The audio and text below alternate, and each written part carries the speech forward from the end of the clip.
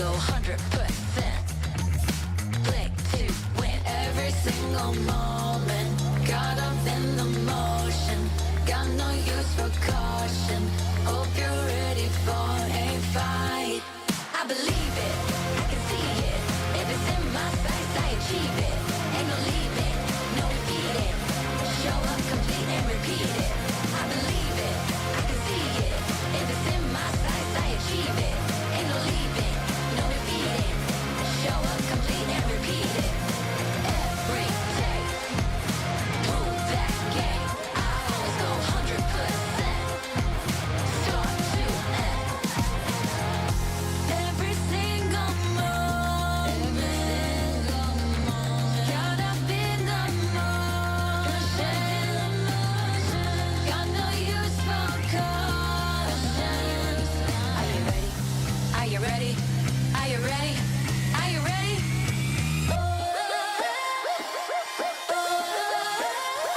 I believe it, I can see it. If it's in my sights, I achieve it.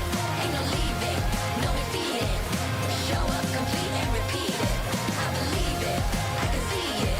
If it's in my sights, I achieve it. Ain't no leaving, no defeating. Show up complete and repeat it. Every day, prove that game. I always go 100%. Start to end. Every day, prove that game. I always go 100%. Start to end. Show up complete and repeat it.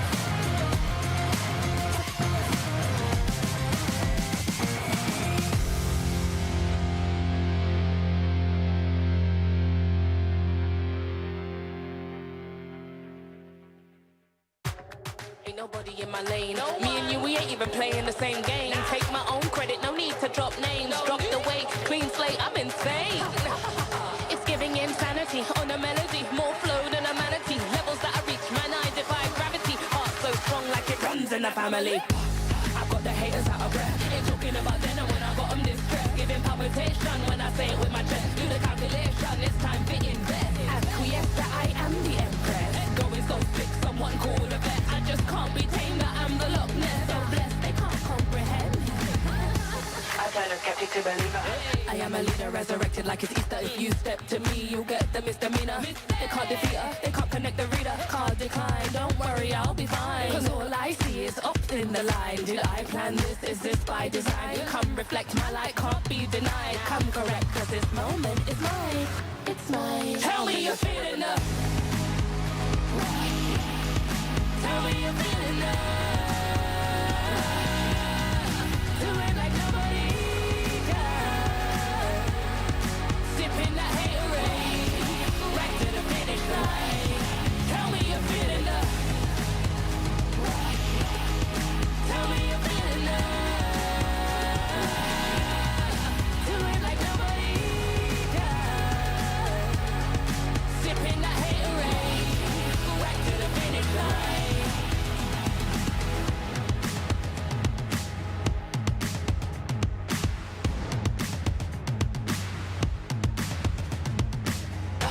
I got the haters out of breath. Ain't talking about then and when I got them distressed. Giving palpitation when I say it with my chest. Do the calculation, it's time to invest. Acquiesce that I am the empress. Go is go fix someone called a vet. I just can't be tamed, that I'm the Loch Ness. So blessed, they can't come. Tell me you're feeling up.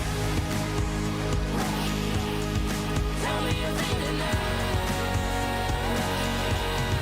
Do it like nobody does. Sipping that haterade, right to the finish line. Tell me you're feeling up.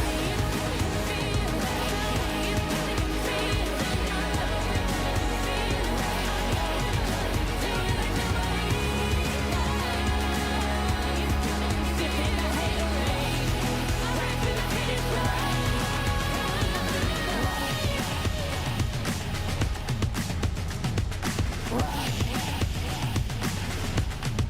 Tell me you're feeling up.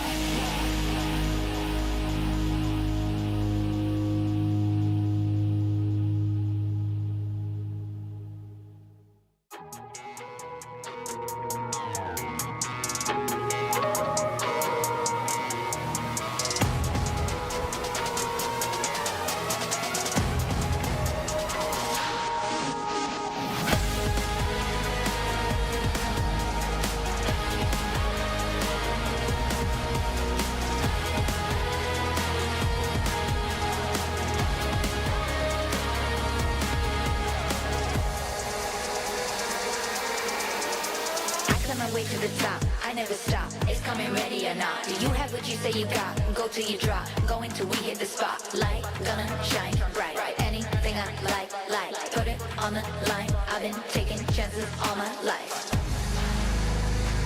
I've been patiently waiting, and we're gonna take it like you can't stop what we began. It's the wild life. We burn it all right now, and then we rise again, like phoenix from the flame. The players in the game, we want it the same.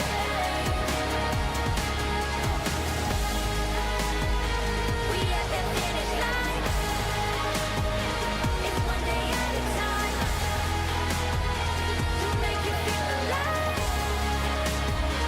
To make you feel alive. I climb my way to the top. I never stop. It's coming ready and now. Do you have what you say you got? Go till you drop. Go until we in the spot. I climb my way to the top. I never stop. It's coming ready and now. Do you have what you say you got? Go till you drop. Go until we in the spot. The game. Yeah, we one and the same.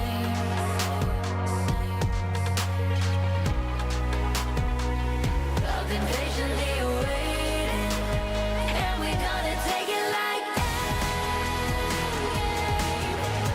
you can't stop what we began. It's the wild life.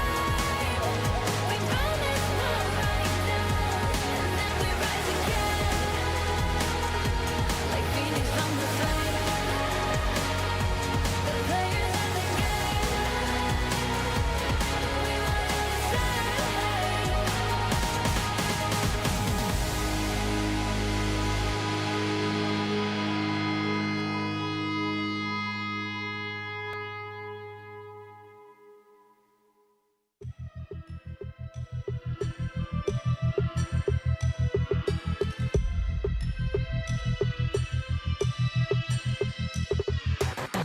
It's a madhouse, it's a madhouse. Had a lot of people showing me some mad doubts.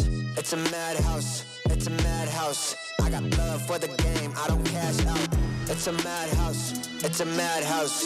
Everybody with their hands up in the air like whoa. It's a madhouse, it's a madhouse. Shaking all the city, this is how I like my show. I got love for the sweat that I put in. Door with a foot in, proofs in the pudding. Things I did, all them said that I couldn't. Superhero bouncing like a villain. All y'all rooting, you the fan now. Yeah, you understand now what it took to be the champion that I am now. Head in the sky, it's about the time you land now. And let's see who of us has got the better plan now. Who has got the better plan now? Who has got the better plan? Who has got the better plan now? I'm just trying to understand. Who has got the better plan now?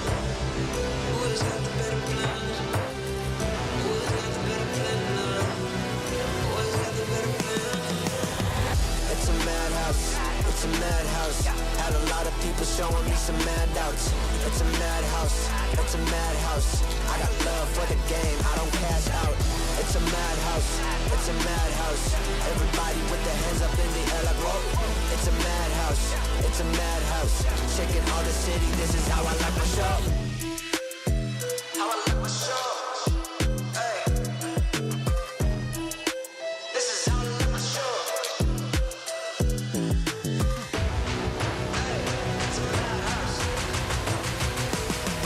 Hey. It's a madhouse. It's a madhouse. Had a lot of people showing me some mad doubts. It's a madhouse. It's a madhouse. I got love for the game, I don't cash out. It's a madhouse, it's a madhouse. Everybody with their hands up in the air like whoa. It's a madhouse, it's a madhouse.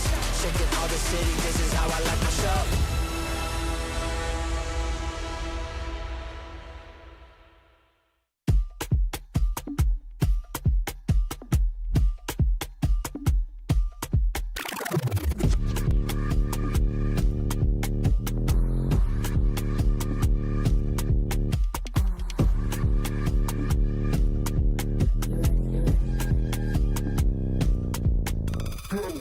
Watch me go, you can't touch this, just peep my flow. Simon said, put it all on the floor. All heads turn when I walk through the door. They know I'm hot, better yeah, ice cold. Heart full of clone, you can tell when it's on. They can't stop me when I get in my zone. I don't even answer when they call on my phone.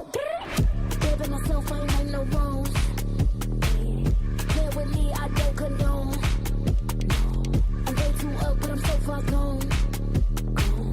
Play with me, I don't condone. The man down doing up, beating up the beat till it's going up, doing up. Look at me, look at her, let me see, tickle me, wiggle me, looking good, got the remedy, into me, big boss energy, complimentary, they can never be Tennessee. When they stand me, then I make a see, legacy, gotta leave a mark when I feel like I'm lost. Watch me, you wanna taste, like what you see, come get close. Watch me, send me low, I bet you won't, what you gon' do? Watch me, I make it hot, blow the spot, ready or not. Watch me, watch me, watch me, watch me, watch me, watch me, watch me, watch me, pretty, watch me do it, watch me slow. Watch me, let me feel it, take control, let me go. Won't you tell me, watch me with my legs, if you whoa.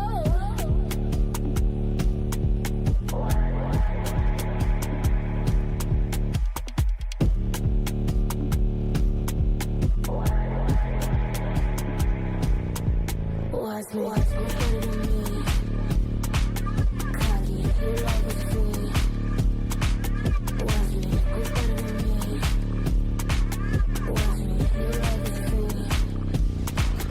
Watch me, you wanna taste like it's free. Come get close. Watch me, tell me low, I bet you won't, what you gon' do?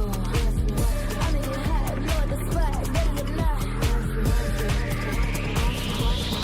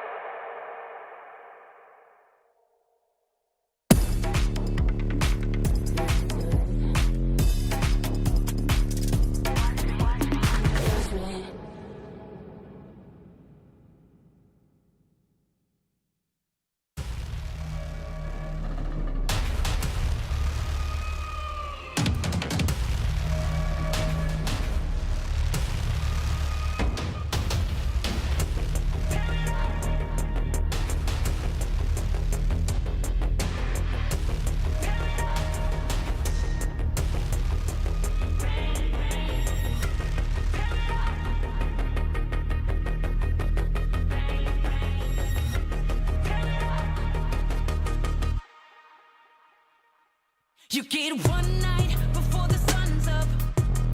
Bang, bang, tear it up. One shot before your time's up. Bang, bang, tear it up. You get one chance before you're out of luck. Bang, bang, tear it up. Tear it up. Bang, bang, tear it up.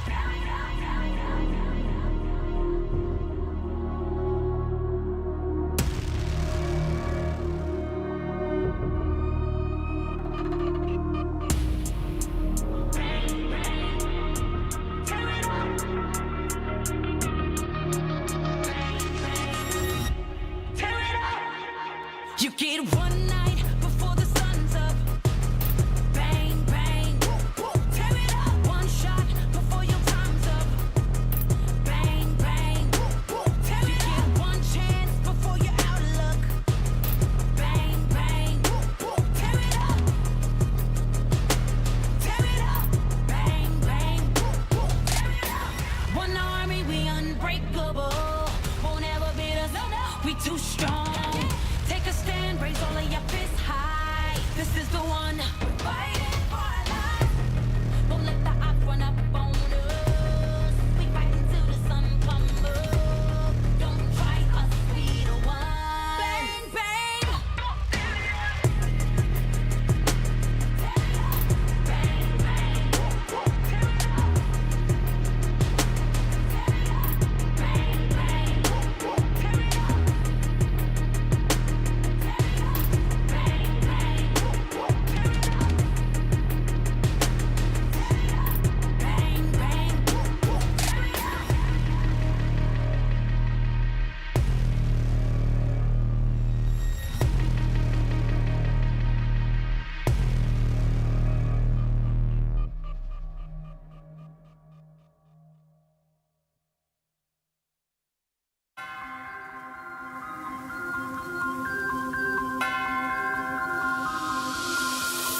Yo. One thing's for sure, you're gonna recognize me when I walk in the door. And I had to get the haters to give an applause. I can get an encore without giving them more. But wait, I'm giving them more. Every 7 days I'm giving them 24. You can't make the cut if you ain't gonna bore. These ones don't know about war. I grew up cold, hungry and poor. I wasn't grateful, I wanted more. I wanted women, I wanted tours. So I grinded and grinded some more. Woke up depressed, I had to fight more. So I burnt out, I couldn't do more. I had to put ascension on pause. Now I'm back like I want no war.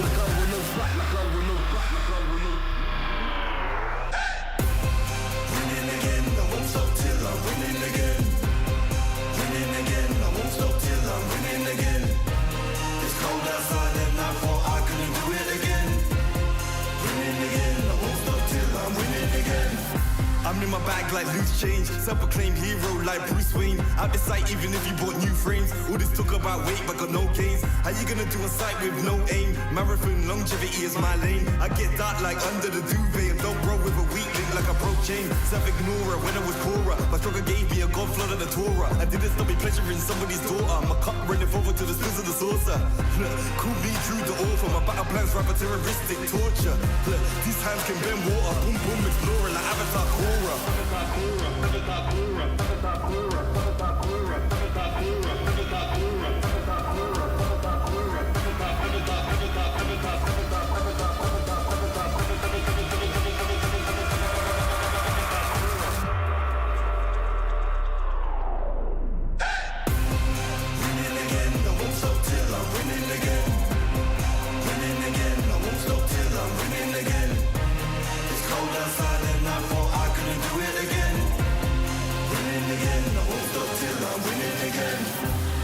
Rhyme like nursery, still my style, you will reimburse me. Plus 30, big hands and they're sturdy. I'm Drew the first, I'm back like anniversary.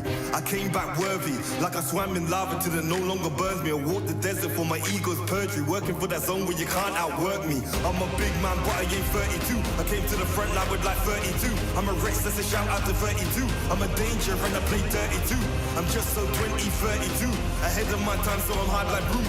Flows the bomb like I shook the room. I stay lit like Christmas and hot like June. Winning again, I won't stop till I'm winning again. Winning again, I won't stop till I win. It's cold outside and I thought I couldn't do it again. Winning again, I won't stop till I'm winning again. Winning again, I won't stop till I'm winning again. Winning again, I won't stop till I'm winning again. It's cold outside and I thought I couldn't do it again. Winning again, I won't stop till I'm winning again.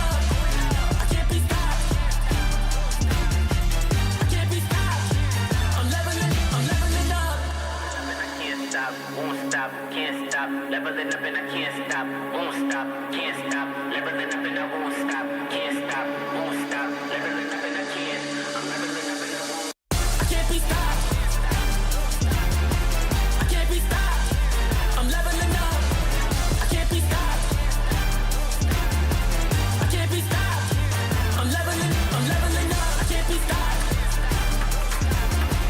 I can't be stopped. I'm leveling up. I can't be stopped. I can't be stopped. I'm leveling up. You don't have to guess who in the building. Born of the realest. Never catch me slacking. I was born, that's the illest. They call me a champion. I got there with a win. I'm around breed walking. I am one in a million. Guess who in the building? Born of the realest. Never catch me slacking. I was born, that's the illest. They call me a champion. I got there with a win. I'm around breed walking. I am one in a million. Yeah.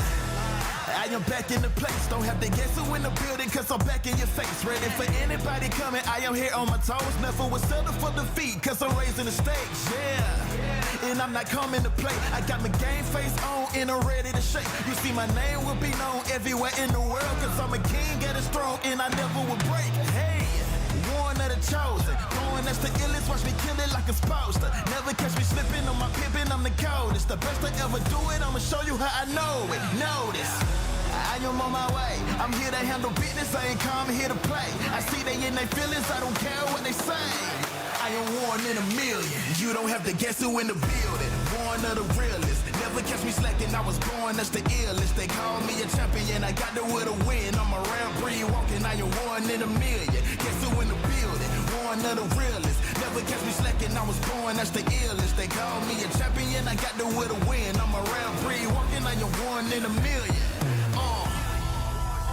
I'm around breed walking, I am one in a million. I'm around breed walking, I am one in a million. And I'm at it again. I'm a bad man walking around and tell all your friends. And whoever wanna test me, I am standing my ground. As they come closer, I am focused as I sprint with a grin. Yeah. Cause they know I'm a fool, and they know I'm that dude. I don't follow their rules, never bow to their principles, never choke when I move, never fold under pressure, never vouching to lose, yeah. I am on my way, I'm here to handle business, I ain't come here to play. I see they in their feelings, I don't care what they say. Cause I'm one in a million. You don't have to guess who in the building. Born of the realest. Never catch me slacking, I was born, that's the illest. They call me a champion, I got there with a win. I'm around. The Snapdragon Pro Series is brought to you by Snapdragon Elite Gaming and DHL.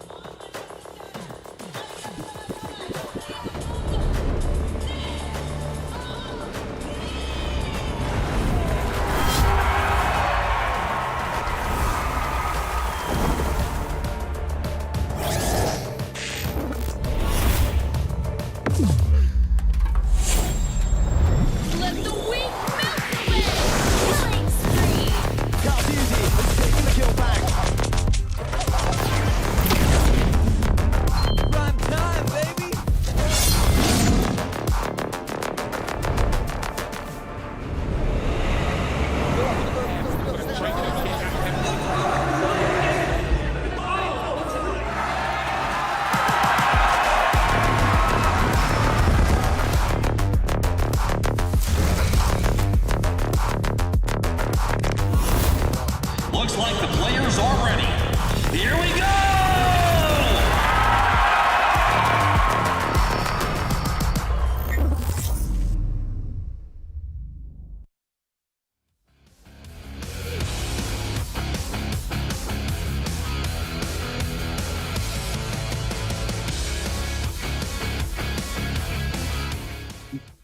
The skies over Jakarta are calm, but in the land of dawn, a storm is brewing. Welcome to the Snapdragon Mobile Masters, where legends are made and destinies are rewritten. It's time, it's different. We are going global. It's your boy Churros, and with me here is Gonster Gani. How are you feeling today, boy? Man, I feel good. All right, Churros. It's the start of something different, and boy, I'm all in. I'm here. I'm doing good. How about you? Couldn't be better. It's bright and early. I know it's 11 or 12 o'clock in where you are in Indonesia, in Jakarta.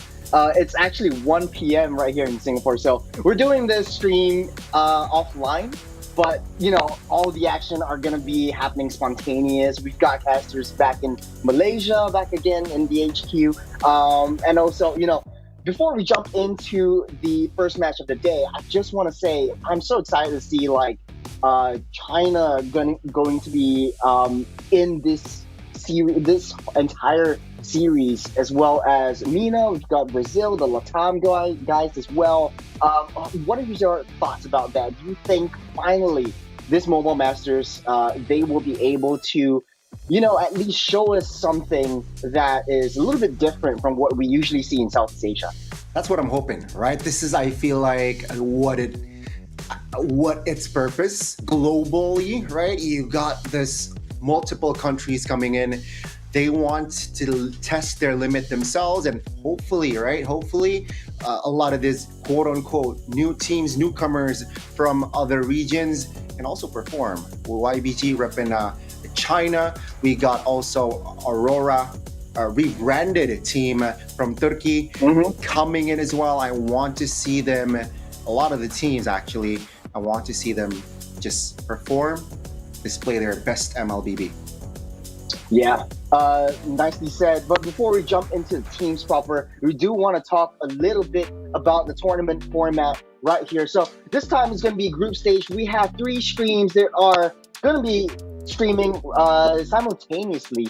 The stream A, B, and of course, you are watching stream C, the co-stream. It's going to be 12 teams, 2 groups of 6 in Group A and Group B. It's going to be a round robin, best of 3, and the top 3 teams of each team is going into the finals. It's wild, right? It's pretty plain and simple, but it is very intense. Every match matters, and you're right, top 3 teams will advance to the next phase. It's going to be lethal. But then again, I feel like we are in for a ride, Churros, right? We might see a lot of surprises here and there.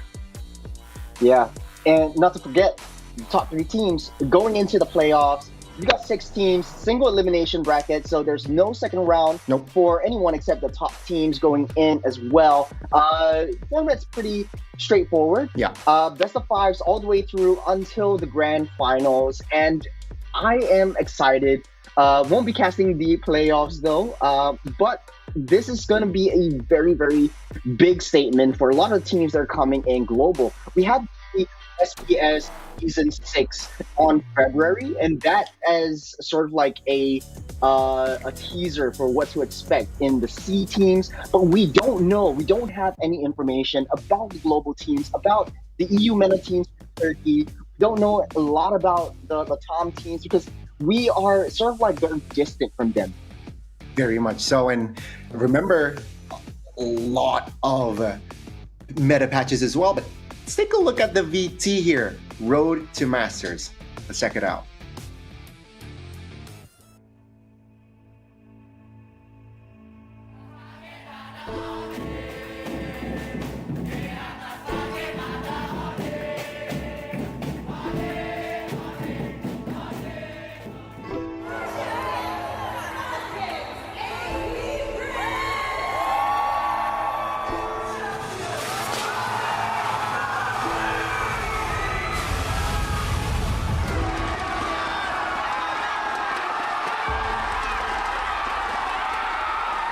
These teams here are performing at the peak of MLBB right now.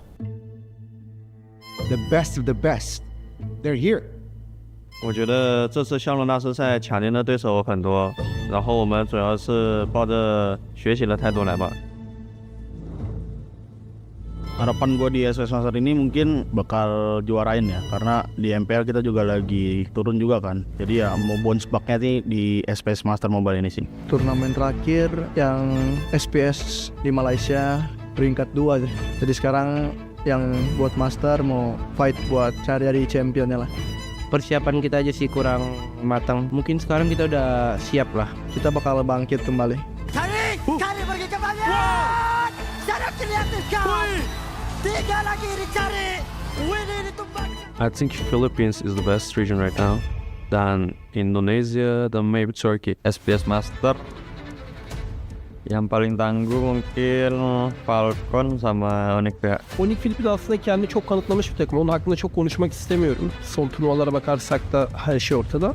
Ito na naman tayo. Manalo na naman kami. One army, we unbreakable. Won't ever beat us. We too strong. Take a stand, raise all like 80s. Stand up, Philippines is the best region right now. Dan Indonesia, the maybe Turkey. SPS Master yang paling tangguh mungkin Falcon sama Onyx ya. Onyx Philippines is the best region right now. Dan Indonesia dan maybe Turkey. Ito na naman tayo, mananalo na naman kami. we are in Group B, and I think the toughest opponent will be Team Falcons. It's like the old friend roster and 5 winners, great team, great synergy. And I think they will be a tough fight. Huwag niyong kalimutan na nanalo kami ng World Championship, hindi lang isa, kundi dalawa. Seolah-olah ditarik ke arah belakang. Namun begitu penalti zone baru saja dilepas oleh Sanford, tidak berjaya untuk melakukan tangkapan. Country Z terus mengunci luar, kali ini diungkapkan Sepi Brand Super Marco menjadikan Sanford. Masih kecil untuk masuk ke hadapan JP dan ada free kena lari pada JP. Kali terakhir kita melakukan kesalahan, tetapi kali ini dia tidak akan mengulanginya. Me gustaría enfrentarme al mid laner de Onyx Filipinas, porque me gusta mucho su estilo de juego y también me gusta los personajes que suelo usar. Sekarang Yorong mentak menanti dengan mungkin balasan, tak hilang. Nyawa dengan atas tas ditumbangkan dengan mudah. Karena bukan tak dapat satu, malah karena dapat 2. This is the new era. 现在是我们的时代。 Ipapaalala namin sa lahat kung sino kami.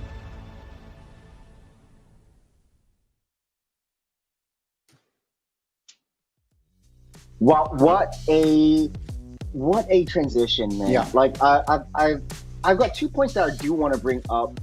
And the first is teams are struggling in their own regions, and we've seen like Fabian from TLID actually talking about like him not being able to perform in his own regions in MPLID, and this is your domain. Like, what do you think, and how are they going to be performing back in the global scene again?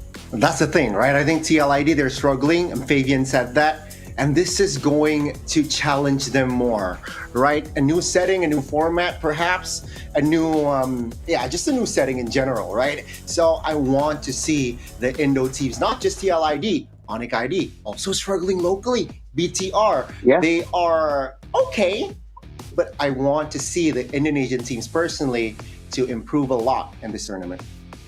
Yeah, speaking of BTR TID, we have Group A. Both of these Indonesian teams will be in Group A, so there's going to be a little bit of a local dispute, so to speak, in Group A. And of course, we have Onyx PH, one of the favorites in the global scene. A lot of teams are fearing them, but not to forget, Papara Super Massive, hailing from UMENA or EU MENA, Turkey.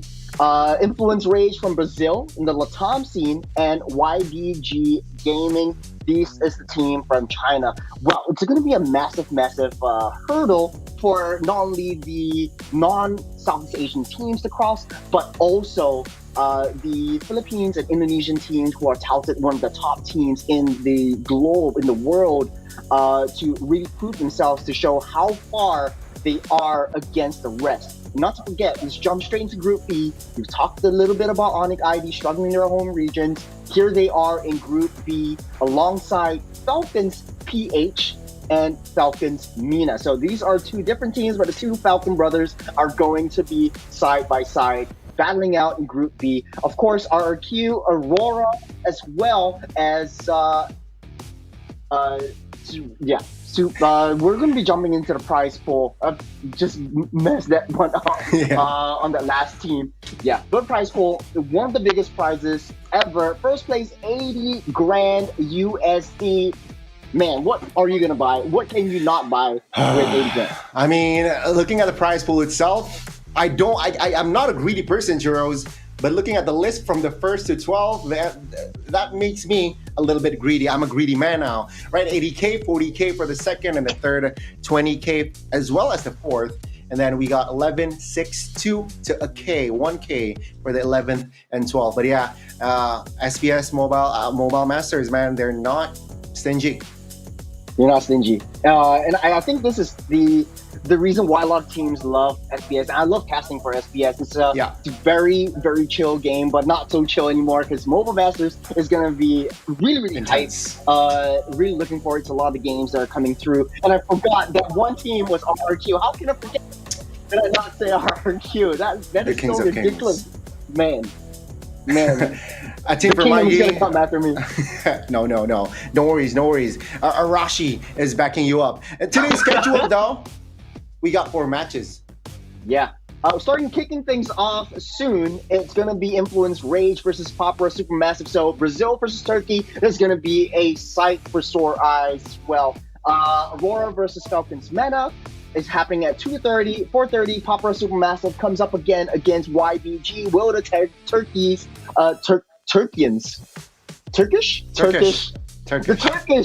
gamers take down the Chinese in this series? And of course, finishing off with a huge game is going to be a local dispute yet again. Team Falcons PH up against, it's not really local anymore. Turkey. Aurora Turkey. Right now, I think we're going to have a lot of backlash after this one. Are you excited about our stream schedule? You know what? Looking at the four matches, perhaps if you see stream A, stream B, there are better matches, but we have we have more interesting matches in our stream, right? Brazil versus Turkey. Hey, we don't see that too often. Drop by the stream C.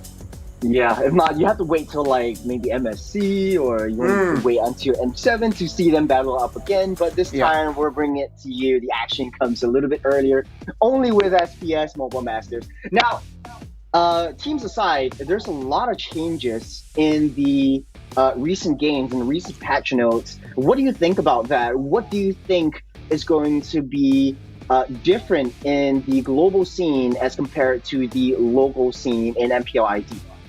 You know what? I think it's going to be there's going to be a contrastic difference, right? I feel like ID, especially, a lot of pick-offs, composition, like the jaw head to toe. And also, guys, perhaps if you just drop by, I want to give a special shout out, DHL. Yeah. Level up your career with DHL. Find your job with esl.gg/happycareer. It is a awesome game right there. I think it's just really cool that DHL has always been backing this series up, especially for the entire SPS, not only for the Mobile Masters, but also for Season 6 back in February as well. But speaking of which, finishing your point, I think this is a very interesting dynamic, because a lot of teams are looking up to PH and ID, so they're watching their games. Do you think that these teams from other regions are going to bring in their own flavors, or they're going to be matching the momentum that PH and ID are bringing to the table? You know, I think first day, they might bring their own flavor, right? Sure, they have practice, they have their own, let's say, meta, unique picks. Speaking of, though, let's talk a little bit here. Patch 1.9. Yeah, you can see here the adjustments. Lucas, Zushin, Beatrix, and also Julian has been slightly adjusted here and there. Actually, when I see the adjustments, especially for Jusin, because a lot of people they sleep on Jusin in typical ranked games, but in pro scene, it's still very highly contested. The adjustment for Jusin is the reduced amount of cooldown. Like, it's the lantern that it gives will lift up an enemy, but then it eats more mana, so you can't lift them out twice in a single bout. So that's going to change a lot. Julian has been rising as well, and of course Kalea has been so much of a monster, not only in in MPLPH, where they always contest for that one, but also in MPL ID when it's also brought up. But now, taking a look at the battlefield adjustments, a lot of emblem adjustments right off the bat. Especially, I'm having my sights on Temporal Rain as well as Killing Spree, because these are one of the top emblem of choices for the jungle, the assassin jungles, especially for Temporal Rain on Joy, because with every kill, it sort of increases the cooldown for Temporal Rain, so you can pretty much chain dash as long as you continue to get the kills or assists, as well as Killing Spree, who's changed its mechanic into if you hit an enemy below 30%, it sort of activates that Killing Spree emblem. So that's going to be changing a lot of the momentum, a lot of the speed that the teams are bringing in with the assassin jungles. Definitely. You will see more speed, I feel like, right? Fast-paced composition, fast-paced clear, fast-paced fights. And let's see which team actually adapts faster as well, according to these adjustments and as well as patch, right? And for you guys, perhaps who are wondering, right? Yeah, Kalea is already up and available. You saw it MPLPH perhaps, and then it is confirmed we might see Kalea. If other teams are letting it go or perhaps picking it up, we will see Kalea as a new hero.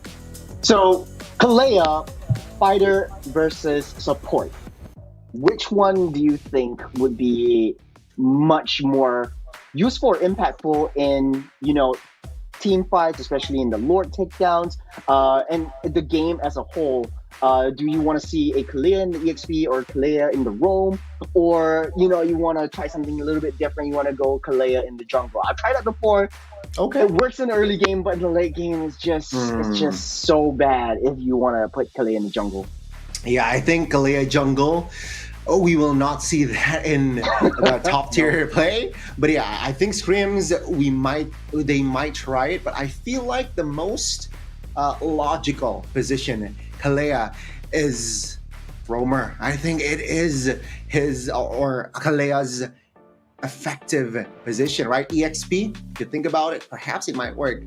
But if you think other options, there are other EXP laners that is more effective, that is more efficient. Kalea is, I feel like, tier B as an EXP laner. But roam, I feel like it fits the meta, quote unquote. You have the I think a lot of teams, they like to play the pickoffs, and Kalea is a viable option to be picked up.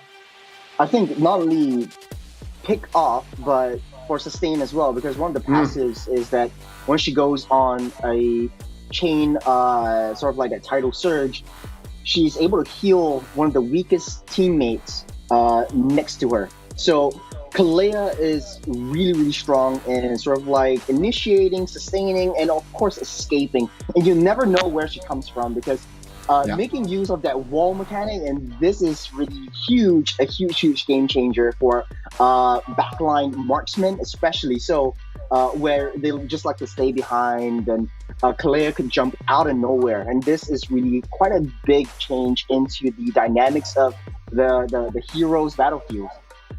It's very interesting to see what the teams are cooking for the draft, for the execution. Will they bring something different? You touched on Kalea, and I think Kalea, we will see Kalea today. If not in Stream C, perhaps in Stream A or Stream B. Well, hopefully they don't ban it, because it's going to be a very big crowd hero. But, we're blabbering on. We are going into a short little break, and when we come back, it's going to be Papa Supermassive versus Influence Rage. We'll be right after this.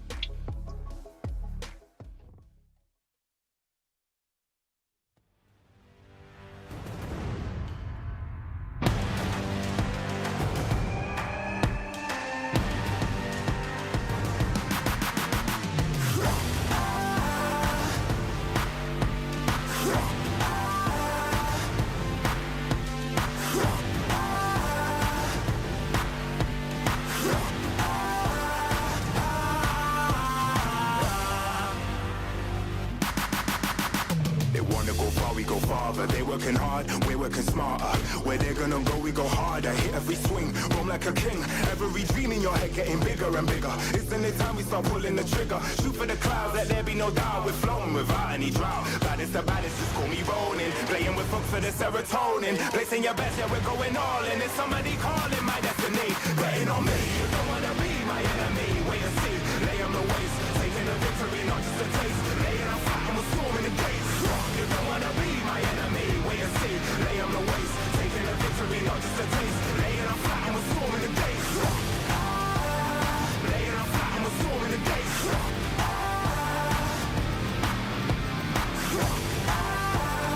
Laying on fire, I'm storming the gates.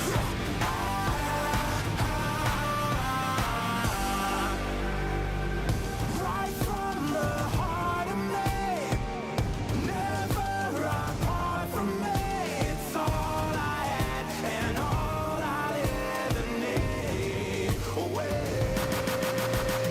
Way too close to call it. Taking a leap and we're going all in. Baddest the baddest, before we rolling. Blessing with folks for the serotonin. I'm betting on me. You don't wanna be my enemy. Wait and see.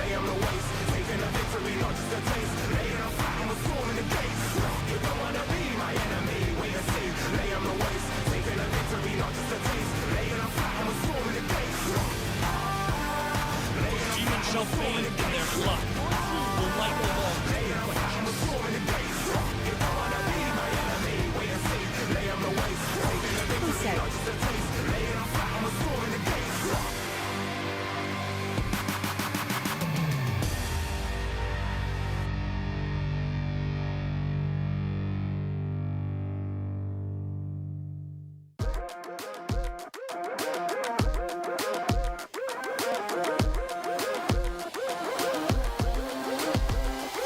I believe it, I can see it. If it's in my sights, I achieve it. Ain't no leaving, no defeating. Show up, complete and repeat it. Every day, rule that game. I always go 100%. Start to end, to the end, out or in. No between, you gotta go 100%. Click to win every single moment. Caught up in the motion. Got no use for caution. Hope you're ready for a fight. I believe it, I can see it. If it's in my sights, I achieve it. Ain't no leaving, no defeating. Show up, complete and repeat it. I believe it, I can see it. If it's in my sights, I achieve it. Ain't no leaving, no defeating. Show up, complete and repeat it.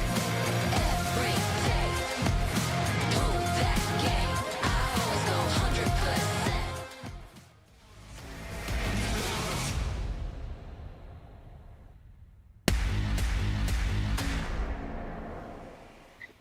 It's East meets West in this first game of a best of three. It's Papra Supermassive hailing from Turkey in the EU MENA region versus Influence Rage from Brazil in the Latam region.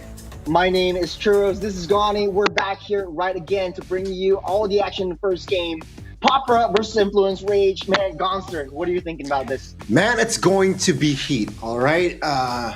Side note, I like East meets West culinary-wise, but in MLBB, it's going to be very intense. It's going to be very, I guess it's a little, I don't know what to expect, right? Sure, you see a little bit of flashbacks here and there. Turkey, they're a strong team, and I see they have that confidence in them from that VT. But will they be able to deliver against a Brazilian team? That's the big question, and we will find out soon. Yeah, so it's the second seed for Turkey and the second seed for Brazil going head-to-head against each other. This is going to be a true test for both teams, especially since they are sort of like vying for who's going to be one of the better regions, who's going to be one of the top regions in between these two countries. And I think to your point, it's going to be interesting to see what they bring into the table, because now they're not facing against the more common famous teams like IDPH and all that. Yeah. They're facing up against, teams from other regions. And if they do their homework correctly, we might be in for a great show. Let's see here, right? I mean, for Influence Rage, we have Moodsers from Indonesia, Jotun Chan, Paquito, and Fury. We have an Endo import. How will he deliver in a Brazilian team? That is very interesting to see. Yeah, so that's very interesting that you brought that on up, because for Munsters, though, this is going to be one of his more leadership positions where he's hailing from a country that is excelling in Mobile Legends, but coming into a team that is still pretty young in this esport. Will he be able to, take on the role in the driver's seat and sort of like take control of the momentum, take control of the speed that the teams are going in?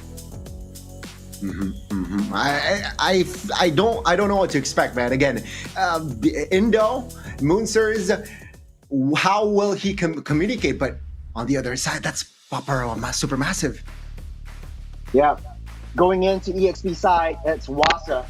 Moji on the jungle, After Dark in the mid side, Bloodsfet, I think I'm butchering his name, Bloodsfet?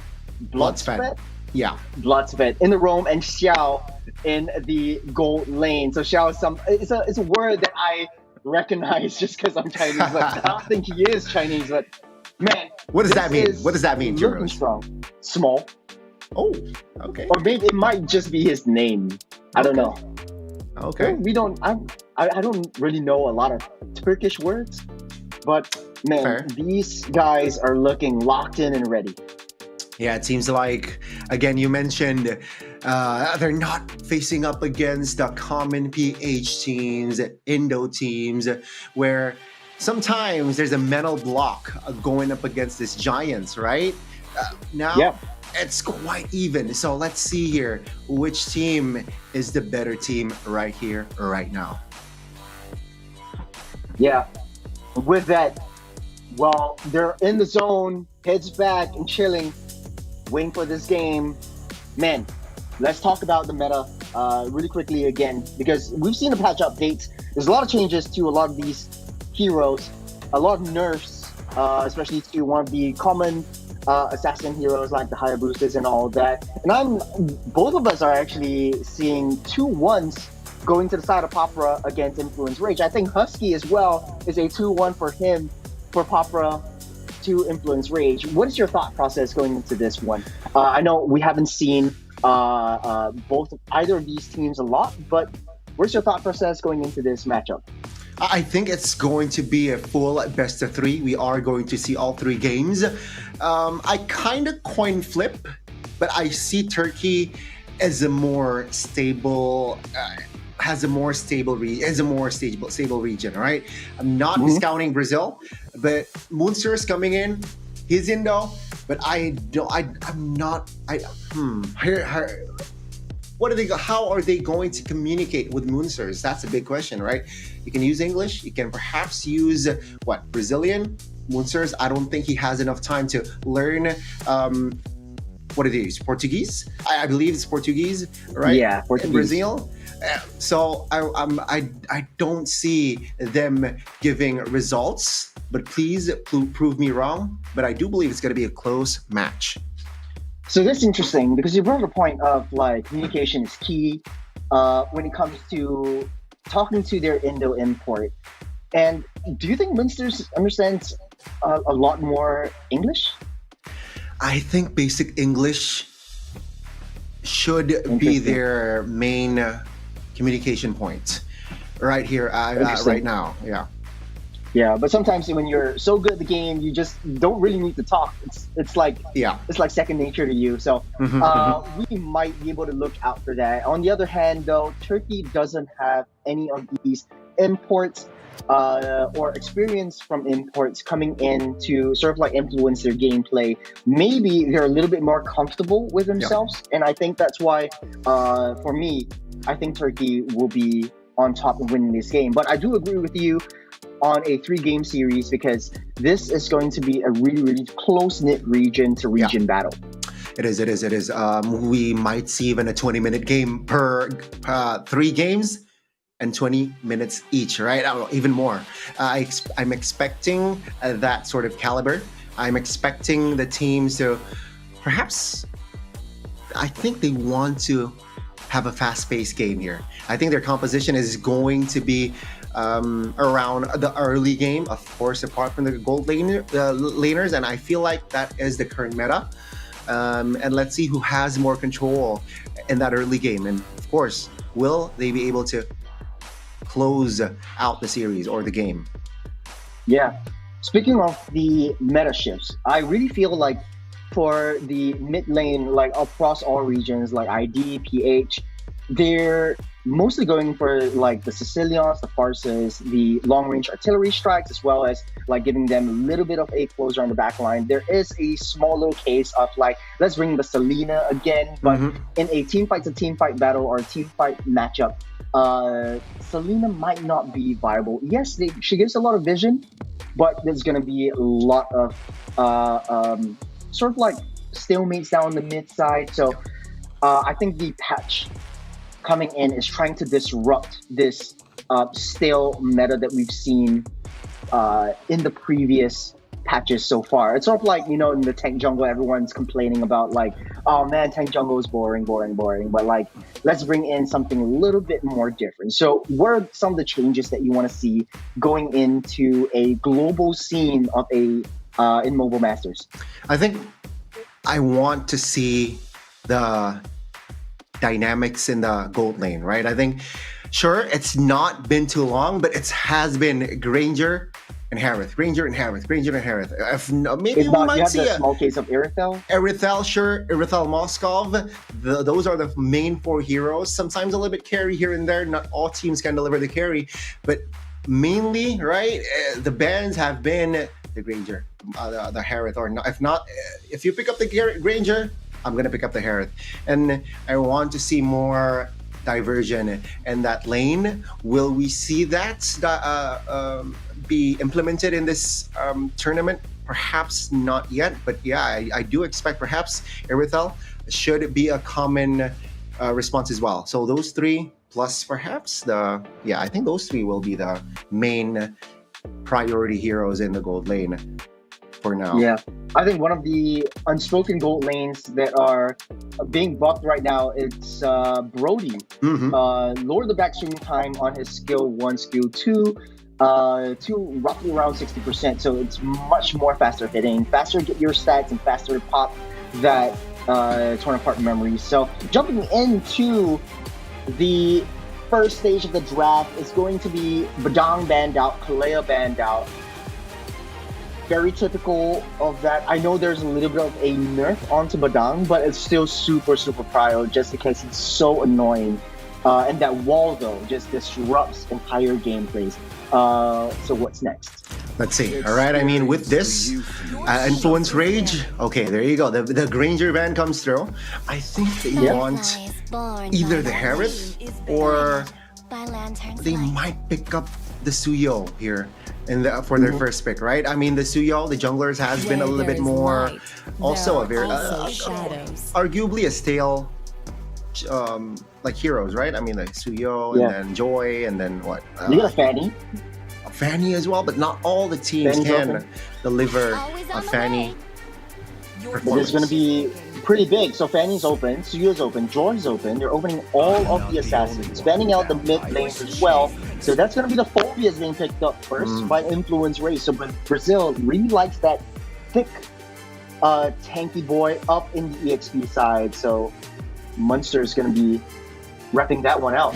Yeah, I think, I mean, to give you context, Munsters really like the phobias here in Indo. It seems like in Brazil, different air, but he also likes the phobias. And look at the response here, right? The Harith and the Suyo. Now, I don't like the trade here for Influence Rage. I like the first 2 picks from the side of Papara Supermassive. What's their response? Well, let them cook. I mean, oftentimes you see teams pick up the Suyo, then you go ahead and pick up the Joy. But this time around, I think you can just think about this. Pick up a Prio Mage. You could go for the Yi or Loi. That's a Hayabusa again, So he has a little bit of a adjusted damage. I wouldn't say he's nerfed just because like his shadows will be quite effective in dashing him around, but from a split push perspective, I think Suyo does have the upper hand. Okay. And the Farsa, here we go again. Yeah, I think the Luoi, they banned the Luoi, so I think, you're right. The Farsa, it has range, but take a look at the quick response from Papara. So it seems like they're focused on, we like the Fermis in our composition. Against the Farsa, sure, we lose on that range, but at least against the Shadow Kill, that Nether Realm, it's clutch. Yeah.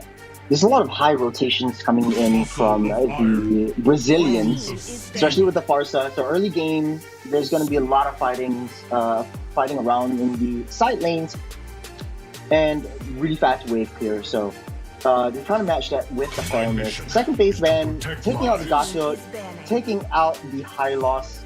So the tanks are being stripped away this time around. So Influence Rage, I think Tigro looks kind of good here. I like the Tig pick, and also remember a hero that was buffed as well, a Chip. Chip is still up and available here. If they don't ban it out, I think one of them can definitely pick up the Chip. I think Chip and Sylvana are banned this time around just because they have a little bit of an issue with their skills. Oh, you're so right. we won't see Chip and Sylvana this time around. But You're right. You're yeah, right. So it's a global ban for Chip and Sylvana. global ban for that's right. So Beatrix being banned out, I think they understand that Chan is one of the members that really play well with the Beatrix, and it kind of counters Harith because the Nibiru just follows him around.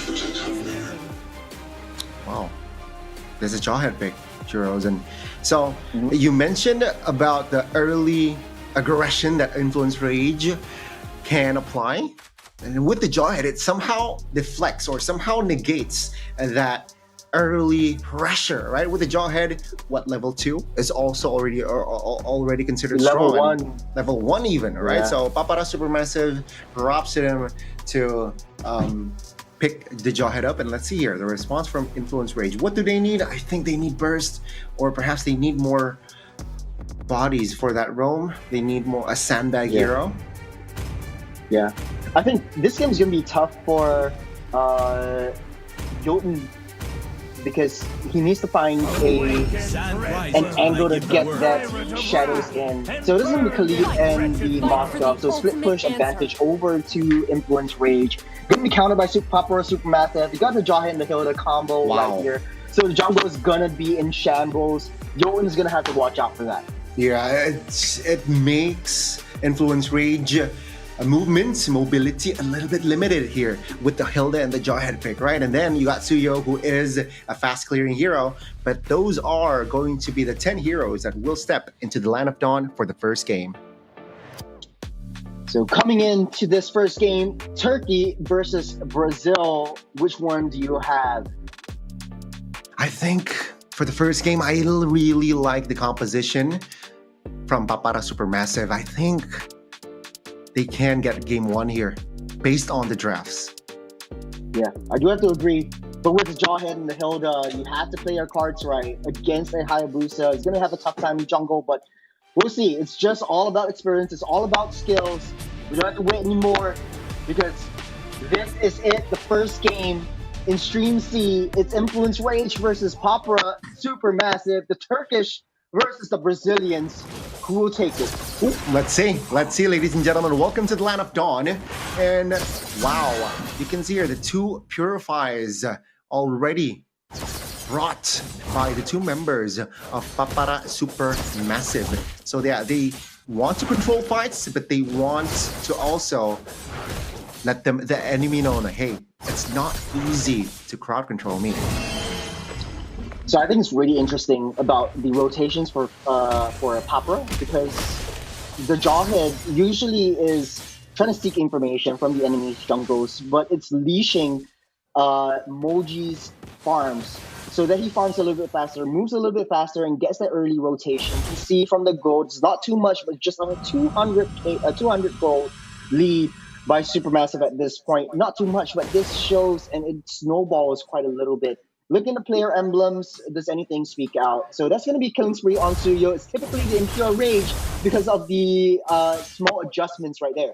Yeah, I think he wants to be greedy here. I don't know if that's the wise move, but let's see. Right, with the Killing Spree, you're right. You can be more aggressive. You can take more risk. And it seems like Moji has a better EXP if you compare it to the Hayabusa. So let's see here. The first potential fight. No, of course, Yutun knows better. Yeah.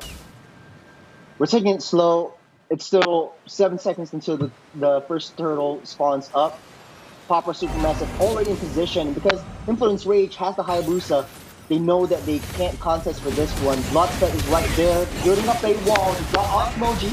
Oh, let's see here. Turtle Doll will actually fall for a Bloodspet. And that's going to be Papara Supermassive disengaging. Yotun comes in. That's a feather airstrike actually. And the round spent as well. After dark will go down. Munsters picking up first blood in his first Brazilian game internationally.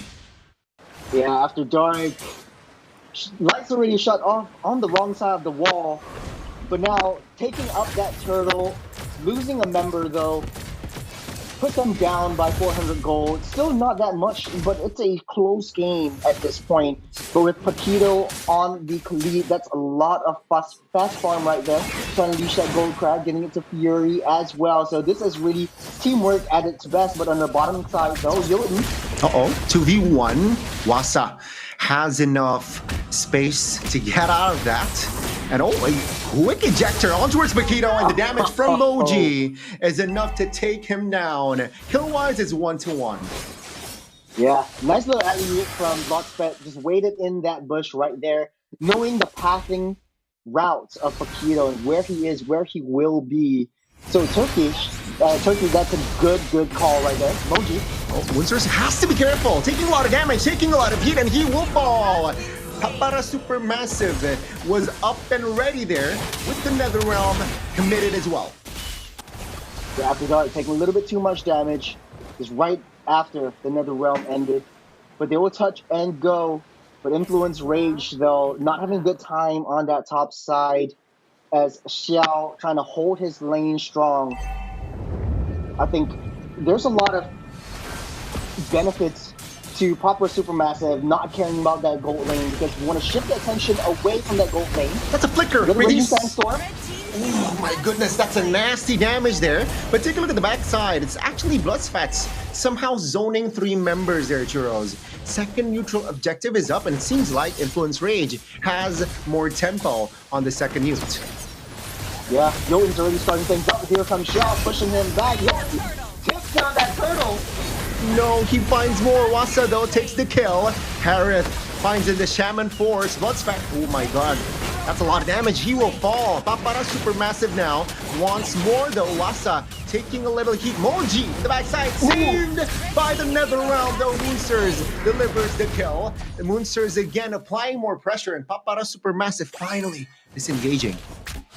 It's like a sumo fight. Both these teams are so tanky in the front line. It's just who can zone out who the best. And because Furious is piloting the Moskov, it makes it so hard for Papara Supermassive to push him aside, even though he's naturally squishy. Here comes. Oh, Xiao goes down. 4 members dive there. Bloodspet a little bit late to support his teammate. That's a Raging Sandstorm from Paquito. But it's going to be Wasa actually solo killing a member there alongside After Dark. Bloodspet stuck. He goes down in no man's land. And Wasa, he repositions. Papara Supermassive, though, they lost the turret top. They lost the turret at the bottom side as well. Jotun trying to find up and pick up all the scraps that Influence Rage left behind. And I think for Influence Rage, they're stronger if they're all together. And Papara Supermassive, they identify that. And they want to be able to ditch where they can, because if Wasa actually went in, they know that Monsters will be able to protect and push him away. He will lose his life. Yeah. It is a little bit trickier. Papara Supermassive, they're playing to the tempo of Influence Rage, which is not a good sign. Right? They managed to defend their mid turret though. So for now, it's a reset. 10 kills the first 6 minutes. That's some heat. Man, the zone potential from Chan is just so annoying. Every single time they want to get close or step a foot close, Chan pops up that better air strike. Raging Sandstorm. Shadow kill as well. Flicker from Wasa. Jotun is able to get out with that shadow kill. That's a flicker ejector on towards Moonsters, and he will fall the first one. Paquito alongside as well, and that is Papara Supermassive just taking over Chan as well. 3 members of IR, they're going down. A massive fight for Supermassive. That's SOD, Naz, but he will not go for it. Influence Rage constantly trying to take down the turrets on the side lanes, but Papara Supermassive, as long as they stick together, they will be able to face anything together. It's the next round combo that creates that death ball, and Bloodspet though, creating that alley-oop opportunity. Jotun coming in with Shadow Kill. That's a stun, that's a pull from the Faramis. Big one as well. He goes down alongside Wasa. That's a trade. A jungler for EXP.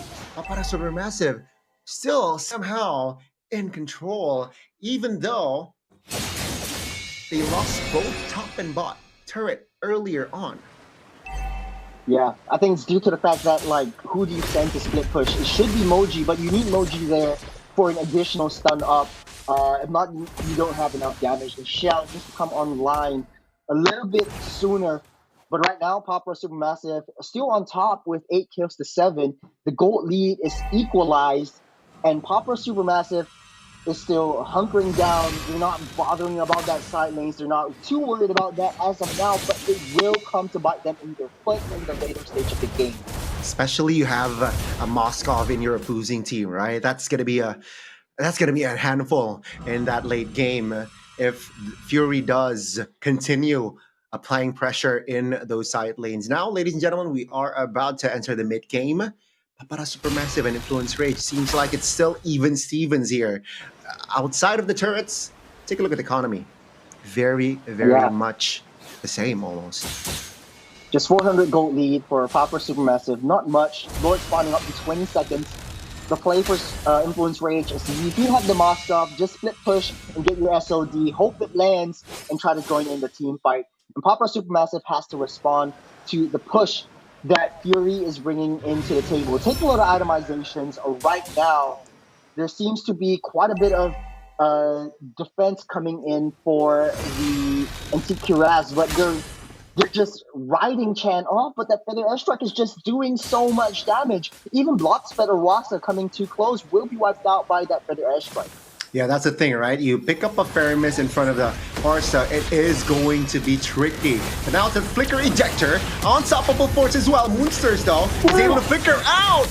That's going to be Papara Supermassive taking Paquito down. The Bloodspet will go down as well. Now, that's going to be the burst damage coming towards Wasa after Dark the back lines, trying to retreat, but Xiao actually caught in a sticky situation, but somehow survives.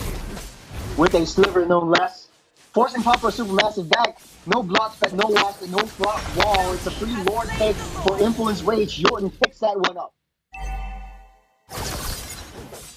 Easy for Influence Rage to take that Lord. And now, Papara Supermassive, they need to defend. This is not... I don't know. I don't think they are going to do well if they keep the tempo like this. They need to have their own tempo. Papara Supermassive, they really need to have a stable ground. And Influence Rage right now, slowly but surely, are controlling the game with the Lord. Now, ladies and gentlemen, top lane, playing it slow. Influence Rage, they know they are in control now after Dark, receiving a lot of damage, forced to use that Purify early before defending the Lord top. That's not a good sign. Influence Rage marches on. Lord still very much healthy in the top side. And let's see here, Papara Supermassive, can they pull and save a turret? Seems like so. It will not touch their base turrets. But Influence Rage, it seems like the call was, let's not take risks. We have control. 2k gold lead. Let's back off. Papara Supermassive with the conceal though. Paquito caught. Shaman Force committed as well. That's going to be Bloodspent though taking the kill. Jotun jumps in another round committed. That's going to be Moonsters in the mix taken down as well. Papara Supermassive now restabilizing, disengaging. Good call. Great call from Papara Supermassive and Influence Rage. They are the ones now, somehow now, back foot. Though they have more turrets. Let's see here. What will Papara Supermassive do in the next coming minutes?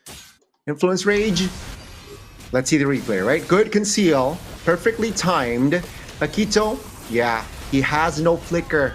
He wasn't able to escape. Somehow, Papara Supermassive forced that fight on towards Influence Rage, and they won. Fury wasn't in prime position to respond as well.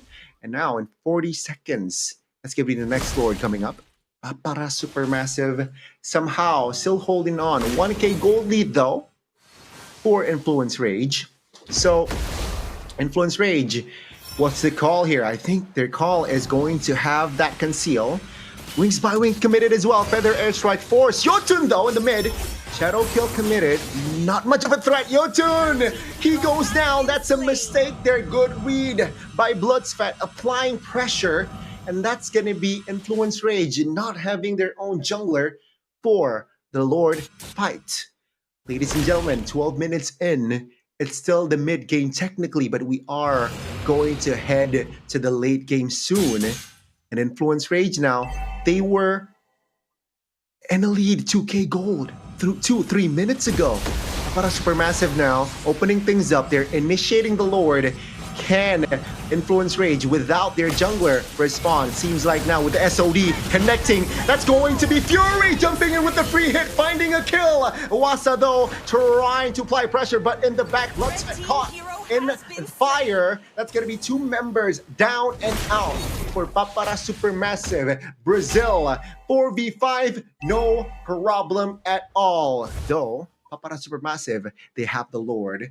It seems like it's going to be an irrelevant Lord though, considering they are only 3 members online here.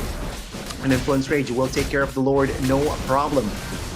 It's going to be 1.8k gold lead now, so it's a-okay for Influence Rage. Papara Supermassive, they need to be more concise. They need to be more direct here, right? Especially they know that any second an SOD could come through. They need to be wary. They need to back up Shao. They need to back up Moji during objective takes. And we didn't see that, right? In that first or the second Lord take here. And Influence Rage right now, they're almost 2k gold lead here, Churros. Yeah, I think it's just Papara Supermassive playing a little bit too close-knit together because they are strong as a team fight, so it's going to be hard for Influence Rage to take down. They just don't have that split push factor that Influence Rage is sort of like, taking advantage of. All lanes are pushing in. That's why Papara Supermassive is so far behind. Yeah, that's the thing. Papara Supermassive, they are now in a bit of a pickle. I myself am a roamer, and if you're on a jawhead on a losing team, it's very hard to turn the tides around. And you can see here, Bloodsweat struggling, right? Sure, you can make a flicker ejector connection, but after that, what? Usually, it's going to be tough. Unless you find Fury, who's on a Purify, unless you find Chan, who also is on a Purify, it's going to be hard on a jawhead to be impactful if you're losing. Itemizations, though.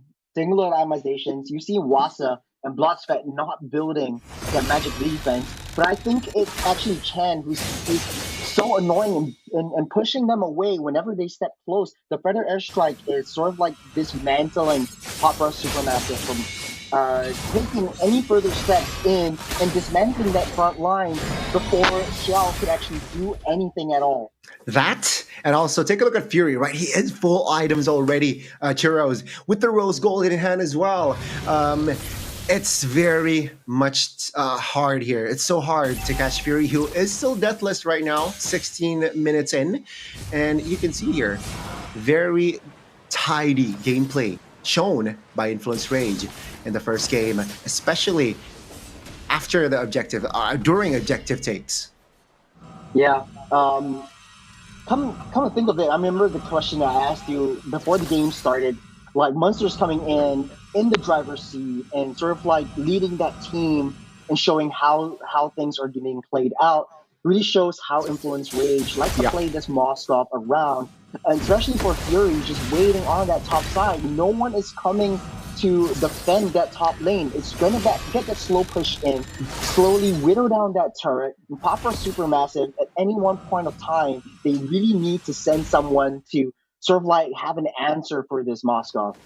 Yeah, and he is playing very carefully as well, right? I mean, if no one from Papara is showing on map, he will not show himself.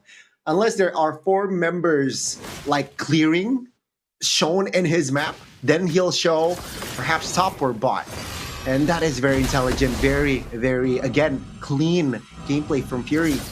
We mentioned that he is deathless, and there's a reason. Concealed though. Oh, Concealed on the Chan though.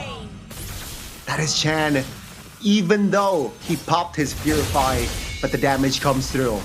Now, Papara Supermassive being a man up, it seems like they will take no time here in trying to contest the Lord. Top lane is still pushing though. Jotun finds the connection. SOD as well finds one. Pakito goes down, but it's going to be Moonsters going down as well. Now the top lane is wide open. Fury can end the game, but no, he decides to back away. Doesn't want to be greedy as Moji finds a kill on towards Jotun. They got the Lord, but they lost 4. There's some massive damage coming out from Moji alone. But look at that top side though. Influence Rage, that was a clutch play from Jotun, taking down that Lord. And for Fury to push down that top side, this opens up so much power for Influence Rage, so much map control for Influence Rage. It's just Papara Supermassive popping that conceal, taking out Chan that caused that snowball rolling. But it was just that skill gap that Influence Rage kind of, took advantage of and taking down the turrets and taking down the objectives. It feels very Filipino to me. You're right. And now, what did we say, right? We expect a 20-minute long game, and we might get 20 minutes. It is practically, right? It is 18, and the Lord is still 100 seconds, so we might see a 20-minute game after all for our opening game on Stream C. Papara Supermassive here, they need to be careful now, all right? They need to be aware. Last time it was 5v4, they lost the Lord. Thankfully, they won the fight, but that cannot happen again. Yeah, it was sad because it was sort of like a way for Lord push, because Papara Supermassive, those 4 members up alive, able to take that down fast, but they can just wait out the next 75 seconds for that Lord. But in order for Papara Supermassive to win out this game, they need to be able to find Chan yet again. Yeah. But also control the side lanes, because now one of the tier 3s have already been popped open. That is high time for Fury to take full advantage of that one and take down the turrets from a backdoor play. Yeah, and the thing is, Papara Supermassive, the Lord, is in the bottom side, and the top lane is busted. So you're right, the backdoor opportunity is also very much big for Influence Rage. Let's see here, the items. There's a double immortality by Bloodspent. I think that is sort of like an API bug right there. But they're still not respecting the damage that Chan brings to the table, and I think that could be the straw that breaks the camel's back. Just because Chan has been doing so well, using the Feather Airstrike to zone everyone out. So Papara Supermassive, they want to be able to find Fury. They're going to conceal play, find yourself. Yeah, that's going to be Fury though.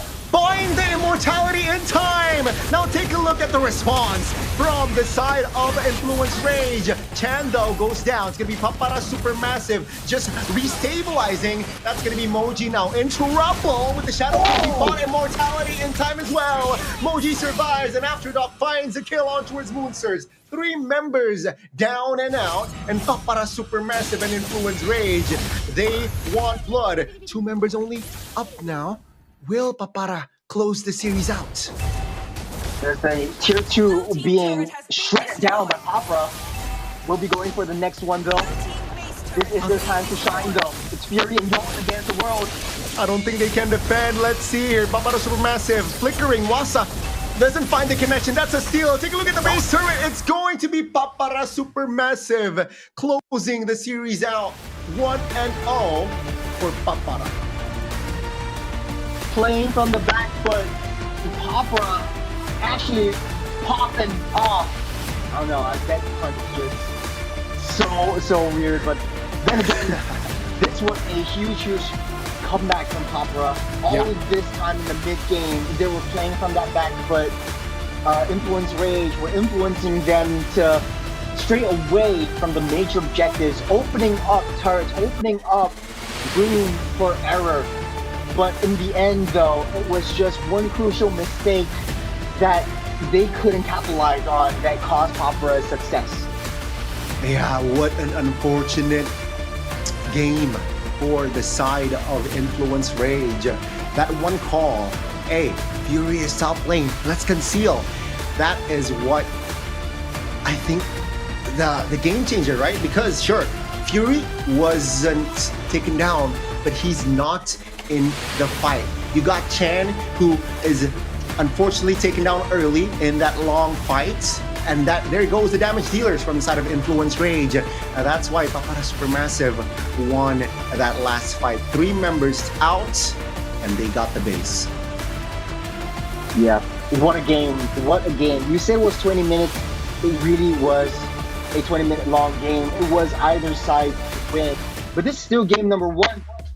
Influence Rage can get a reset, try to keep their heads held high. I know this is going to be a huge, huge shock to their momentum, to the moralities, but yeah, this is still just game number 1. This is still game number 1, ladies and gentlemen, but it was a 21-21 minute game. What a number, by the way. I like it, 21-21. But yeah, you see Influence Rage just controlling that mid-late, the crucial mid-late. Especially you have a Moskov. Usually you are in more control. You have that tempo. But it was them, I think, being a little bit... I think they snooze a bit. And that's where Papara Supermassive just comes in. Yeah. I like the fact that Xiao actually got the Queen's Wings. Because once his HP goes slightly lower, he's hard to take down. That's why he's been surviving quite a lot. He's only got 1 death up on that top side, I remember, through that turret dive. But taking a look at most of the builds coming in from Supermassive, they don't really have the Athena shield, they don't have the Radiant armor, don't really have a lot of magic defense. But come to think of it, they don't really need it because they're all in. Once one member goes in, Bloodspet or Rasa, and gets that pushback, gets the alley-oop, so to speak, the rest of the team comes in. So try to take them out before they can do too much damage. But also, the killing spree from Moji. I've seen it a couple of times, killing a little bit up once he hits anyone below 30%. And I think killing spree is one of the game changers on this one. Yes, you lose out on major core objectives because you can't really time your surge as much as you have the Impure Rage. But then, when it comes down to team fights, you're just crazy, especially on a Suyo. Yeah, and you can see it's very evident in that game that Moji was very deadly. I think he was the Johnny on the spot, right? Sure, he lost out on a couple of retributions on the turtle takes or the lore takes, but it doesn't matter. You mentioned the compensation about the killing spree, and he has 9 kills out of 20. That's usually a gold laner stat, but he's on the jungler, so yeah, let's see. A good performance from the side of Moji. Yeah, I love the fact that, like, for Moji, he really understands like the true essence of how Suyo is played, especially since you have 2 really beefy pets, have another round to push in to take everyone out. So congrats to Moji. That's a really, really good score line. 9-2 and 9 for the KDA. 782 GPM is one of the higher stats, seeping into 800. 90% kill participation. He's all over the map. I think one thing that Papara Supermassive needs to be able to get a reset on is how do we handle split pushes? Because as far as your team is placed around team fight compositions, you still need someone to control the waves that are coming in from that side lanes. It kind of feels like they have a brawl composition, which Influence Rage is able to completely take advantage of. Yeah, and a very, very good analysis there. And this is the highlight here where the early minutes, the early game, is somehow 50-50, I feel like, right? Yes. It's just 400 gold, maxed 1,000. And you can see both teams just going, yeah, they just want to brawl. Let's just fight in the early game towards the mid game. Yeah, it's just a death ball competition. Once the Nether Realm has been popped up, the rest of Papara Supermassive just comes in. This was one where they broke everything down because the front line has been totally destroyed. You don't really have a lot of damage to try to overcome all of this. But Bloodspet has been playing it so well as a roam, and as you're pushing anyone in, it's so crucial that the rest of the team follows up. That's why they're playing as 5, but it's just that side lanes that cause them to lose the mid lane. And this is where they changed everything, finding Chan in the bush, using the wings a little bit too late, and just coagulating onto the core targets. Yeah. This is the moment, right? You can see Fury's not in the fight. Chan gets taken down, so no damage dealers left for Influence Rage. And Papara Supermassive are just taking their time in that fight. Take a look at Moji. He bought the immortality in time as well, barely surviving there. And that is the difference maker right there for Papara Supermassive. Then, of course, they were able to close the first game out. Yeah, it was a double item swap as well. Immortality into a Rose Gold Meteor. What a game by Moji, showing us the prowess that is Turkey. So this is still 1-0 in favor of Papara Supermassive. What does Influence Rage need to do to overcome this? Because they had the upper hand in, I would say, 75% of the game. But it was just that last 25% where they overlooked Moji that they lost out big time. I think they need to stay composed, right? I think what made them a little unstable, especially during that last fight, was I think they panicked a bit, right? They saw Fury was getting practically dove on, and Chan's positioning wasn't that optimal, which made him also a target for Moji, who is in the right position. So perhaps in the second game, more composed, more thought out what they're doing. Let's back up a bit, and I think that should be their execution, because technically that late game, I like what they're doing. They're pretty much disciplined already, doing the right stuff here and there. Sure, a couple of mistakes were made, not just by them, but also from the side of Papara Supermassive. But that last fight shows which team was more composed and which team was more direct in their approach, more on the same page, and that can win you games. Yeah, I want to point out also that Supermassive actually adapted to the target cryo. In the early game, it was always targeting that Phobius, trying to push him back and trying to throw him out, trying to close that gap. But once that Phobius goes in, it creates so much space for Fury to just throw his spears into everyone and cause them their death. But after that has been fixed, and after they adapted the target cryo, let's just take Chan out and close that gap, disrupting that feather airstrike. So we don't really need to get a magical defense item. They also can close that gap onto Fury, so whenever he is on that map, it's easy to read because he's on the opposite side of where the main objective is at all times. And once they understand and once they read through that, Papara Supermassive were unstoppable. Yeah, they have that slight edge, right? And you see that slight edge is actually very impactful. And yeah, you see Fury and Chan, sure, they were very much impactful damage-wise, but when they were taken out of the picture, Influence Rage, very shaky. What is Munster's gonna do, right? Sure, he can hold out 3 members, but the damage will not be enough. And that goes game 1. I'm excited to see what both teams, not just Papara Supermassive as well, what will be the second game's outcome.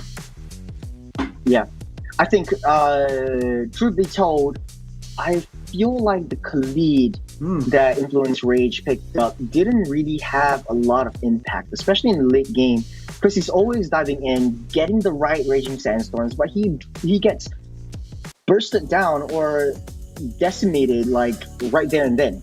He doesn't even have time to whip out his Sandstorm healing, or create that much of a space-to-space impact so that Jotun is able to find a right angle to take out any of the loose or stray targets. And I think the Theramis pick was a really, really good call, just to disrupt Jotun's advances. Once you pop that Shadow Kill, you whip out the Nether Realm and everyone's safe and dandy. And so I think the breakdown isn't with the draft, it's with like the execution, trying to break them apart. And yes, they do have they do have a strategy in split push, but it just wasn't execute it enough. Because then again, like, how do you change your playstyle when your opponents have already adapted to you? Yeah, that's the thing, right? I think if your opponent is already adapted, then you somehow in that moment needs to adjust as well. And we didn't really saw that in game one for the side of IR, Influence Rage, and hopefully more adaptive playstyles coming from the side of Influence Rage. I think they show a bit of good. They showed a bit of promise, right, in game one, where they were in control, they were pressing the right buttons, but then they choked, right? That's in a nutshell. Game one, they choked, and game two, I want to see the recovery. Don't choke, because you guys got it. You guys got it. You know. Yeah. But take a look at their faces though. Earlier on. For Influence Rage, though, everyone's just feeling so demoralized. They just really had it, but they still have 2 more games to go if they make it this one.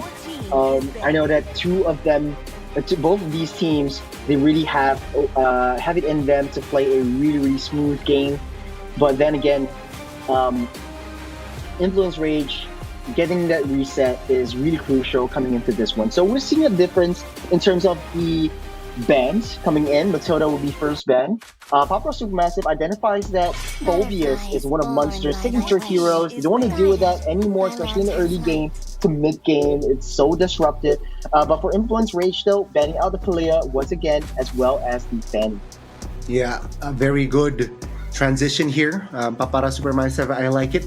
I think they're eyeing for either the Hereth pick again or the Suyo, right? Moji just picked up a very, very stable win, very stable performance, convincing performance as well. So I think he is currently like hot right now with the Suyo. So I might see Papara Supermassive just picking up the Suyo first, and then Influence Range. Yeah. There you go. Badang is open. I did not see this one coming. Pick up the Hilda again instead of the Badang. That's going to be giving over the Badang over to Influence Rage, because I remember that is going to be a very, very strongly contested hero for a lot of teams, but we'll see if Influence Rage wants to capitalize on that one, because now we know that the Hilda is going into the XP side. I seldom see Hildas being played as roam anymore, just because of the fact that doesn't really have a lot of the major impact, and teams know how to play around the Hilda roam, especially when they stay within the jungles. But the Granger and the Valentina getting picked up, I totally forgot the Granger is being off the tables.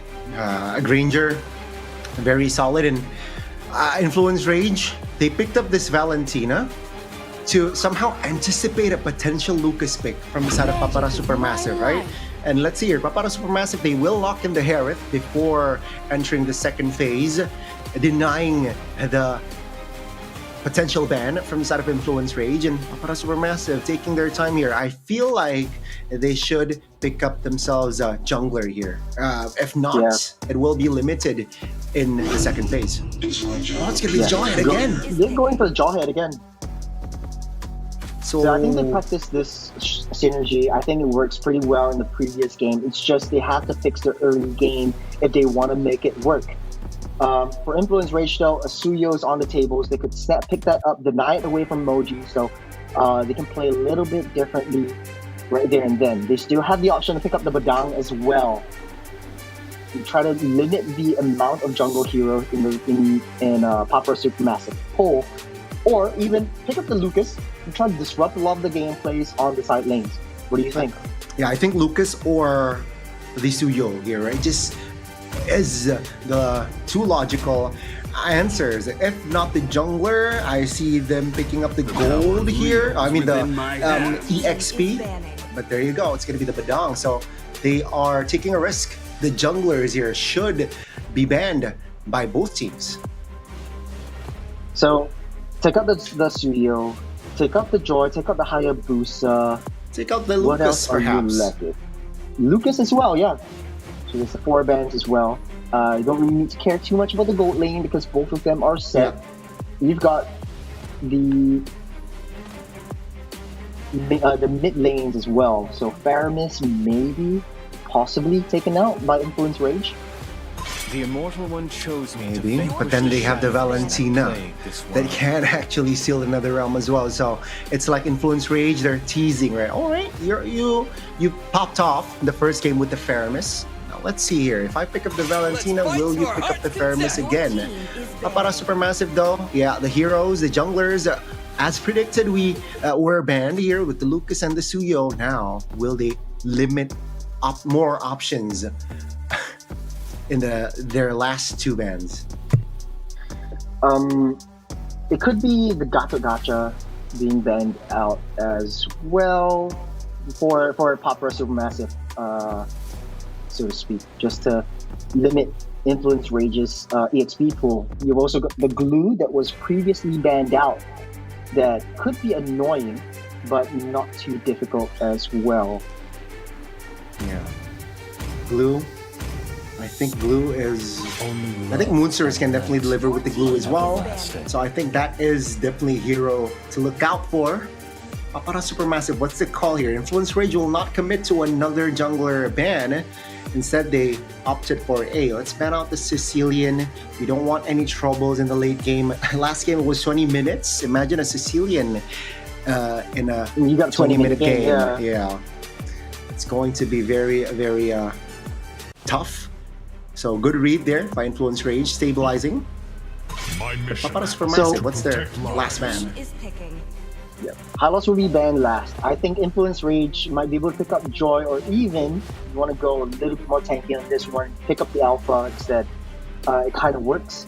It's got a recently new skin, so you're going to flex that off as well. But it will be the Joy. Okay, that's a risk taken there, right? Because you got a Jawhead in your face that can eject you if you don't time the dash perfectly, and you got a Hilda who can definitely chip you away. So that's a risk taken there by Influence Rage. So Papara Supermassive responding to this. They need more DPS. Let's see here. I think they need range.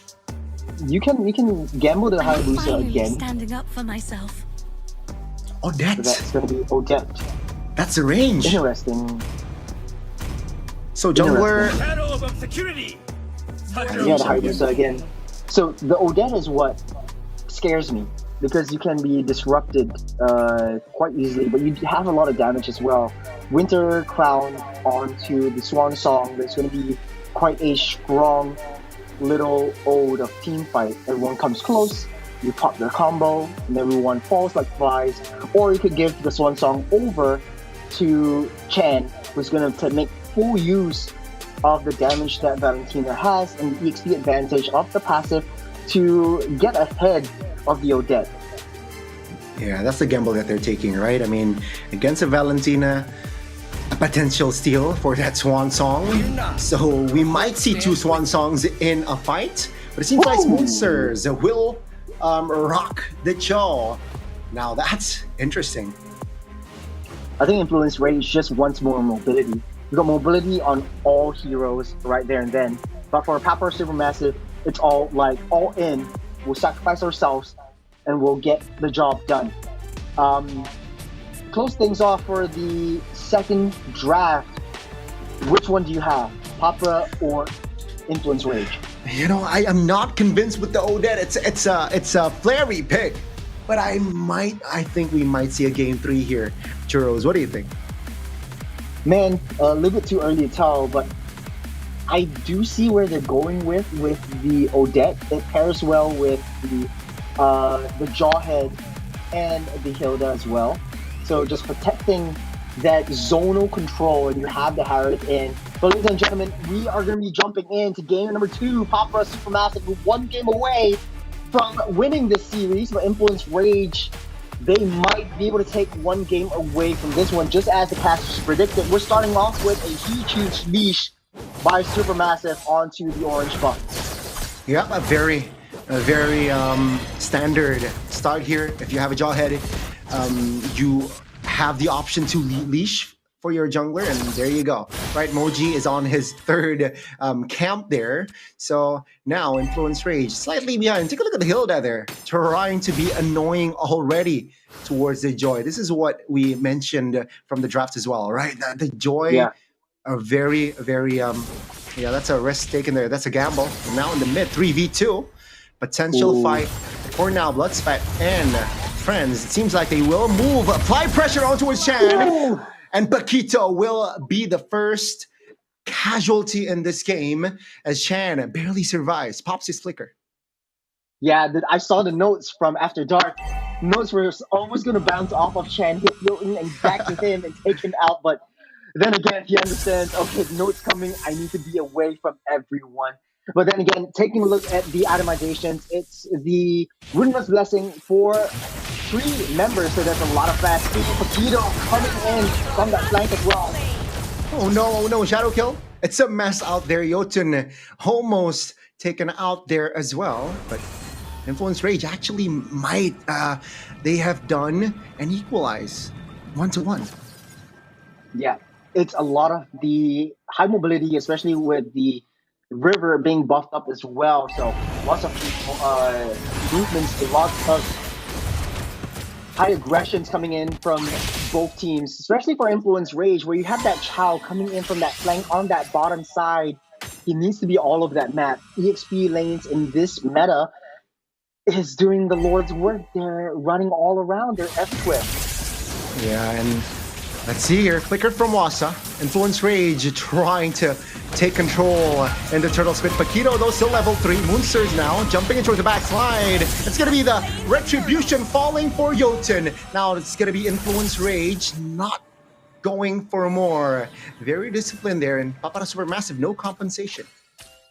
Chan popping that Swan Song, keep everyone else alive and deflecting any advances from Papara Supermassive. So very good read on Influence Rage, taking down that turtle, taking what you can, and just getting out of the way. But now, Papara Supermassive, they really need to be able to read where Influence Rage is going into this. So Paquito, with that Chow on the...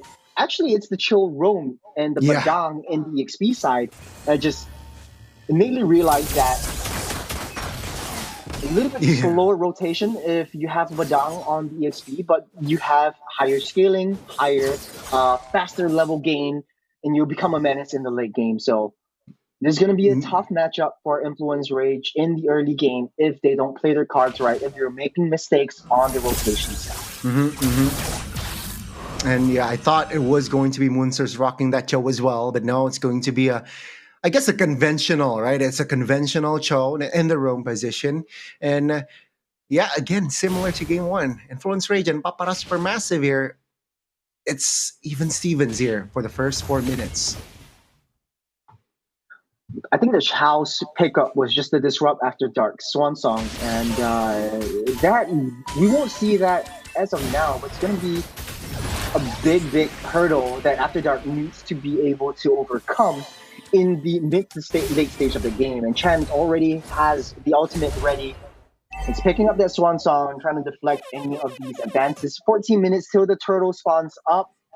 Influence Rage making a beeline for that, trying to zone everyone out before they make a big move. Yeah, waiting to pull the trigger, and that is going to be the trigger pulled by Influence Rage. Bloodspat didn't even have time to pop his own flicker. That's going to be the second neutral objective taken by Jotun. And for now, Influence Rage seems to have more control over Papara. There's a lot of high aggression coming in from Influence Rage. They're not happy about the previous game. But this time around, though, Influence Rage sitting into the jungles where we thought Papara Supermassive has to line up to make this work. But then again, to your point in the draft, Goni, it's the Odette not really working too well. Paquito making a with the Kraken though. Yeah, good opening, but no follow-up and good, I guess good response, right, from the side of Influence Rage. And take a look at bottom side. It's going to be Xiao taken down. The turret is defended though, and Papara Supermassive, that's not a worth the trade. Yeah, not worth it at all. defending underneath that turret, but they have their eyes on Xiao. Moji wants to hold on to the Shadow Killer, doesn't want to commit to Jotun. He knows that Jotun is able to dash away and survive on that one, but there's a lot of high rotations coming in for Influence Rage, and they're influencing split push from Papara in the 5-minute mark. That's a very, very early movement for the rotations coming in for Influence Rage, and they're learning from their mistakes from the previous game as well. I think Influence Rage here, at least for the first 6 minutes, right? They're more composed, right? They're actually very stable, but then again, they lose out the first game on that late game. So let's see here. Will Influence Rage choke again? And will Papara Supermassive right now with the conceal trying to look for a pick-off? Influence Rage, calmly done, just back off. Yeah, you read that like an open book, but Influence Rage now has the lower hand on the turtle. Hasn't set up yet. So watch up. Tito trying to find one. This one salt. Oh, committed as well. Jotun though, looking for an opening. Finds a retribution. Now 10 with his own swan song. Finds the damage. Moji stuck. No man's land. That's just Paquito traded for 3 plus the turtle. Influence Rage now in trouble. Let's take a look at Wasa. Good luck. Oh, good. Very patient on Chan, saving that swan song for everyone to come really close and committing all of their ultis. And like I said, in the draft, you have the Jawheads and Sodom. They're high committal heroes. You have to be really in your face in order for anything to work. And Monster really having that one whipped up yet again. Monster goes down. Oh no, it's not looking good for Papara Supermassive. 5k gold lead, the largest gap we have in this series. Xiao now trying to defend desperately, but is too low, and they will lose their tier 2 in the top lane. This is Influence Rage, raging. Yeah, and everyone's just really underestimating the Granger pick. The damage that Fury is showing is just way too much for After Dark or Xiao to handle. Xiao not having a good game this time around. It's 0-2-0, where he had only 1 death in the previous game and a really good performance from that last one. But Influence Rage coming back with a vengeance in game number 2. It's only 8 minutes, and right now they're taking control of all of these turrets in the tier 1s from Papara Supermassive. Yeah, and this is not a good sign, right? I mean, technically, you have a Harith and an Odette, which actually does well in the high ground, but if the gold lead or the gold gap is too massive, then it is going to be tough for Papara Supermassive to take hold of the defense. Now it's going to be the first Lord, and I don't see Papara Supermassive contesting. Influence Rage, 5k gold lead, seeping into 6. They're zoning everything out with Monsters and Paquito, building that wall.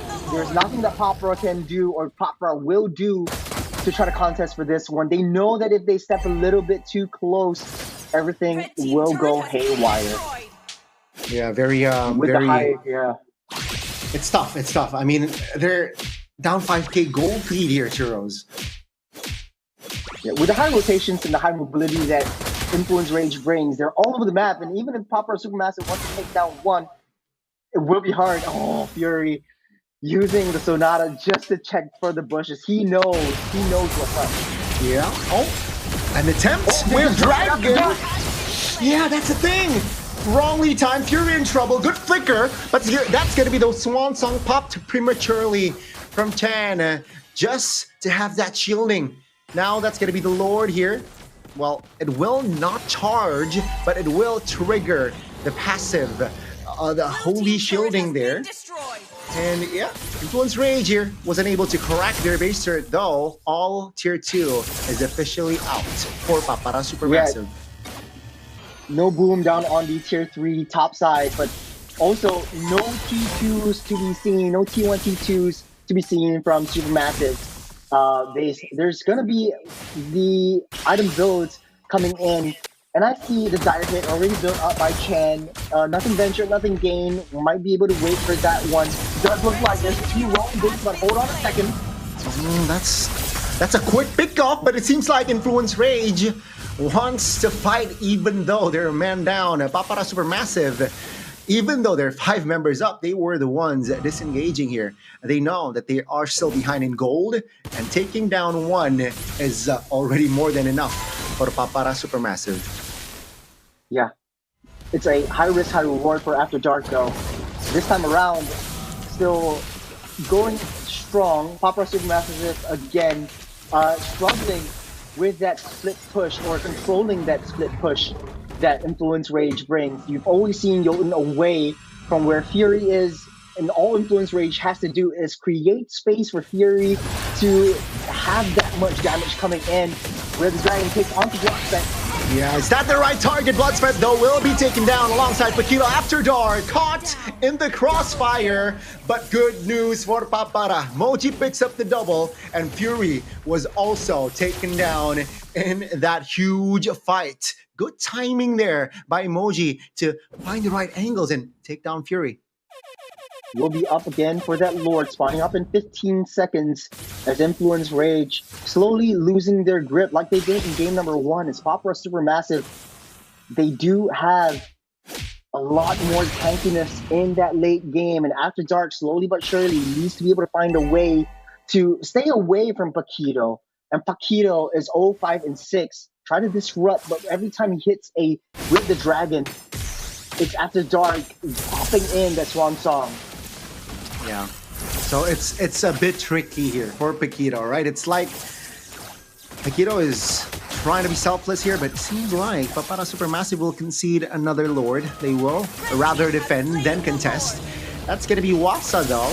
Oh, receiving the Way of Dragon, receiving a lot of burst damage from the members of Influence Rage, and Fury will pick up that kill. No way that he can run, but good find by Paquito. Papara Supermassive has to defend once again. That's a 6k gold lead for Influence Rage. And they are charging into the base. All 3 lines are slowly pushing in to the T3s. Now, Influence Rage, they can't commit too much. They have to wait for monsters to build up that wall, but Fury's just spamming that Sonata. Yeah, Jotun though, looking for an angle. Swan Song popped. Ejector committed. Bloodspet goes back. Moji doesn't really find the angle that he wants. Now looking at the base turret, 2 towers has been taken down there. 2 turrets, and Influence Rage will be satisfied and they will go back. Yeah, it's 2 T2s down on the mid side and the top side as well. Influence Rage tries to play it a little bit more passively in this front, picking up what they can, try to extend the gold lead even more as it's still 14 minutes into the game only. As Papara Supermassive struggling to find and pick up that scraps. You don't want to step too close into the brushes just because Ranger has so much range, but Conceal Play coming in, this final Moji though. Swan Song, an effective one, but there you go, Moji goes down. Jotun goes out, but take a look at Bloodspet. He finds a kill, Fury in trouble as Xiao jumps in the right time, in the right moment, and shut Fury down. Papara Supermassive again showing up here in minute number 14. It kind of seems like both teams are throwing dynamite at each other. It's a 3 for 3, 2 for 2, whatever it is. Both these teams are not letting up. Take a look at the replay. They're going to Conceal Play right here, but After Dark, he's finally got that Winter Crown. He pops it in, takes out every one of them. Shot coming in from that flank, finds the kill onto Fury. That is a massive one. He knows he is able to dish out that damage that Fury is able to put down. So he's coming up. He's showing up strong. It's Influence Rage. The goal lead has closed by 2k. Not much, but it's enough for Papara Supermassive to try to contest for this next Lord. And this is going to be the enhanced one coming up. Yeah, this is going to be very, very crucial here. Not just for Influence, of course, for Papara as well, right? Do they have enough firepower now? I do believe so, especially after that crucial kill from Xiao on towards Fury. That's a shutdown. That's a bounty kill. And Xiao Harith, late game. You guys know how dangerous Harith is after full items, all right? And let's see here. Will Papara Supermassive contest? It does seem like so. There's a slow push down on that bottom side. He's trying to take down Waka. Wasa goes down alongside Bloodspat. That's going to be Xiao though, 3 hitting. Finds Jotun, and that's Xiao again showing up to the party. Fury though will find one after that going down. But Moji finds a cheeky angle to take the kill. 3 for 2 still though in favor of Influence Rage. Jotun is down. The Lord's still up though. They did that Lord to take down 3 members of Popular Supermassive, but it's still not enough. I think Xiao does have that damage to take everyone down, but they need setups. The only setups are single targets with Wasa and Bloodset, and Wasa keeps getting caught out in that brush. And Pakidu just doing that Lord's work and finding out where Wasa is. Take down Wasa and just destroy the rest. That is the game plan for Influence Rage. I don't think they might be able to do it. Pakidu is making a beeline for that Lord, though. Pakidu trying to just give a little bit of vision. Will give up that Lord over to Papara. Yeah, I mean... this is not a good sign for Influence Rage. It might be game number 1, volume 2 here, Churros. It just might be. Just might be. I'm just thinking, for Influence Rage, they had the upper hand of 6k gold, but as the time whittles down, after dark, he finally sees through and adapting to the playstyle, using the Winter Crown just when Munsters tries to get him in with the fist crack. Yeah, and again, Papara Supermassive, they are so good at adapting, right? Their in-game decisions has been, I guess, better, all right? For now, at least. And Influence Rage, their economy, their lead diminishes now, especially we're in the late game. Take a look at the items here. Blood Wings already in hand for Xiao. Oh, yeah, sold off his boots to get yet another item. I think it might be the Queen's Wings. That's what he went for in the previous game, but no, it will be yet another damage item. Yeah. You see, it's really interesting, all of these teammates. Oh, that's not damage. Jordan gets decimated. That's just deleted. Chan, though, in the back now, in the no man's land. He will fall to Xiao. Influence Rage now. They're backing away. 8 minutes ago, they were the ones controlling. Yeah, Influence Rage doesn't have a lot of magic defense. It was just the Oracle and the Winter Crown, but it's not enough. The Lord is pushing in. Here comes the same Enforce yet again. I don't think they can defend. Churros, ladies and gentlemen, with the Lord marching as well. Papara Supermassive will close the series out in a clean sweep fashion. And Influence Rage back to the drawing boards. It's 2-0 for Papara Supermassive, having a shaky start for both games. And in the end, it's always a comeback yet again. And I just recognize this. That Papara Supermassive was using Influence Rage's own lineup against themselves. Oh, so no. This was not just a win for them. This is a statement for the fight against Brazil versus Turkey. Turkey takes down Brazil in the first game of Stream C. What a game, what a play, what a comeback for Supermassive. What the heck happened? I expected a 1-1 after seeing the drafts, and they were controlling Churros. They were controlling the early, the mid, the crucial choke points at least. They were the ones winning, but same story as game 1. They couldn't find the finisher. The finishing touch is just lacking from this team, and Papara Supermassive, props to them, staying composed, staying just calm, and almost 20 minutes this time. Churros is 18.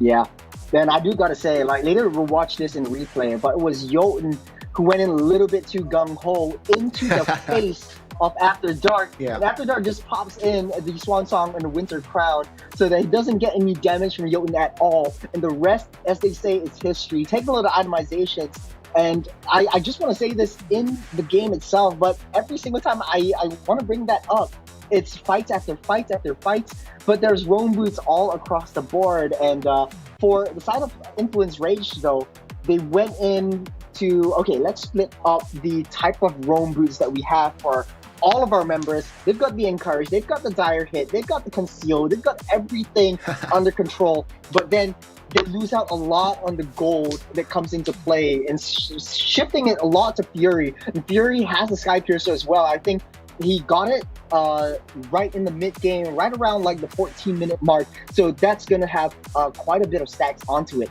I think around 40 to 50. I think he got it when right after he died and respawned, right around like 7 to 8 kills.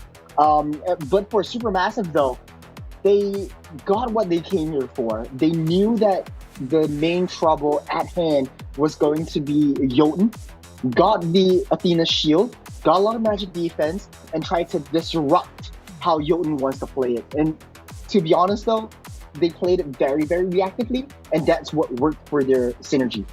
Yeah, I like the way you put it, right? And unfortunately, again, it's the same story here, Churros, right? It's Supermassive, Papara Supermassive. They were the team that adjusted more in this game. And Influence Rage, they got too comfortable with the lead, with their lead, and not much going on in the adjustment department for Influence Rage. Plus, they don't know how to end the game. Yeah, I would have to agree with you. I know it's a little bit tough to say, but for Supermassive though, the entire time they tried to engage, tried to go for a conceal play, they lost out 4 members. They lost out a lot more valuable resources. So at the end, they just play it, okay, if Jotun wants to come in, let him come in. I'm ready. Wasa and Blotsvet immediately understands that Jotun's coming into play, disrupts him, and makes a beeline for the rest of the team. And Fury can't do much as well. I think it was just it's hard to put it, but it's a blunder for how Jotun played. Yeah, I think he got outplayed, right? That winner crown also is, they should be able to beat the winner crown as well, Churros, right? So Jotun jumping in without info of the cooldown of the winner crown, I believe, was a little bit too hasty. And Xiao, I do agree. I think he was, towards the end especially, he was the difference maker in this game. Didn't look at that with Butso or Lightning Trunch. That's a lot of damage. Yeah. So he went for the Lightning Truncheon instead of, I think previously Fury got the Queen's Wings instead for more survivability. But this means that Xiao has just way too much damage coming in.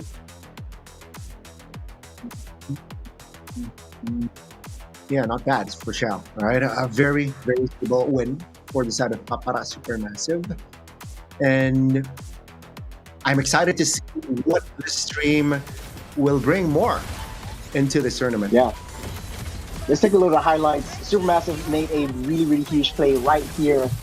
But taking a look at how they're dashing around that turret, it does look like Influence Rage has a lot of the upper hand in taking down these major retributions from these major objectives, like the Turtles and the Lords. And this was where actually everything changed, because look at that flank. You see where Xiao is coming from. You see After Dark popping in the Winter Crown just to disrupt a lot of damage, and Xiao just going crazy, dashing into the face of Fury. Yeah. This was also, I guess, a crucial moment where you see Xiao just delivering as well. And this was the moment where I feel like Influence Rage, they know the damage is starting to come in, and this is where they weren't able to defend. Unfortunately, we didn't get the Jotun engaging the Odettes replay. Yeah. But yeah, it's a 2-0. 2-0. Yeah, there was just a there was just a really, really crucial play at the last bit where they just misidentified where their opponents were. But yeah, I think we will have to hear it from the players themselves. We will have an interview with Moji of Papa Supermassive. So he's going to be coming in anytime shortly right here. Hello Hello. from home. How are you enjoying yourself in Indonesia, first off? Yeah, not that bad, but there's a very much difference, cultural difference and foods. But we are struggling a bit. That's okay, not a big problem. Not a big problem for Mr. Moji right here. Again, congratulations, Moji, on your convincing win. But para Supermassive, I'm quite surprised, you showing off, but I want to ask you, were you confident on the result 2-0, or you think it was going to be a closer series? No, we know it will be 2-0. A lot of confidence, a little bit of confidence, but a lot more confidence. I like it. Yeah. Okay, question for me. It's Turkey versus Brazil. Do you think there's a lot of differences in terms of the play styles and the metas and all that? What do you do to prepare yourself facing up against the Brazilian team? To be honest, we can't work a lot because they don't have any tournaments before. We just can analyze their Snapdragon match, so we have less info than them, but we worked their drafts. They have less heroes than us, so we try to struggle them in drafts, and I think we could do in this first game. In the second game, a little bit harder, but we could do that. Mm-hmm. Very nice, right? I think you guys were confident. It shows that I feel you guys were just composed in both of the games, right? Because technically game 1 and 2, you guys were the ones defending a lot in both games, but you guys managed to find the angles to just turn the tides around. Now, next question is more towards general.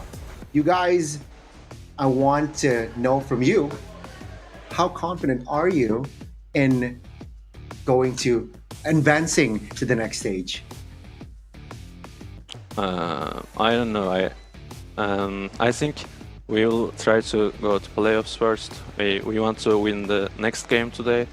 So if we will win this, we will start 2-0 to win 0 loss. But we will face up again on Onyx Philippines, I think, tomorrow. It will be hard, so we will try to our best. A quick message though to your fans, to your girlfriend, your parents perhaps. A quick message. Can I tell them Turkish? Yeah. Bizi izlemeye devam edin. Destekleriniz için çok teşekkürler. Türkiye için elimizden gelen en iyisini yapacağız. Anne ve babama da selamlar. Okay, that's it. Okay, how do you say thank you in Turkish? Teşekkür ederim. Wow. Teşekkür ederim. Or teşekkürler. Teşekkürüm ben. Okay. I'm butchering it, but thank you so much. No, not bad. Thank you so much, Moji. Thank you so much, Moji. Good luck for the rest of your game. See you. Thanks. Wow. I like that guy. He's a chill dude. I do like the chill dude. I think they'll have a lot of fun in Indonesia. Turkey's a long way from Indonesia. Games aside, what fun is there to do in Jakarta? Right there, Tony. Okay, that's a good question. That's a good question. I guess you can have fun, working out. All right, I think working out in Jakarta, I think working out anywhere is good. So yeah. Is it like a beach gym kind of thing? No. Like working out in the sands and all that? No. Like doing California kind of stuff? I think that's more Bali than Jakarta. That's more Bali. It's a city, Jakarta's a city. Yeah. So no beach gyms and whatnot. But to be honest though, I think games aside, mobile games aside, This is going to be a really interesting, an interesting competition for a lot of teams that are coming in from faraway countries like Brazil and Latam. And I hope they get comfortable just like how we are with Anthros by Fix Your Seat. Picked up for the pros for comfort and performance with Anthros. It is a really, really good and decent chair from built with comfort and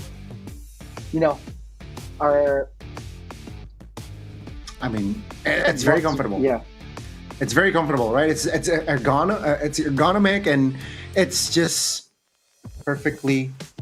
It fits you perfectly. All right, picked by the pros for comfort and performance. Check out their site, anthros.com. Yeah, this is really interesting because Anthros, the chairs, are actually being tested and approved by the players. So the chairs that you see in the stage, they are used by the players themselves. So this is going to be quite interesting. And another fun fact is that you can actually buy your own ESL branded Anthros chair at the Anthros website.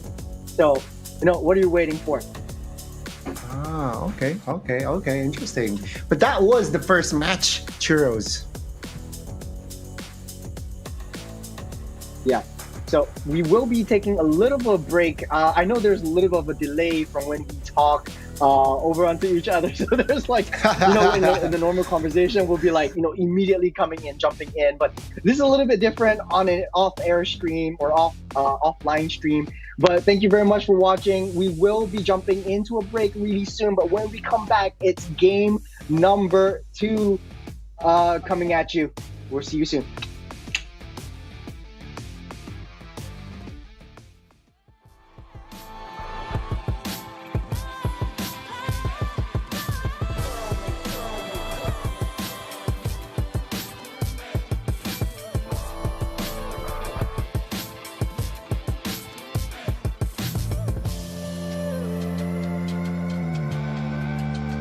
Yeah, we showing you the power.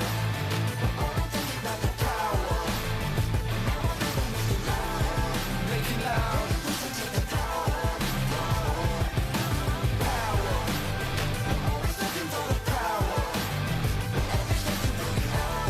Don't waste a minute.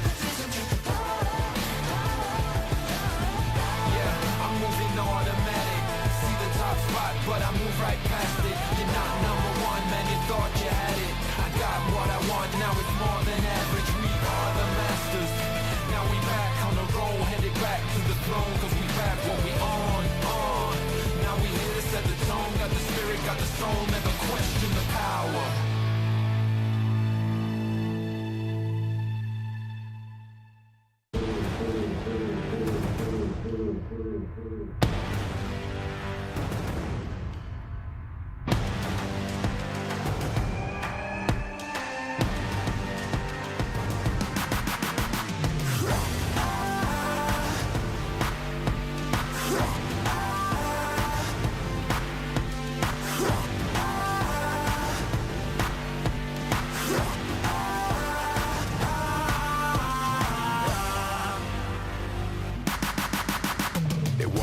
We go farther, they working hard, we're working smarter.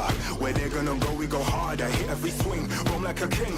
Every dream in your head getting bigger and bigger. Isn't it time we start pulling the trigger? Shoot for the clouds, let there be no doubt. We're flowing without any drought. Baddest the baddest, just call me rolling. Playing with folks for the serotonin. Placing your best, yeah, we're going all in. There's somebody calling my destiny. Betting on me, you don't wanna be my enemy. Wait and see, lay on the waist. Taking the victory, not just a taste. Laying on fire, and we're storming the gates.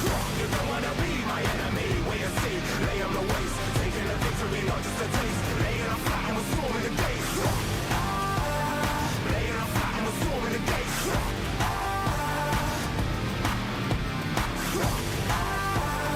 Laying on fire, and we're storming the gates.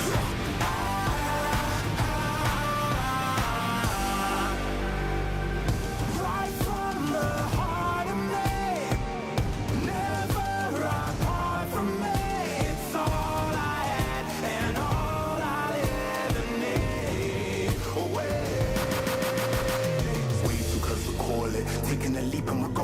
rolling. Bad is the bite, fully rolling. Messing with both of the serotonin. I'm waiting on me. You don't wanna be my enemy. Wait and see, lay on the waist. Taking a victory, not just a taste. Laying on flat and we're storming the gates. You don't wanna be my enemy. Wait and see, lay on the waist. Taking a victory, not just a taste. Laying on flat and we're storming the gates. Laying on flat and we're storming the gates. Laying on flat and we're storming the gates. You don't wanna be my enemy. Wait and see, lay on the waist. Taking a victory, not just a taste. Laying on flat and we're storming the gates.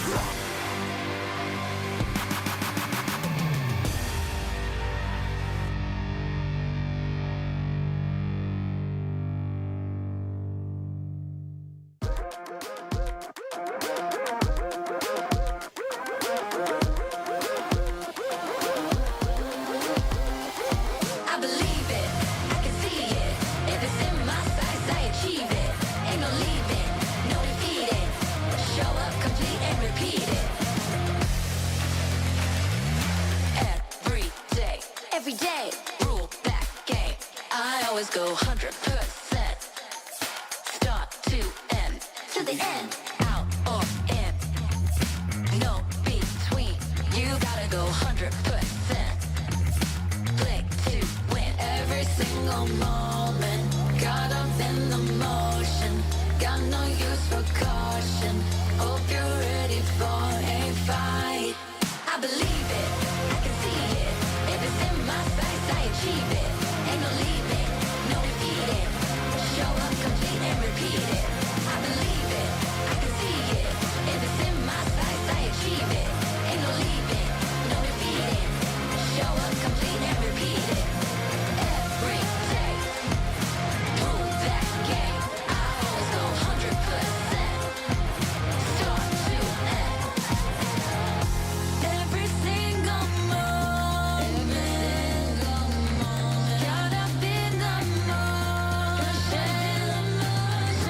got no use for caution. Are you ready? Are you ready? Are you ready? Are you ready?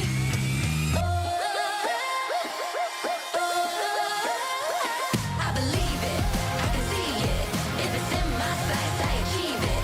Ain't no leaving, no defeating. Show up, complete and repeat it. I believe it, I can see it. If it's in my sights, I achieve it. Ain't no leaving, no defeating.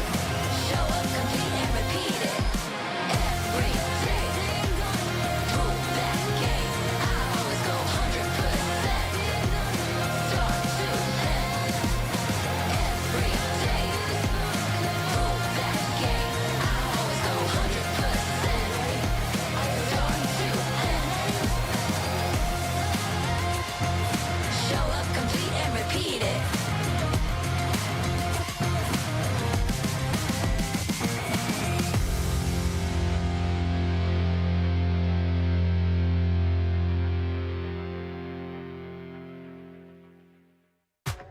Ain't nobody in my lane. Me and you, we ain't even playing the same game. Take my own credit, no need to drop names. Drop the weight, clean slate, I'm insane.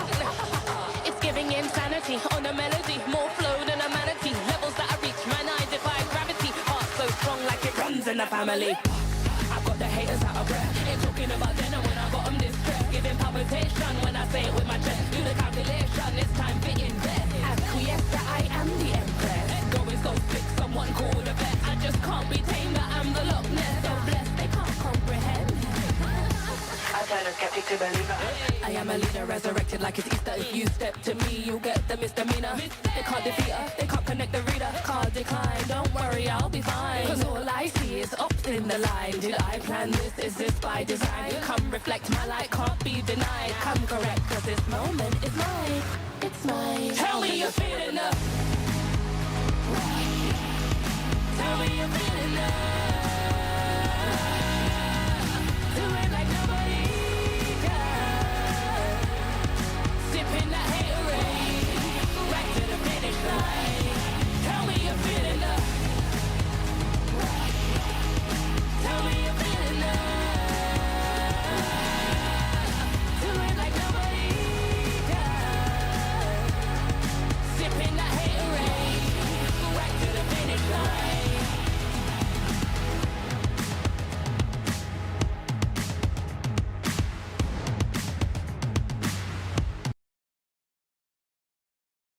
got the haters out of breath. Ain't talking about then and when I got them distressed. Giving palpitation when I say it with my chest. Do the calculation, it's time to invest. Acquiesce that I am the empress. Going so sick, someone cool with a vet. I just can't be tamed, that I'm the Loch Ness. So blessed, they can't come. Tell me you're feeling enough.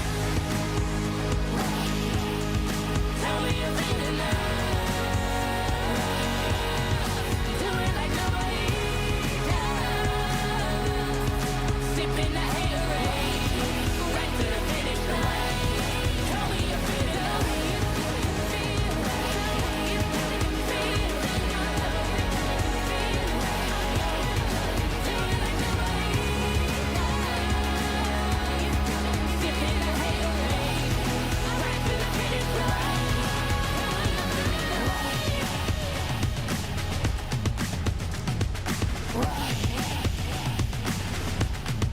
Tell me you're feeling love.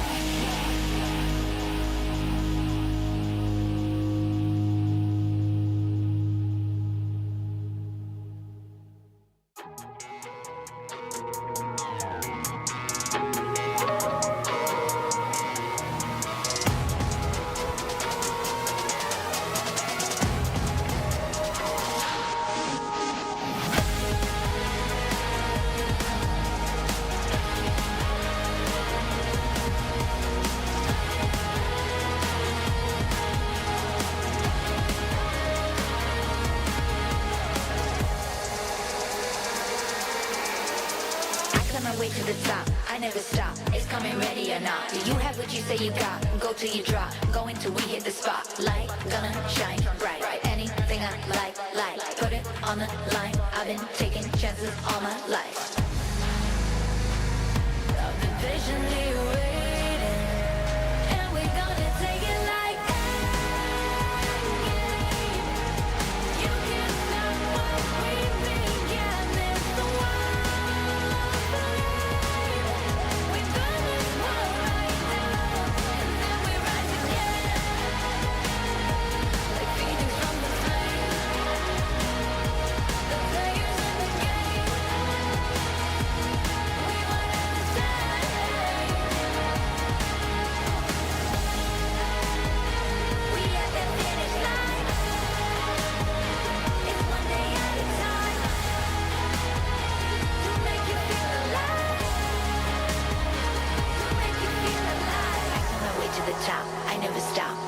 Ready or not, do you have what you say you got? Go till you drop, go until we in the spot. I climb my way to the top, I never stop. It's coming ready or not, do you have what you say you got? Go till you drop, go until we in the spot. Yeah,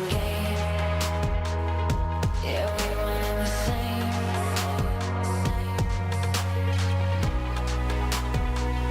I've been patiently waiting, and we're gonna take it like that. You can't stop what we began. There's no one alive. We promise we'll rise down, and then we rise again. Like Phoenix from the flame. The players at the game. We want to stay.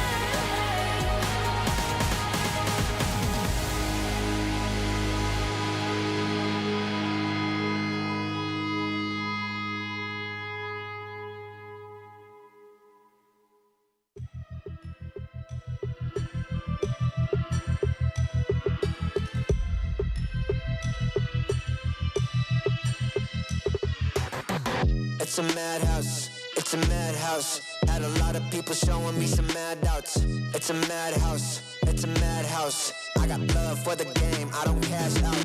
It's a madhouse, it's a madhouse. Everybody with their hands up in the air like whoa. It's a madhouse, it's a madhouse. Shaking all the city, this is how I like my show. I got love for the sweat that I put in. Door with a foot in, proofs in the pudding. Things I did, all them said that I couldn't. Superhero bouncing like a villain. All y'all rooting, you the fan now. Yeah, you understand now what it took to be the champion that I am now. Head in the sky, it's about the time you land now. And let's see who of us has got the better plan now. Who has got the better plan now? Who has got the better plan? Who has got the better plan now? I'm just trying to understand. Who has got the better plan now?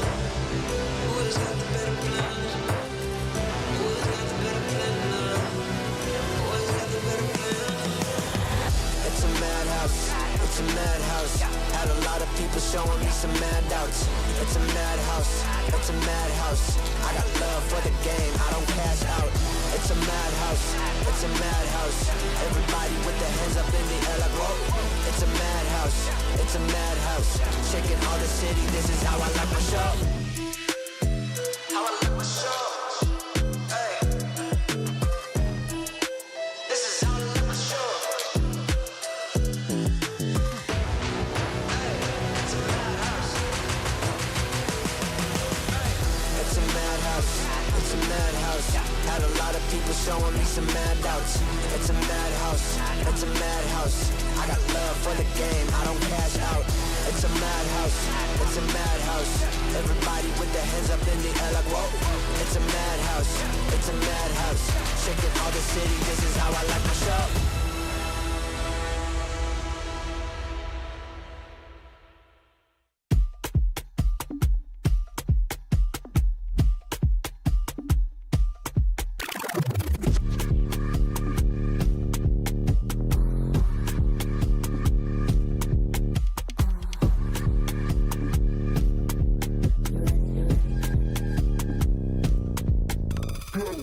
Watch me go, you can't touch this, just peep my flow. Simon said, put it all on the floor. All heads turn when I walk through the door. They know I'm hot, better yet ice cold. Heart full of chrome, you can tell when it's on. They can't stop me when I get in my zone. I don't even answer when they call on my phone.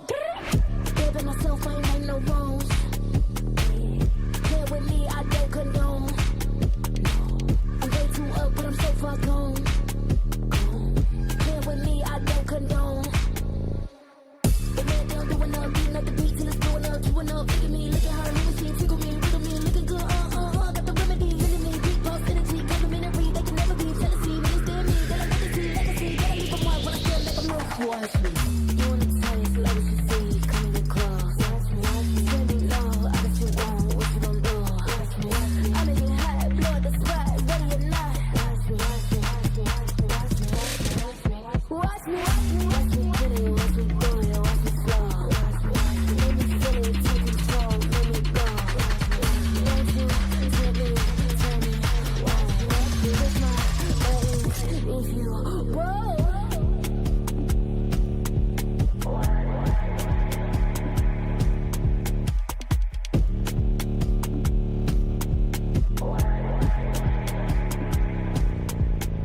Watch me, better than me. Cocky, you like what you see. Watch me, who's better than me? Watch me, you like what you see. Watch me, if you wanna taste, like what you see, come in close. Watch me, tell me no, I got you on, what you gon' do? Watch me, I make it hot, blow the spot, ready or not. Watch me, watch me, watch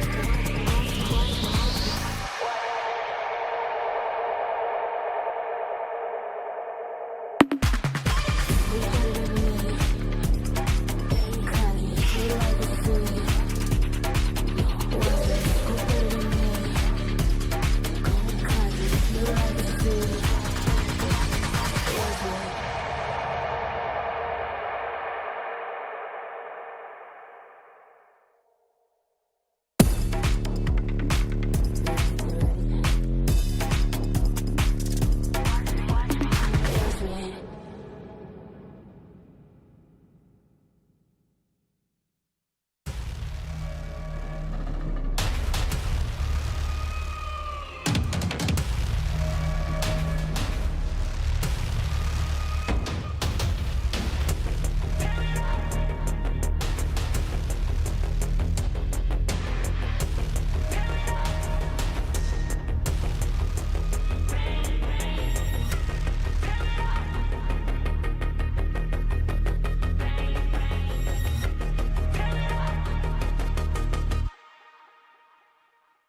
You get one night before the sun's up. Bang, bang, tear it up. One shot before your time's up. Bang, bang, tear it up. You get one chance before you're out of luck. Bang, bang, tear it up. Tear it up. Bang, bang, tear it up.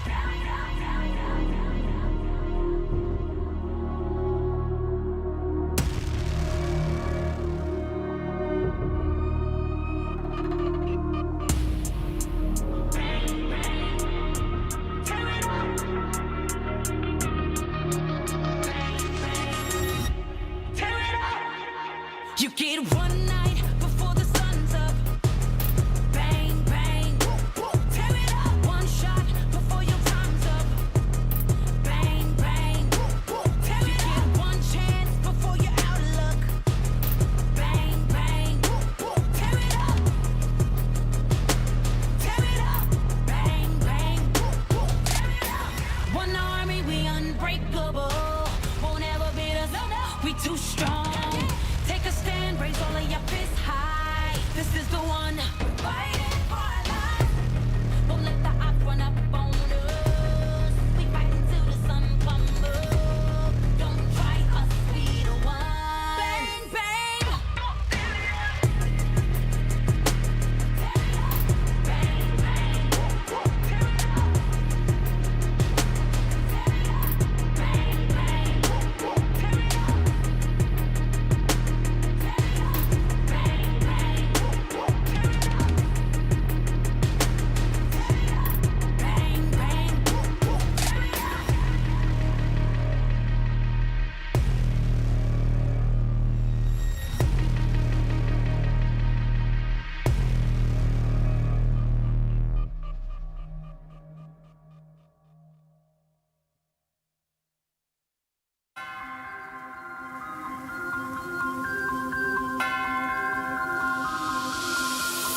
Yo, one thing's for sure, you're gonna recognize me when I walk in the door. And the tactic to get the haters to give an applause. I can get an uncle without giving them more. But wait, I'm giving them more.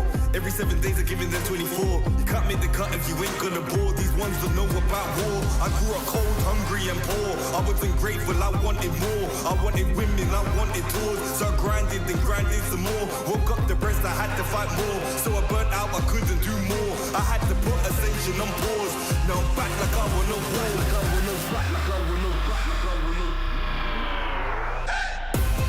Winning again, I won't stop till I'm winning again. Winning again, I won't stop till I'm winning again. It's cold outside and I thought I couldn't do it again. Winning again, I won't stop till I'm winning again. I'm in my bag like loose change. Self-proclaimed hero like Bruce Wayne. Out the sight even if you bought new frames. All this talk about weight but got no gains. How you gonna do a sight with no aim? Marathon longevity is my lane. I get dark like under the duvet. And don't roll with a weak link like a broke chain. Self-ignorer when I was poorer. My struggle gave me a god flood of the Torah. I didn't stop me pleasuring somebody's daughter. My cup running forward to the spills of the saucer. Call me true to author. My battle plans rapper terroristic torture. These hands can bend water. Boom boom explorer like Avatar Korra.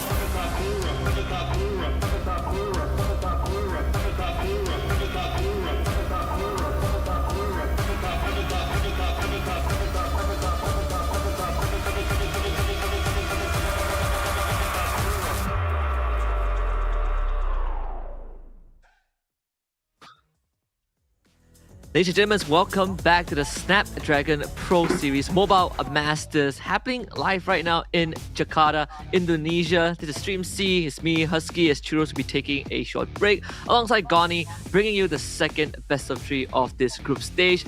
Coming up, we got Aurora Turkey taking on Team Falcons MENA in another exciting series, considering how Aurora Turkey has acquired the roster of ex-Ofenar, and they even threw in Sigiboom in that gold lane. It's going to be a test, a trial for Team Falcons MENA, and they got to step up. Definitely. It is going to be somewhat interesting, right? Because technically they are in the same EMEA area. Are they familiar with each other? That is an answer that we will witness together. Yeah, and just now we came off of a pretty, I would say pretty exciting BO3. We got Papara Supermassive against Influencer Rage, where it felt like a race from behind, both games for Papara Supermassive, and they did end up coming back. But all of this would not have been possible without Qualcomm Snapdragon Elite Gaming when winning matters, right? We need these people to power our games, to fuel the players, and of course optimize every single action that they take in game. You see all these crisp movement, it comes from having the right data, the right chipset to power it. Yeah, ladies and gentlemen, again, special shout out rather to Snapdragon Elite Gaming. But yeah, it is going to be another challenge, right, for the Turkey region going up against the MENA, the only MENA, I believe, from this tournament. Yeah, if I'm not mistaken, it is the only MENA, right? So yeah. And I think, like MENA representatives, we've seen them time and time again. And I think, for Team Falcons, MENA in essence is one of the biggest orgs in the world. We even have, the very well-known FCAP, Falcons Philippines, which I think we'll be able to witness them play towards the end of today against Aurora Turkey. So 2 big matches, even for the Turkish team themselves. But let's introduce the familiar faces of Aurora Turkey. We've got Luna, Tianzi, Rosa, Apex 47, and Sigiboom. This is not their first ride in an international event, though they will be under the umbrella of a new name. Can they deliver in this tournament? Can they advance to the next phase?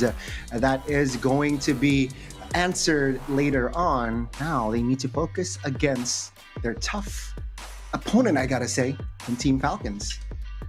That and also I think for this team, they have been through quite some trials last year at the M6 stage, right? Like, even though not all 5 players were from the same team at that point of time, but they have seen their fair share of trials and tribulation, especially for people like Tianzi, Rosa, and Apex 47 having the playthrough wild cards, and was 1 game away from potentially not making it, and they had a tough run in the Swiss Stage 2. This is a full reset in the new year, and the first opponents would be Team Falcons MENA. We got Orange Bob 25, Leave Me, Sensei, Boro, and Koba.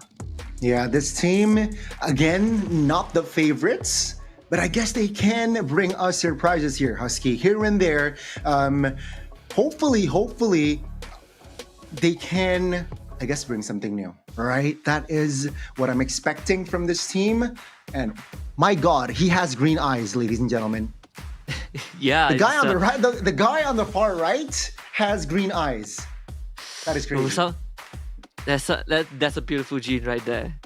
Like, I've seen blue eyes, but green eyes, that's the first for me. And maybe he has some superpowers that that we might be able to witness coming into the series. And of course, this is our Thorn Queen on the screen. No need much introduction. Rosa, who has been one of the most decorated mid laners, at least out of SEA, right? When we first saw Rosa on the international stage, and then Rosa keeps coming back year after year. And the performance just keeps on getting better and better. One of the most consistent mid laners, I would say. Yeah, and it's impressive, all right, considering that they are a team from Turkey, which means they don't really have a sparring partner. They don't have much sparring partner within at least outside the region, right? But then they still stay competitive globally, and that is, for me, very impressive. And I do wonder how this current meta is going to affect them coming into this. They did make it to Mobile Masters, so they have already had a bit of taste on what the meta could have provided from the last time we saw them at M6. There was definitely a bit of shift in that regard, but we also had this, I would say, medium-sized patch before Mobile Masters. We got the introduction of Kalea, which up to this point, at least on Stream C, has been permanently banned. No one wants to fight against that hero, which just does everything on her own. But even then, we are also seeing some of the more meta heroes not having as high of a win rate as they should be, like Granger, for a good example. Yeah, it seems like at least for that first match, Granger, first game, it was banned out, but the second game, yeah, Fury on that Granger couldn't deliver a win. But I mean, let's see, right? I think for Fury, for that game, for that match, Fury tried his best. Unfortunately, it wasn't enough. But let's see, maybe we get to see a Granger that can pull off a dub in this next match. My only wish is that we hopefully somewhere down the road, if Muntun is watching, just nerf Harif. I think we've had enough of Harif. My like I've been complaining about this for quite a while. I think the state of mid and gold lane right now is in a pretty horrible state because it's so boring. It's always the same few faces. I think that was echoed on the MPLPH broadcast at some point as well. Would love to see those changes, but for now, this is all we got. We did get to see Farmers earlier on, so that was quite a breath of fresh air, honestly. Yeah, a very, somewhat intelligent response as well for that fairness. And well, you guys also might want to somehow improve or level up your career with DHL. Yeah, and of course, you could also take a shot, find your job at esl.gg/fe-career, because for quite a long time, DHL has been implementing futuristic AI technology into the workforce, and maybe you might find something that suits you, that allows you to keep up with the time and the current generation of how things are working. Is AI here, AI there, and you might just find AI with DHL for your future career. So and it's always great to see kind of the advancement, right? Kind of feels like the meta of the real world is developing on its own, and I think the vibes is looking pretty good in Mobile Masters, considering that this is the first ever Mobile Masters for ML, right? We always stop at Challenge Finals, so it's that itself is an advancement. Ooh, yeah, I'm very, very excited to see who will lift the final trophy for this tournament. But ooh, Husky, we share the same, I guess, prediction here. Yeah, I think it's very justifiable, just knowing the power level of Aurora Turkey. But I'm always happy if I'm proven wrong. I'm here to see if Team Falcons Mena could surprise us with something that we've never seen before. Maybe take even a game of Aurora Turkey. This is their way of proving their mettle in this group, because the grouping is pretty brutal for some of these teams, especially from the lesser known regions. So if there's any time to make a name for themselves, this is it. Yeah, I mean, from the format itself, it's a little bit tough considering that there are only 2 groups and 6 teams. So yes, of course, it will be brutal for some. And yeah, let's hope for the best. I mean, on paper, Falcons Mena, they're not looking good, especially against Aurora Turkey, who, like we mentioned earlier, this isn't their first ride at an international event. They had multiple, and they delivered in some as well. Again, just, I guess, blowing expectations multiple times. And now we expected Aurora Turkey to be better in this current state. But, let's see. Perhaps Aurora Turkey maybe is not consistent in this tournament. Let's just find out. Yeah, because I remember that when we looked at Team Falcons Mena, like there were some pretty big names in a way for the ML roster, at least at one point, right? Like you look back at players like Tro, Cuffin, Tarzan, but in this case, this is a completely different roster kind of showing up onto the battlefield in one of the biggest, I would say at this point for Snapdragon Pro Series, the biggest stage for Mobile Legends. So I think that's going to be a bit of that pressure for them to kind of realign what people already know about Team Falcons Mena, and I think that could be quite intimidating, especially when your first opponent is Aurora Turkey, who is a lot more established than you are. So going in, I think their mindset should be, let's not think about the opponents. Let's think about internally, right? Internally, I think they need to be decisive. They need to be somehow, I think they need to have a lot of tricks in their hands. Sure, it can backfire, but having more tricks perhaps might find you wins. And in the best of 3, I think it might work. Yeah, I think so too. I think, for at least for Team Falcons Mena, we might be looking at how like that mid trio works. It's going to be a recurring topic, right? That mid trio is so important in this current meta. And then you compare it to what Aurora Turkey has. It's it's a pretty tough matchup, right? You're up against Rosa, Tianxi, and Apex 47, who, again, I think like what, 2 M series ago, they were also one of the reasons why the local Malaysian team of Team SMG were defeated. And that's just based off of the brilliance of how the mid lane trio worked together as a unit. Yeah, definitely. And I do want to give a special shout out to Apex. Will we see the TIG again in this current meta, current patch? Unlikely, but if a guy can pull off a TIG in a high-level gameplay, that's Apex 47. He's a formidable TIG player. I do remember that Apex 47 also rocked the Hilda room at one point when it was viable, when no one was playing it. M5 Wildcards was the first time we saw that Hilda roam, and obviously right now it's more of an XP pick, but if he's into the Hilda, we might see that Badang come out. You know, if Kalea is ever open, that's going to get snatched for sure.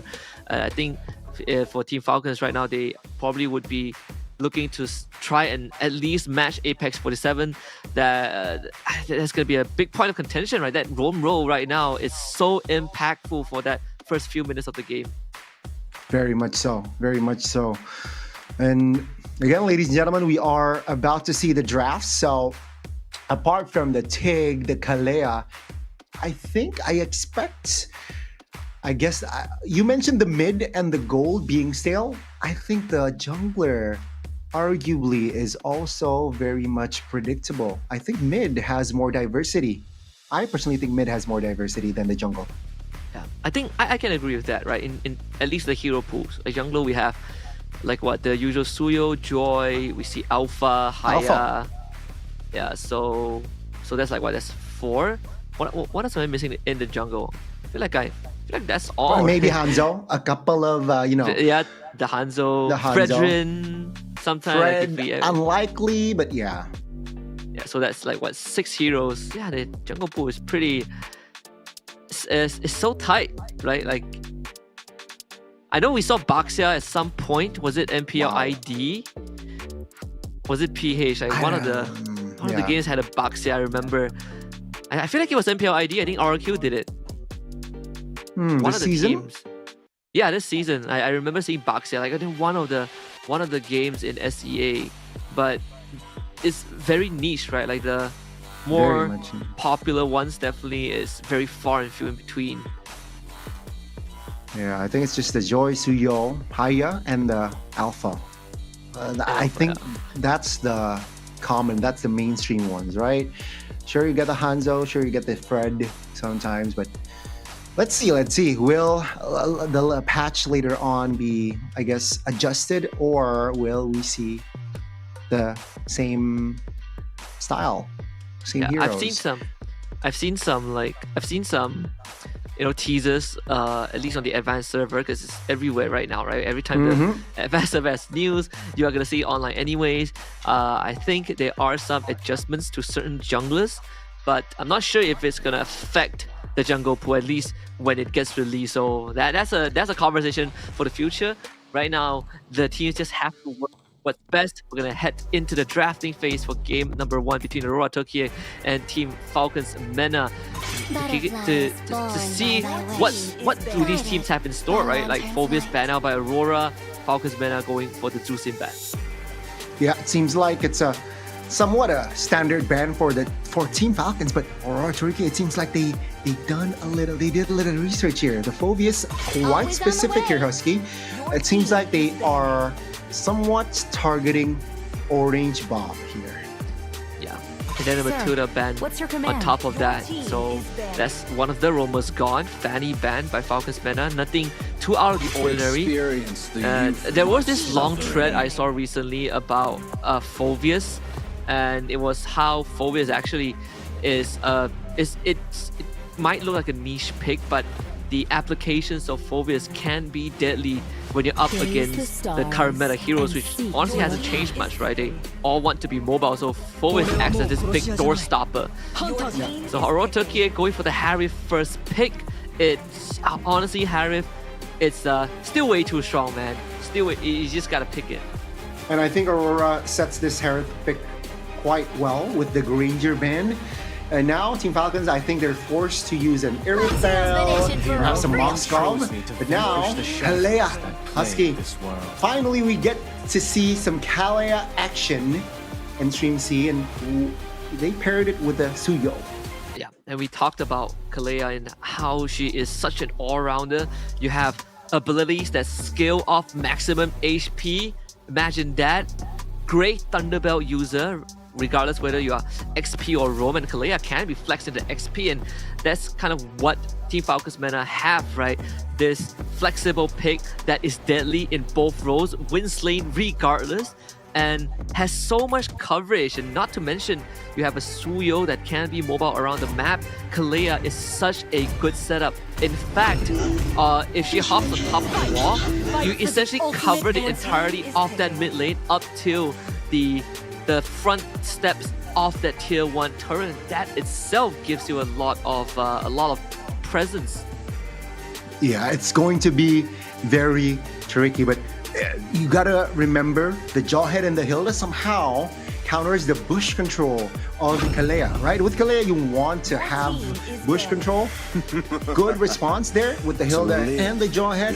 But Team Falcons meta, it seems like they want more kite potential here with the Faramis pick. Is this wise though? Against the Hereth, it's tough.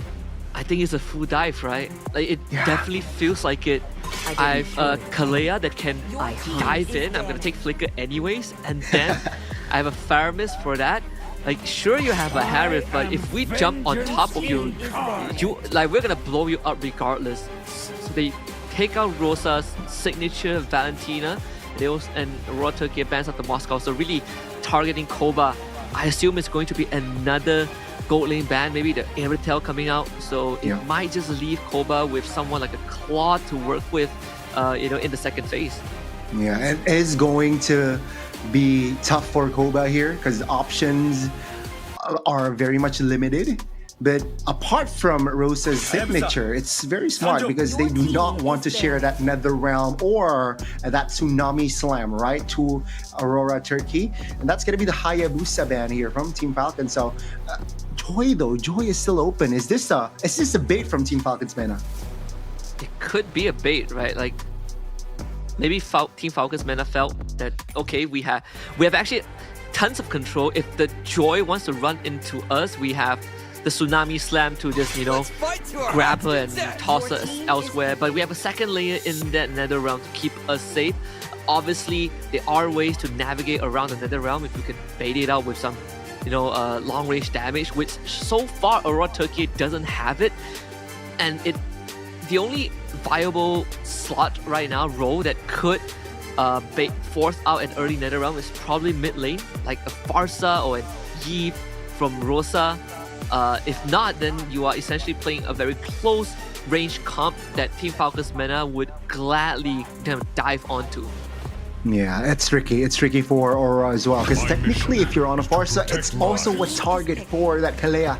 Now, they added another hero that is very much tanky, and that's going to be the Hylos. If he brings the Revitalize, it's going to be a very durable composition here from the side of a Team Falcons, right? You got the Revitalized Hylos, Faramis Nether Realm, and honestly, Kalea, if not rocking the Flicker, can also act as a support. Can also bring the Revitalize. I agree.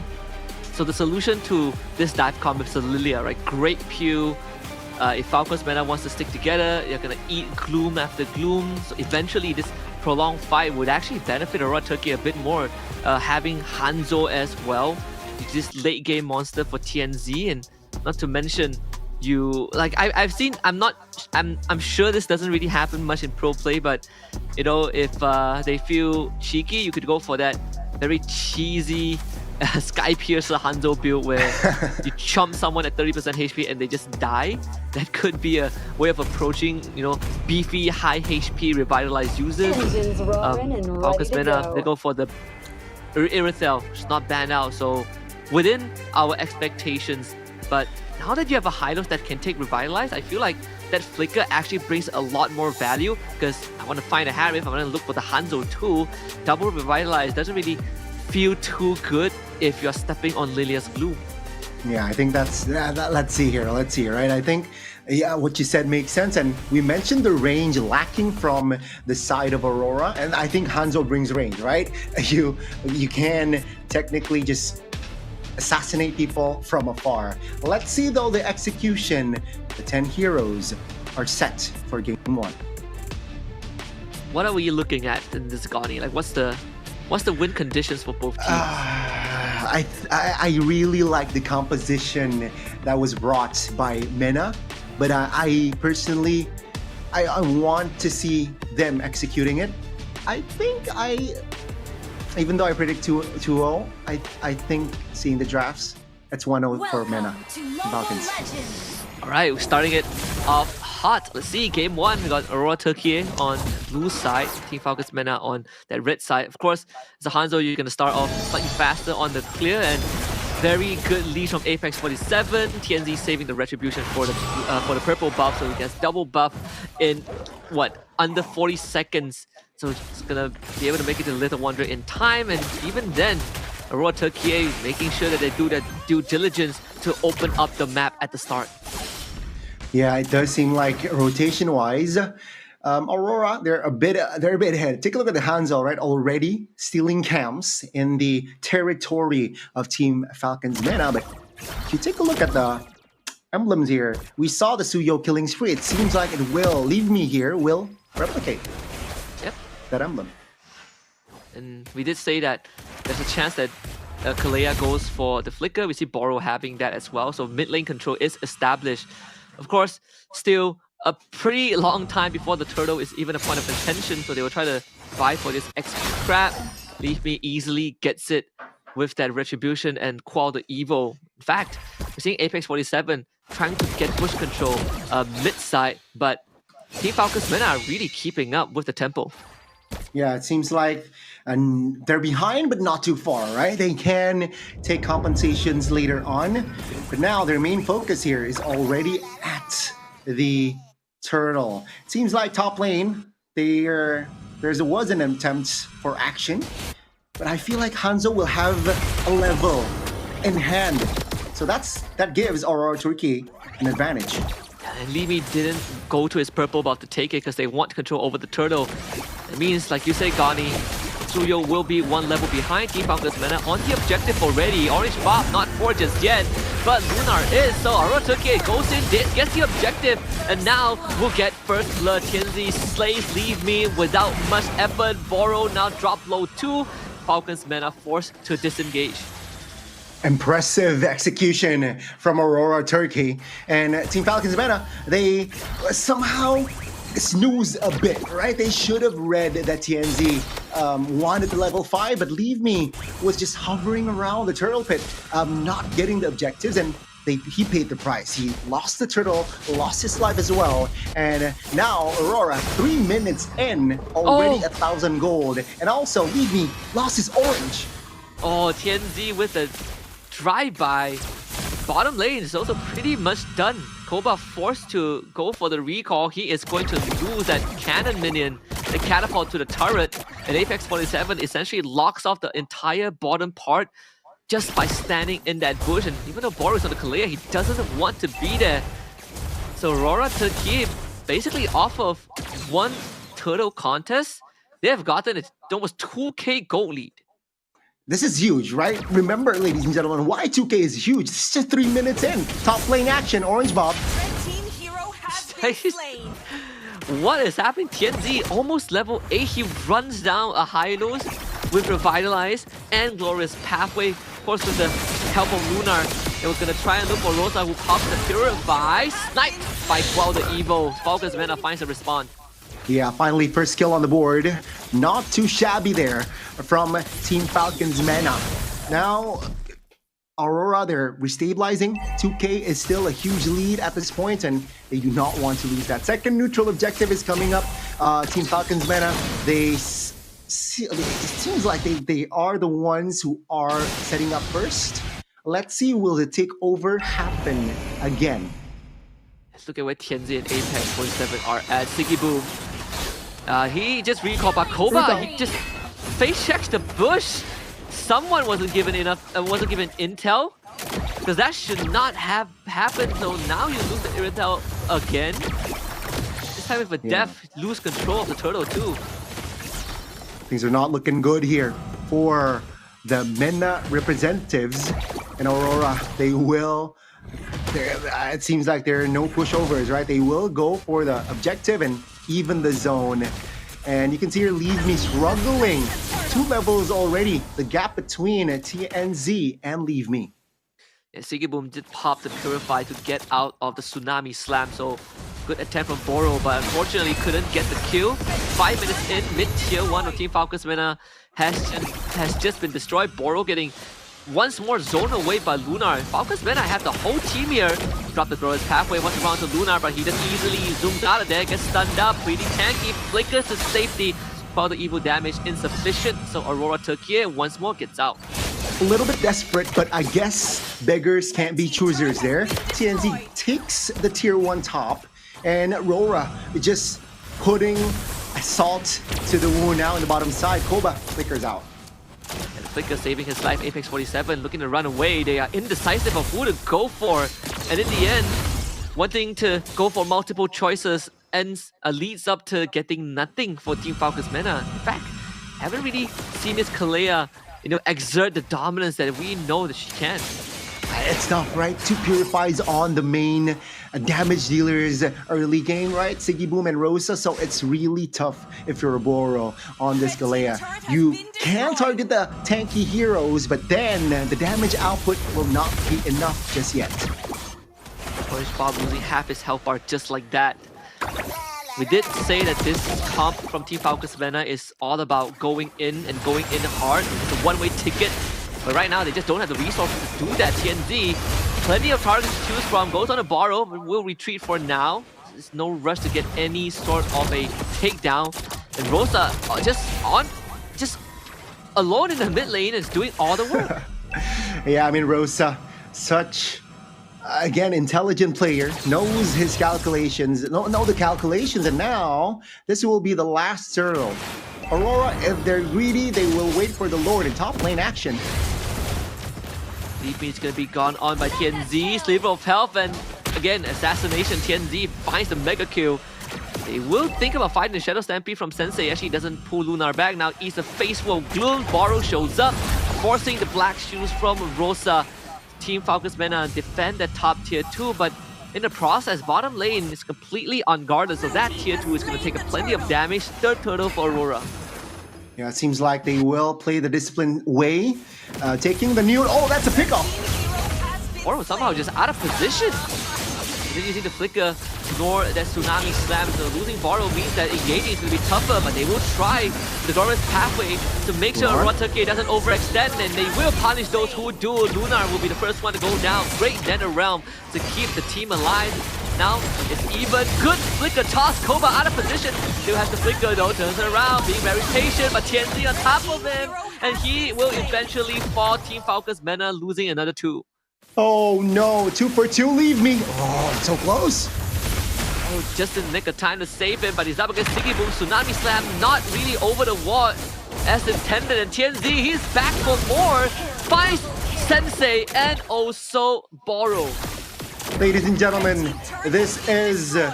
I think it's too much to handle. 8 minutes in, 7,000 gold lead already in hand for Aurora Turkey. And things are not looking good here for Team Falcons, and this is just pure domination 8 minutes in. You did call the Hanzo pick, right? We said that Joy might be challenged a little bit just because of the amount of crowd control that Falcons Mena has, but Hanzo is a completely different story. You, as Borrow, as a Kalea, I don't really want to Tsunami Slam the Hanzo if it's not his real body. You can see the complications.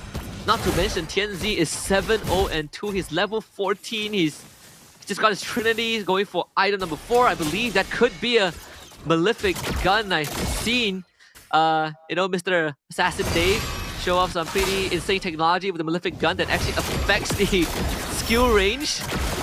that could be something that they look for. See Halberd is a choice as well, and Engage that takes out Rosa. That is what Team Falcons Mena wanted from the beginning. 3 huge kills and a 3k goal swing. Oh, bang, bang, bang, Team Falcons Mena. Hey, don't underestimate us. Koba finds an important double, and now somehow they have the advantage for that lore take. Apex though. Oh, Apex wants to look for Koba. That's a flicker already. Siggy Boom wants to take on the entirety of Team Falcons Mena, but I don't think that's a wise choice. Siggy Boom, not even a shot. And that is a complete turnaround, a close to 6k goal swing off of one sequence, Gani. Oh, Team Falcons Mena showing up in the mid game. It was a one-sided early game, but Team Falcons Mena showed up. And now, take a look at the goal here. Koba not too far behind. Yeah. And that's exactly what we talk about this team comp from Team Falcons Mena, the rundown. If they get it done right, it literally feels unstoppable. They just completely bulldoze through Aurora Turkey. Of course, TNZ did chip away at the HP of Team Falcons Mena, but not enough. Like, I feel like just now, Aurora should have just given the Lord away and played defense. Because with Siggy Boom going down, it's a bigger goal swing and now a concealed play. Orange Bob, very early net around Mimi, doesn't get saved by that ult. And now TNZ has an angle from the side, and that's the collection. Aurora Turkey basically separating the battle lines, and Falcons Mena loses 4 in the blink of an eye. Oh no, a minute ago they were on the offense, but now Aurora turned the tides. Sensei alone, he has to defend for 10 seconds, which leave me and Bora will be there, but yeah, that nullifies the pressure from Team Falcons, right? Aurora Turkey, what a recovery. I think, you know, if Team Falcons Man needs to understand that the comp works best when they're able to play together, but not when you are underneath a turret. I feel like the turret was a big deterrent, right? They couldn't really do the full rundown, and not to mention Apex 47 isolated Leave Me was in no shape or even prepared to fight. I would say Falcons Mena did get the tier 2 top. They had a big fat minion wave, Lord Empower minion wave just now, which eventually was cleared out by Siggy Boom. But still, 4.4k gold lead for Aurora Turkey. A lot more manageable than things were a few minutes ago. Yeah, still in favor of Aurora, and here's the catch, right? Holy Crystal, Siggy Boom. That's going to be a problem for Team Falcons, right? Let's see though, the MR, only Athena for Hylos. And that's not a good sign, and Siggy Boom can definitely just practically right now can 1v5, 2v5 Team Falcons, no problem. Yeah. Aurora Turkey going for split push. Here comes Borrow. They need a target. Purify out. Rosa out of position. Oh, no. And the same cache in the same location 2 minutes ago resulted in a kill onto Rosa. That is what Team Falcons needed. TNZ though. Couldn't find Koba. They did get the turtle back onto Orange Bob. Sensei, Nether Realm. Very well timed. Getting Orange Bob out of the way. Leave Me will try to move on forward, but Luna disengages. Do they want more? Sensei flickers forward, finds the pull to Luna, and Luna will flicker to safety. Leave Me misses the Blaze Surge, re-engaged by TNZ, but doesn't have the health pool to work with. Team Falcons Mena now looks to Lord, and this is going to make or break the game. Good. Tsunami Slam finds Luna. They did lose Orange Bob. The knockout of the Siggy Boom. Lord helps out Koba, but Koba will go down. Unfortunately, Luna is still alive. Moro realizes his whole team is dead. Will take Apex 47 out, but TNZ finds a triple kill. The calculations from Aurora Turkey seems like it's a bit too much. Now Sensei, he defended a while ago, but can he defend now? Nether Realm just got back up. Might have to sacrifice the mid inhibitor, but now he's popped the Nether Realm just to buy a bit of time. 2 more seconds for Orange Bob to come back. Sensei will go down. 20 for him. Aurora Turkey, they did get the mid inhibitor, but no Lord for either team. So Team Falcons Men are still in it. Wow, Sensei, round 2. Great defense, right? It seems like he bought enough time, made the important clear as well, though lost the base turret. But regardless, Team Falcons, they are now back in shape. It's a 5v5. Sensei has the passive, so his death timer isn't too bad. The next death is definitely going to be longer, so he needs some time to get his passive back up and running. Apex 47 is concealed, makes it to the bush. Falcons Mena needs to be aware of that. That has been their undoing for majority of the game, which is just the bush control. Lord now being sieged by Aurora Turkey. Team Falcons Mena, if they want to make a move right now, it has to be quick. Aurora Turkey will pull back. TNZ is not yet shown. So that is what is creeping in the minds of Team Falcons Mena. Where is TNZ? And there you go, TNZ shows. They're going to try and just stop him. Orange, Bob and Boro doing majority of the work. Mid lane will have to be cleared out, and Aurora Turkey now pushing the envelope a little bit. The fact that Orange Bob is down to less than half health, and Rosa just standing in front. Team Falcons Mena to try and make a quick move. But Tsunami Slam purified by Rosa once more. A desperation fight. They found Koba on the side. Apex 47 with the catch. And that's 3 dead on Team Falcons Mena. Sensei trying to hold on, but with the battle line separated, that NetherRealm did almost nothing. Lord will be secured by Aurora Turkey for sure. And you can see contingency plans for Team Falcons Mena. As Sensei goes down, Libby clears out the mid wave. They just need to buy time. Oh no, oh no. Aurora Turkey finds the opening and finds the ending of that fight perfectly well. Now they got the Lord. They have 5 men, and Team Falcons Mena, they have defended twice technically, but can they defend the third? Or is it 1, 2, 3, strike 3, you're out? The last Lord before it gets fully empowered. TNZ do first cheeky plays. Boro looking for a target. Tsunami Slam grabs Rosa. Rosa black to force out Boro. Save on the NetherRealm again. The timing just right, but Limi has already gone down. They trade Apex 47 in return. Rosa can't run away. Taken down by the ring of punishment from Orange Bob, and Team Falcons Mena once more mount the defense of a lifetime at the cost of the entire base. What a defense from Team Falcons.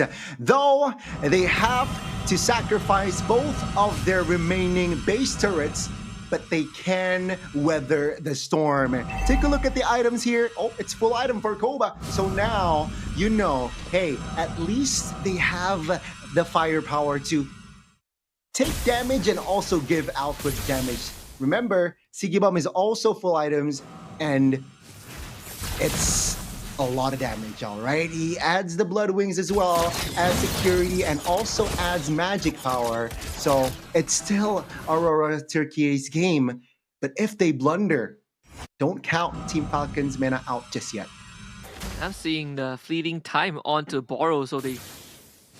No, it would have been effective if they weren't that far behind earlier on, but still. Koba sitting on a Legion Sword, probably a Ballistic Gun coming up next. Again, Rosa gonna get caught stunned up. Can he get out? Cannot. Rosa is dead! Didn't even get to use the Black Shoes. Falcons Mena once more with the catch. That's a slight that's not a slight miscalculation. That is a lot of miscalculation there by Rosa.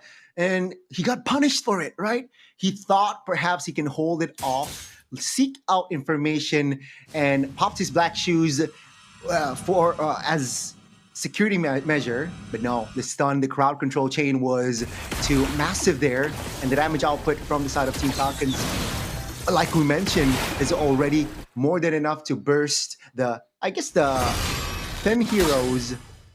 More than enough. Oh yeah, even to the Purify too.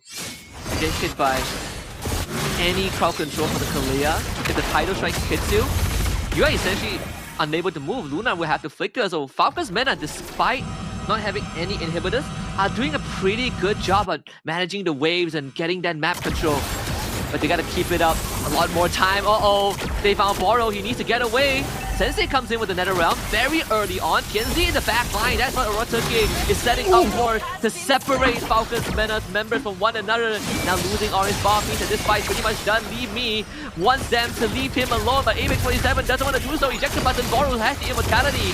Will expend it for now. Gets Ghana again, trying to jump away. TNZ to the back. Koba needs to survive, but Sigiboom finds the angle to go in, and without any resistance, Sigiboom finds the double kill, and Aurora Turkey, 19 minutes in, have finally cracked Team Falcons Mena and broken the game apart. Crystal is the only thing standing in their way, but they want to pat that KD before taking game number 1.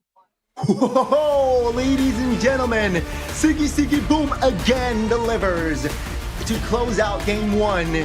What an important fight there for Aurora and Team Falcons. They weren't able to find the right angles and they got punished. 1-0, Team Falcons Mena. Unfortunately for them, they lose this one. I think it's just a bit of, unforced miscalculation, right? Like, Team Falcons Mena had such a good window to make that comeback. We saw that big catch in that top jungle that translated into a Lord. And then they overstayed their welcome. They felt way too powerful in their own head, and it completely flipped the tables around in under 2 minutes. Still, very impressive showing for Team Falcons Mena, and I believe it's something that they could definitely work on. Like, they had a good idea for the draft, they had a good idea for the gameplay, and now it's just figuring out what to do in these high tension moments, which Aurora Turkey were a lot more composed.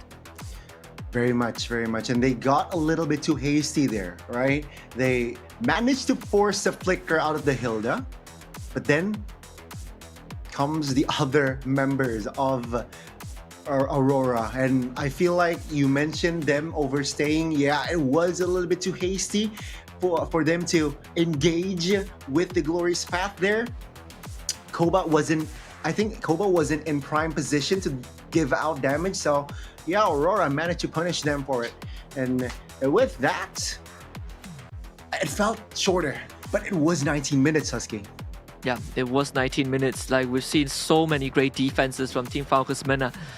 I would say, when you look at the statistics, in terms of objectives secured, it's not even remotely close. Just look at the buffs, dude. 14 orange, 13 purple for TNZ alone. He's like, almost triple the amount of buffs that Leamy got for himself. It was a one-sided game for that early, arguably too mid.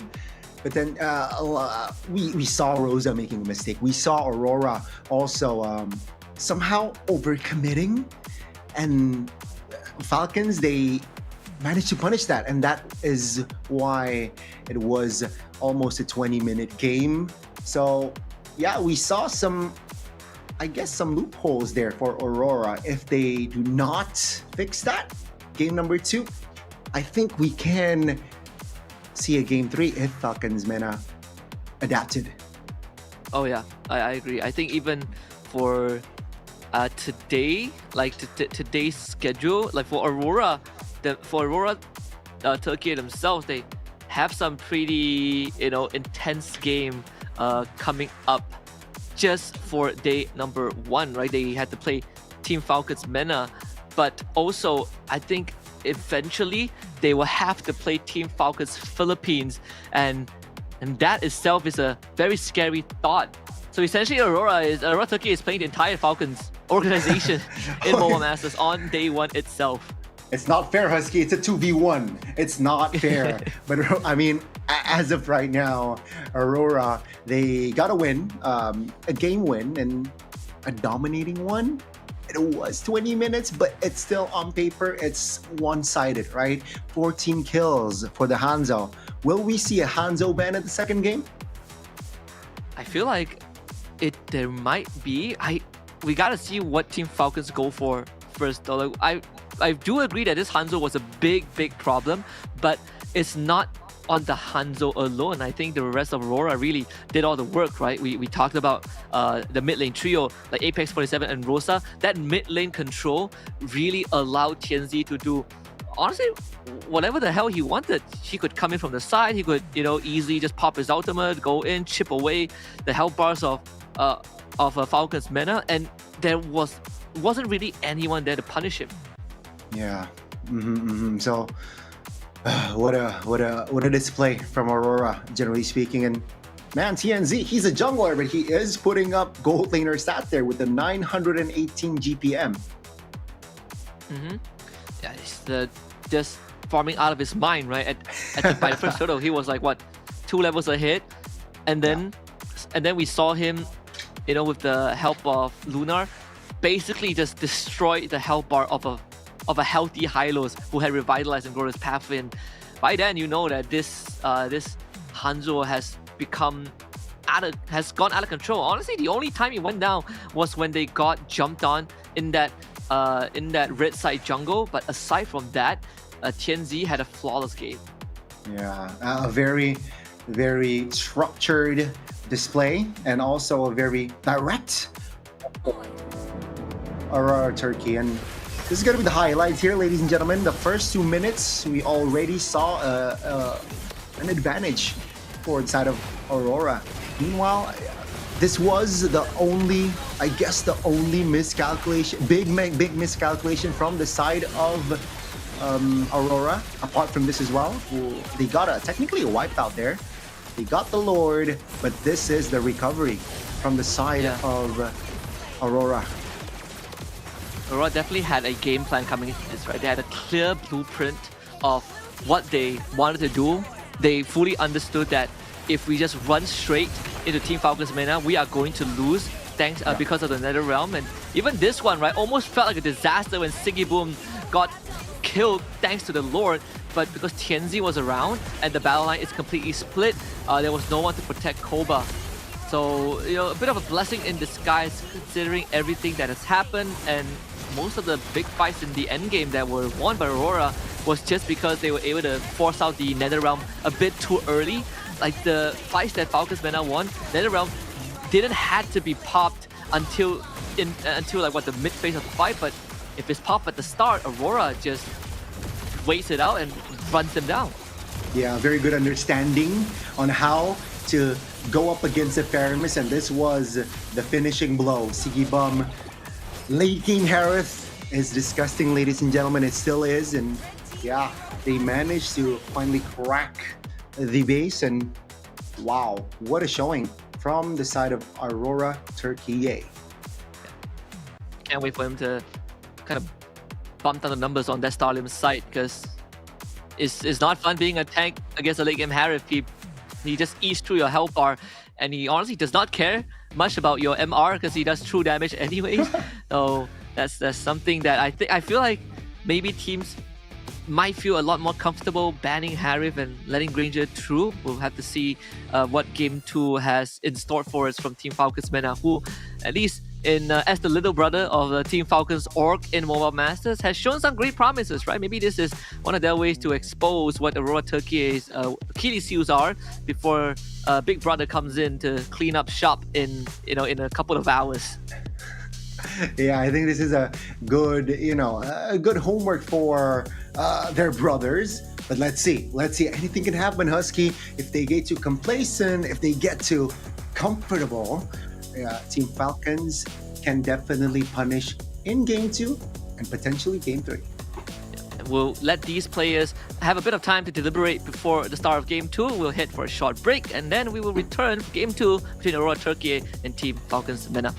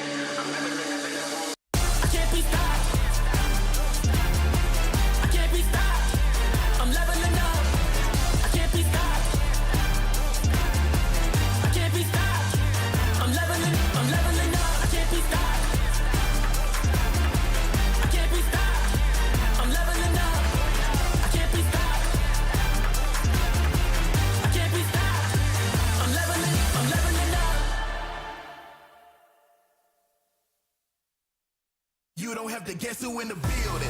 One of the realest. Never catch me slacking. I was born, that's the illest. They call me a champion. I got there with a win. I'm around free walking. I am 1 in a million. Guess who in the building? One of the realest. Never catch me slacking. I was born, that's the illest. They call me a champion. I got there with a win. I'm around free walking. I am 1 in a million. Yeah. I am back in the place. Don't have to guess who in the building, cause I'm back in your face. Ready for anybody coming. I am here on my toes. Never was settled for defeat, cause I'm raising the stakes. Yeah. And I'm not coming to play. I got my game face on and I'm ready to shake. You see my name will be known everywhere in the world, cause I'm a king at his throne and I never will break. Hey, one of the chosen. Going that's the illest, watch me kill it like a supposed to. Never catch me slipping on my pippin', I'm the coldest. The best I ever do it, I'ma show you how I know it. Notice, I am on my way. I'm here to handle business, I ain't come here to play. I see they in their feelings, I don't care what they say. I am 1 in a million. You don't have to guess who in the building. One of the realest. Welcome back, folks, to the Snapdragon Pro Series Mobile Masters Group Stage Day 1 for MLBB. You guys are tuning in to Stream C with me, Husky, and Gani as we get ready for Game 2 between Aurora Turkey and Team Falcons MENA after a long 19-minute game 1. Aurora Turkey came out on top, but I'm looking forward to see what Team Falcons MENA have for Game 2. Man, I did not expect the drop the beat outcome, of the flash. knowing that the first 5 minutes, it was already 3K goal. But then, they managed to prolong the game to 19 minutes. So, it shows that Team Falcons, you can't really count them out, even though they were massively behind. They even managed a 6K goal swing, and honestly, both teams made blunders, but for Team Falcons MENA, they definitely were, one step behind Aurora Turkey for the majority of the time, which led to their eventual defeat. But the bans for Game 2 are so much more different, right? We're seeing that Joy, Loi getting banned out. Of course, Fanny, Matilda, and Zusin still on the board, still on that list of getting banned. Kalea now is a point of consideration, but for Aurora Turkey, who has convincingly beaten the Kalea in Game 1, they might just let Falcons MENA take it again. Okay, let's see, right? I think if Team Falcons MENA let this Kalea go, will Aurora pick it up and then show up? I am not the only one. Will Team Falcons MENA now somehow or later along the line, I think down the line, will they pick up the Hanzo themselves? Just to deny and also bring us power, but it will still be the Kalea. Still go for the Kalea as we kind of predicted. Though we've seen some great solutions, right? Like this Harif is going to go through again, Harif and Suyo. So big power picks for Aurora Turkey. Siggy Boom's Harif was already a massive headache, but now they essentially just got a free trade with the Suyo because Falcons MENA really wanted Kalea, and they themselves also banned out Joy. So now we're going down the list of available junglers. Alpha, Hanzo, Fredrin is one of it, but I don't think against this it's going to be worth it. So maybe a Hanzo pick? Yeah, that's the thing, right? If you pick up the Hanzo here, it's still too early. There are counters to it. There are heroes that will make the Hanzo's life hard. So Team Falcons MENA, they're in a bit of a pickle. Instead, they will opt for that Alpha. It's more stable. It's more, it's just more stable. And alongside that, they will pick up the Moskov. So a different play style here. We are seeing a different comp from Team Falcons for Game 2. Does give them more side lane presence, which was something that they didn't have in Game 1, especially up against, the Tianzi's Hanzo. But with the Moskov, you can be on the other side of the map, most of the time, like what we saw in Game 1 between Papra Supermassive and Influencer Race, you always have a Moskov on that side lane, especially the long lane when you want to contest Lord. Aurora Turkey right now, they can still go for that Jawhead. Yeah. Same thing, that's one of the ways to deal with the Kalea, but even better, the Alpha as well, right? You don't want to be separated. I can catch up to Moskov with the Unstoppable Force if an opportunity presents itself. Yeah, Apex 47 played a mean Jawhead earlier, and it seems like he is, he's hot with that Jawhead, right? So he doesn't mind a round 2. on that Jawhead second phase, I feel like Aurora should target the mid here, right? They have the first pick for that second phase, so they definitely can put pressure on towards Sensei here. Everlasting. Banning out the Sicilian first. We don't want that nasty late game raid boss. If this game goes another 19 minutes, that Sicilian will really start to hurt. Probably one of the few heroes that can blow up the Harif like how Harry blows up people. Yeah, true. A very good ban there. It will be annoying going up against a Moskov and a Sicilian late game, like you mentioned earlier. And with the Hilda ban, okay. I don't mind it. I don't mind the Hilda ban because we saw with the Jawhead X Hilda earlier. It was nasty. It was too much map presence that even the Kalea herself cannot cover. I do wonder if Falcons Mena is going to consider a Badang. Doesn't seem too bad of an option, right? Like you have decent catch, you have so much chain crowd control. Obviously against a Harif with Purify it wouldn't matter as much, but it does open up avenues to deal with someone like a Jawhead who wants to be in your face. Well, I guess Badang is not coming out. Aurora Turkey heard that. Yeah, I think Aurora, they caught the stream a little too early there, Husky. And yeah, Husky mentioned the Badang, so let's ban it out now. Team Falcons Mena. Will they commit to another potential EXP ban, or will they shake things up with a mid ban here? But then, it backfired because Sensei has yet to pick up his own hero. Will we see a Lunox here? I think Lunox is playable for Falcons Mena here. Oh, a Lunox mid. Yeah. Maybe. Hope will find a way. Your Even let's see, they better Vex first. I mean, Aurora isn't too bad, I guess. They do need a second layer of crowd control to work with the Kalea. I think that's for sure. Falcons Mena don't really have much crowd control. At least from that mage perspective, right? They don't really have the best wave clear aside from the Moskov. You could keep Rosa's hero for last, I think. Yeah. Or do you want Dunar's hero? Okay. Okay, so they do take the Valentina first. Of course, comfort and flexibility. Anticipating a Lucas pick as well, right? In that EXP, a very good pick, solid pick there. Signature, anticipating pick as well.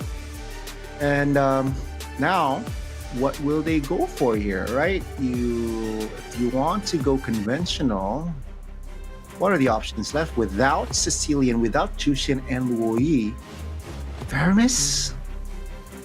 I guess so. They want to gamble their Vermis? Do they want to gamble with damage?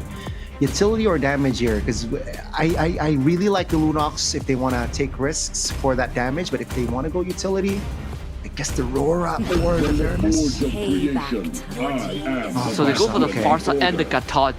They triple down on it. Yeah, overload, I guess. Overload Rosa's Valentina. Give way too many choices for the IMU and see what gets picked from the roulette.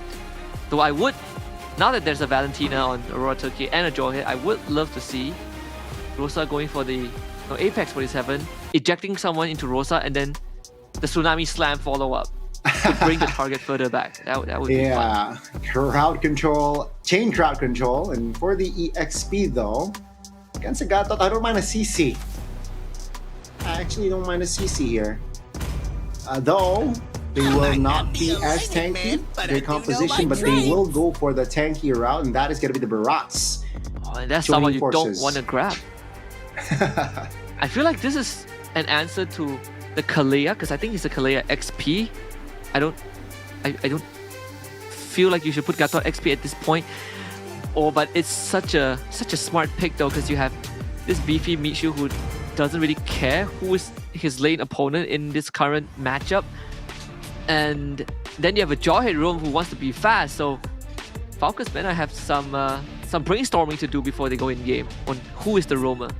Yeah, it's going to be tough, right? It is going to be tough. I guess executing it now with the Barats, the Jawhead, and the Valentina. Who is the right target here? Sure, of course, the gold lane, but Valentina is somehow hard to catch. Yeah. You could easily run a Purify, and now Valentina becomes just like another Harry if you feel it very hard to jump onto her. See, game number 2, we got Team Falcons Mena on blue side, Aurora Turkey on the red side. This time with Alejandro, the jungle clear speed should be almost the same. Of course, the Yimi getting a bit of help early on. We saw how Apex 47 did that fat leash for TNZ, and that's exactly what is happening. But Boro doing the same thing as well for Leaf. So both junglers getting a great head start. Yeah, it does seem like though Baro will still rock the Kalea, even though it was tough for him for that first game, but will it change now? It seems like they will quickly go and steal the camp here alongside Suyo also, so it's a fair trade. It's taking longer than it should be, so forced to use the retribution. Would have loved to save it if you are Leave Me. Boro honestly is, I think, the only that's first build already. Koba actually went down and even used his Purify, but yeah, Boro is the only hero, while Kalea is the only hero that can leash for the jungler at level 1 and not lose a single point of health bar, of health points. Yeah, I guess that the lack of information perhaps was Koba aware that TNZ's around hovering that area, and that was a very important first kill as well. Onto the golden bottom side though. Trying to punish Lunar, will get it. Good response from Team Falcons Mena, and Boro taking out space in the bush.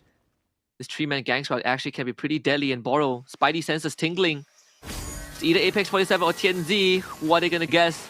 They ended up finding Apex 47, missing the taunt though. So no kills there, but at least it does give Falcons Mena some control. TNZ going aggressive. That's a pure Alpha connecting. 1v1 TNZ. I think he got the camp, so he hits level 5. Once more, level advantage to go for the turtle if Team Falcons Mena decides to compete for it. Aurora Turkey will have that level advantage just like last game. Lunar also 4, so Daytona's welcome is an option. Still setting up though. It seems like Aurora, they will take over the taunt. What's the target they want to go for? They went for 2 separate targets. Both Apex 47 and Luna are chipped down. Rosa steals the feather airstrike. A toss back on the orange bomb, who is still surviving. He is so durable. Daytona's welcome with the gobble up, but it really doesn't matter. And now they find the title strike. TNZ forced away Sensei on the chase, forcing the rest of Aurora Turkey to back off. And Falcons Mena wins their first early game fight and takes the turtle. Wow, different story here, ladies and gentlemen, for game 2. Team Falcons Mena, they were the ones who were more decisive, right? Aurora, they kind of forced that fight, right? TNZ was not in position. Koba though, he did.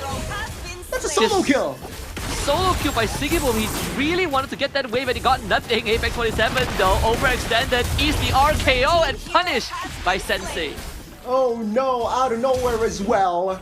Under the turret. A slight miscalculation there from Apex. Turkey, Aurora Turkey, they are actually getting outplayed here, despite them winning on economy. Some unforced errors here and there. Leave Me finding TNZ, crowd control to oblivion, and Leave Me finds that kill. Another kill for Team Falcons there, and now the gold lead has shifted. Now they are filling up 5 members in the mid. Apex 47. Forced to back off. You don't really have the luxury like game 1, especially without the support of a Hilda, right? Boras doesn't do exactly the same thing as that Hilda, so the pace does slow down a little bit, and that pressure spills over to Sigiboom. The rest of Aurora Turkey need to defend him. They found Lunar again. He's being brought back. SOD gets still stolen for the edge, right? And still they lost Lunar. Rosa trying to help Mimi, wants to get away, terrified. Gets clipped by the synchro fission by Sigiboom. So it's a 1-for-1 trade. Sigiboom still once more, but won't be able to find much. Boro gets away. Koba knocks him back. Yeah, good recovery from the side of Team Falcons. Sure, they got Lunar, but yeah, Leave Me, unfortunate. Right there, he got caught. Technically, it's a win for Aurora, and yeah, it's back to even game, I feel like. Koba needs to be careful here. He got solo killed earlier. He doesn't want another solo kill happening top lane. Oh yeah. I think right now, if you are Falcon's Mena, see if you can get that. Rosa is forced back, so he won't be part of the fight, which is good. Orange Bomb on the Sticky Boom already. Turtle down low. This one secured by TNZ. Rosa rejoins the fight. Daytona's welcome. He gets grabbed away, kidnapped once more. This dinosaur really sent back to the prehistoric era as he goes down. Aurora Turkey finds the objective but loses one. Yeah, not a fun game here for Lunar. 0-4-1 so far. Though TNZ, yeah, tight angle for that retribution, but he still got it. He still come to clutch with it.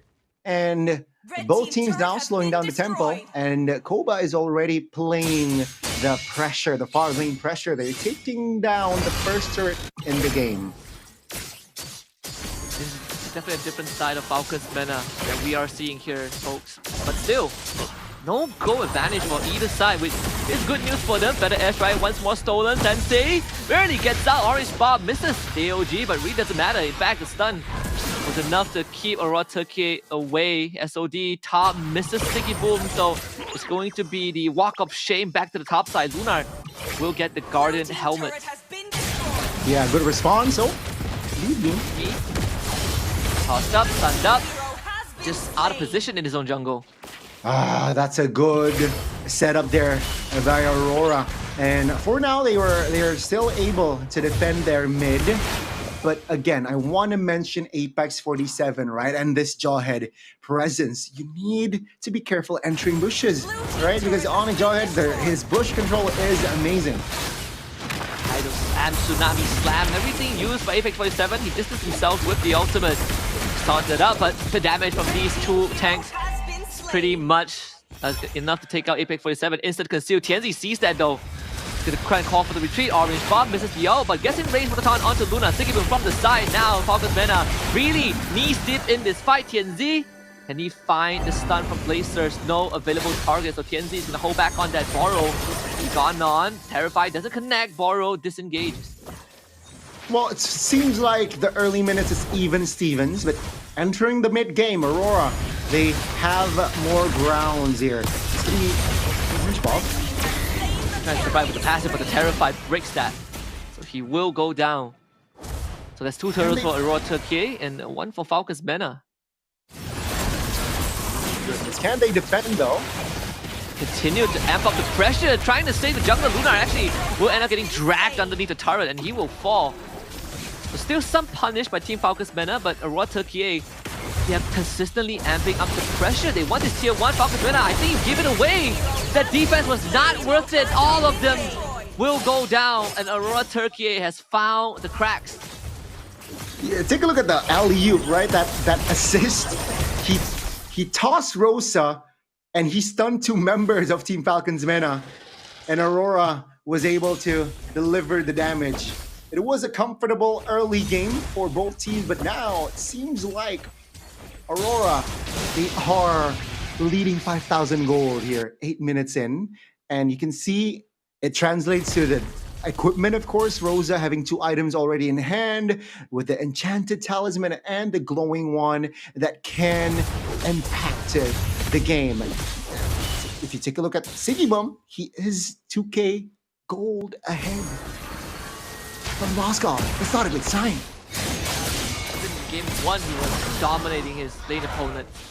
And just like that, Falcon's Mena have starting to be lost control of the game. They will try to Sticky Boom caught out, and that is an important kill. SOD connects. Is he gonna take it though? Seems like Koba will hold off on that thought.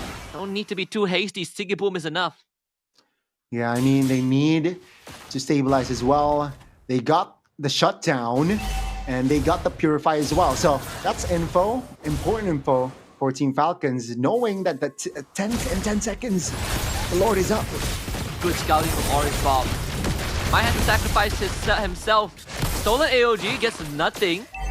Daytona's welcome eating Orange Bob. He's surviving longer than he should have been, and that allows the rest of Team Falcons Mena to join the fight. And now TNZ is caught, kidnapped by Borrow. and Falcons Mena getting the last laugh in that fight. The reinforcements come into clutch, and they got the jungler. Still want to fight, it's not over yet. Rosa in deep of it. Of course, Borrow will be separated from the rest of his team, trying to buy time, but Siggy Boom finds the opening again. Leave Me will go down as Siggy Boom pops off. Meanwhile, Borrow will be chased down by the rest of Aurora Turkiye. It is a scattered fight. Yeah, Borrow will go down in his own terms in the bottom side of the map there. But that will be 5v3 in the Lord for Aurora. And Siggy, ladies and gentlemen, he got the Holy Crystal. I think Falcons Mena just let this go.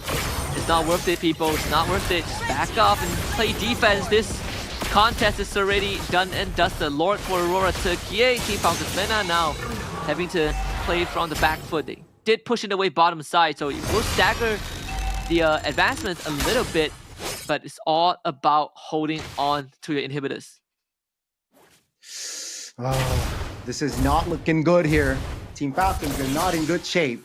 It was 5,000 gold though earlier on. Now it's 4. Will Aurora take more? Of course, they will take the turrets here. I think all the tier 2s should go down. Perhaps they will defend the mid, but the top and bot surely is a bye-bye for Team Falcons. And yeah, Aurora, they're taking it patiently here. Lord will be taken care of in the top side of the map. Well done, team. And Aurora, they will not be hasty for now. As long as they keep that inhibitor, it will be good. Once more, Siggy Boom gets jumped on. Purify, try to get away. They want to make sure that they confirm the kill, but Siggy Boom gets out still. Oh! The onslaught continues for Team Falcons Mena. The piercing damage from the Moskov is dead. They find a kidnap, Tsunami Slam, TNZ, Blaster to the back. Borrow, not able to kill him off, but Sensei will finish the job. Closer than it should be. Falcons Mena clutching it out in the end. Oh my goodness. What an exchange there in that mid. Now Aurora, though, they have enough firepower because Siggy Boom is still up and running. Tier 2 in the bottom side will go down, and they will defend that mid tier 2. So it is as predicted, and Aurora, they will not be greedy because, yeah, TNZ was their collateral.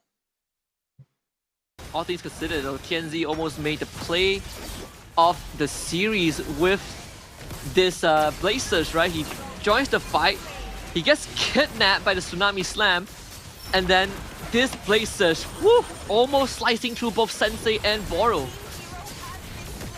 Yeah, what a read there, but oh, Sensei! He just got caught out of position. That's not good news at all. Borrow, he can't really withstand the damage of Siggy Boom, who is just dancing around him. Koba now needs help. Orange Bob will come in. Uh-oh. Simon Force runs out. Siggy Boom still gets away with his life. Dies to the passive of Koba. And Orange Bob, the only person left alive. Oh no, they can end. They have enough minions and 5 seconds for Sensei. Do they have enough time? Maybe not enough to end the game, but definitely enough to break an inhibitor. Orange Bob escaping was honestly blessing in disguise. Sensei back alive.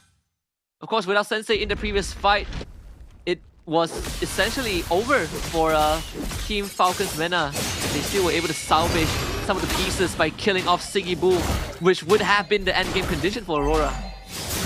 Yeah, and perhaps, ladies and gentlemen, you just tuned in. The early game, it was Aurora having, I guess it was more even, but in the mid game, it's Aurora.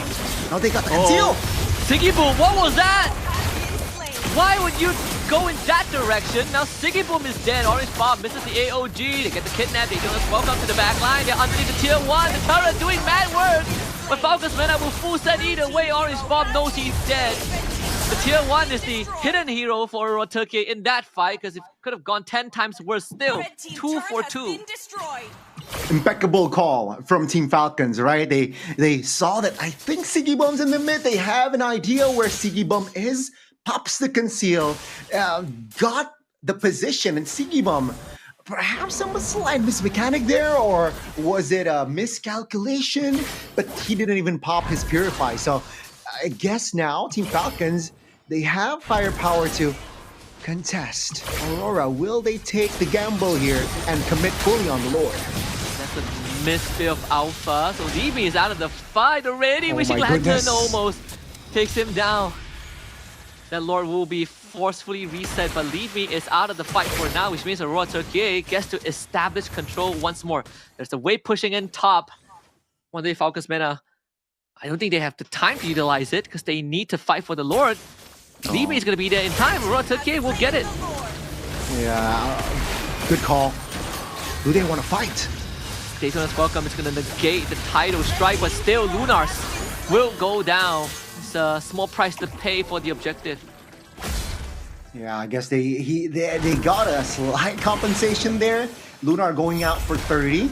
And let's see, how will this affect? I mean, the Lord will be up in a few seconds, and I guess Lunar will be joining in time. Team Falcons Mena, I mean, with Moscow, with Farsa, their clear is great. But remember, their mid is busted.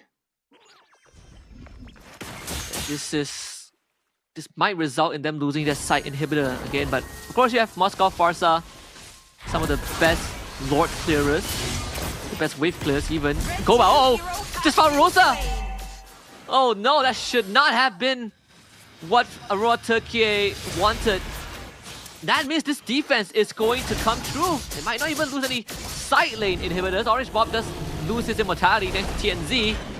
But Team Falcons Mena might have just saved their structures. What happened, Rosa? You overextended in game 1 on that Lilia. Again here on the Valentina. Sure, it's your first death. But let's see the recovery, right? Item check. Moskov is up and ready with the Rose Gold in hand as well. There might be miscalculations with the Rose Gold in hand. But on the other side, it's heritable items. And max one as well. And this conceal is very obvious. Boru is not going to find anyone. Only Lunar in his sight.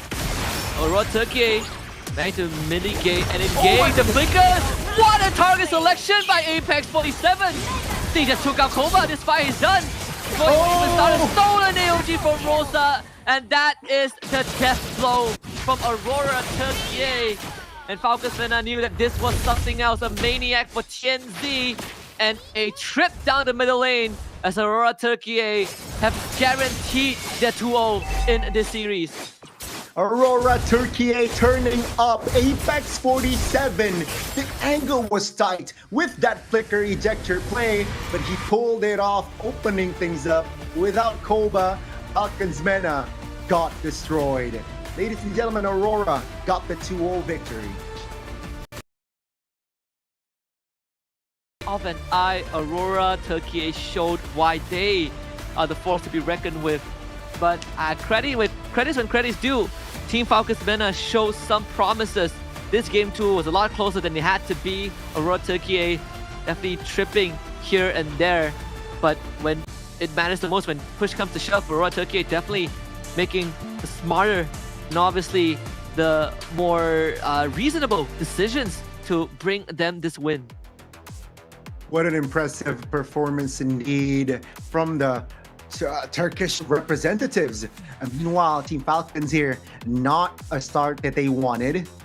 Regardless, you mentioned them showing promises. I agree though. Kalea 2 times being picked up, not delivering here, at least for Stream C.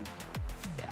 And I think once more we are seeing some of the minor, maybe the lapse of judgment. Maybe in Falcons Mena's head, that was kind of what they were used to playing, right? Just like game 1, they missed an engage and realized that that engage wasn't going to happen the way that they wanted it to, but they kept on going and allowed for that re-engage from Apex 47. And honestly, I don't think anyone would have seen that catch onto Koba coming through because he was the one who was keeping things afloat. Aurora Turkey, they really are something else coming into Mobile Masters. Yeah, impressive results indeed. But it was shorter if you compare it to game 1. Husky 17 minutes, but it's still a relatively long game, right? You saw again Aurora making slight mistakes here and there. It wasn't perfect game, but they were on paper the better team. Yeah, hence definitely. the result as well. I think this definitely didn't come as any surprise to most viewers out there. Aurora Turkey getting a 2-0 in the series. I personally, just initial predictions would have predicted this to be an even more dominating series for Aurora Turkey. But either way, this is definitely the first strike for Falcons Mena. And remember, this is a single round robin group stage, so every single BOG counts. Aurora Turkey putting 1 foot forward, and for Team Falcons Mena is 1 foot backwards. Yeah, and we gotta mention, of course, TNZ here.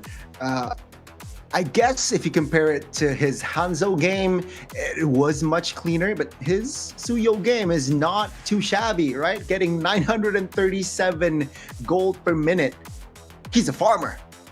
Yeah, he's a farmer. That and also Siggy Boom, both games on the Harith. When we hit that critical mass, when that Holy Crystal gets picked up, Siggy Boom becomes a one-man machine. Really, Falcons Mena, they actually had a better way to deal with Siggy Boom this game, and also off of Siggy Boom some of his unforced errors, but still, when he is left alone, he is just destructive. He really is. And again, an impressive attempt for Falcons Mena, but unfortunately it wasn't enough, right? I even from the drafts, right? Okay, for the first game you picked up the Kalea, you prioritized the Kalea. I would thought the second game would be different. Then they did the same. It wasn't really impactful per se, but again, special shout out to Siggy Boom. Again, Harith, not really a surprise. But I guess his positioning, his timing was just a little bit too much for Falcons Mena to handle.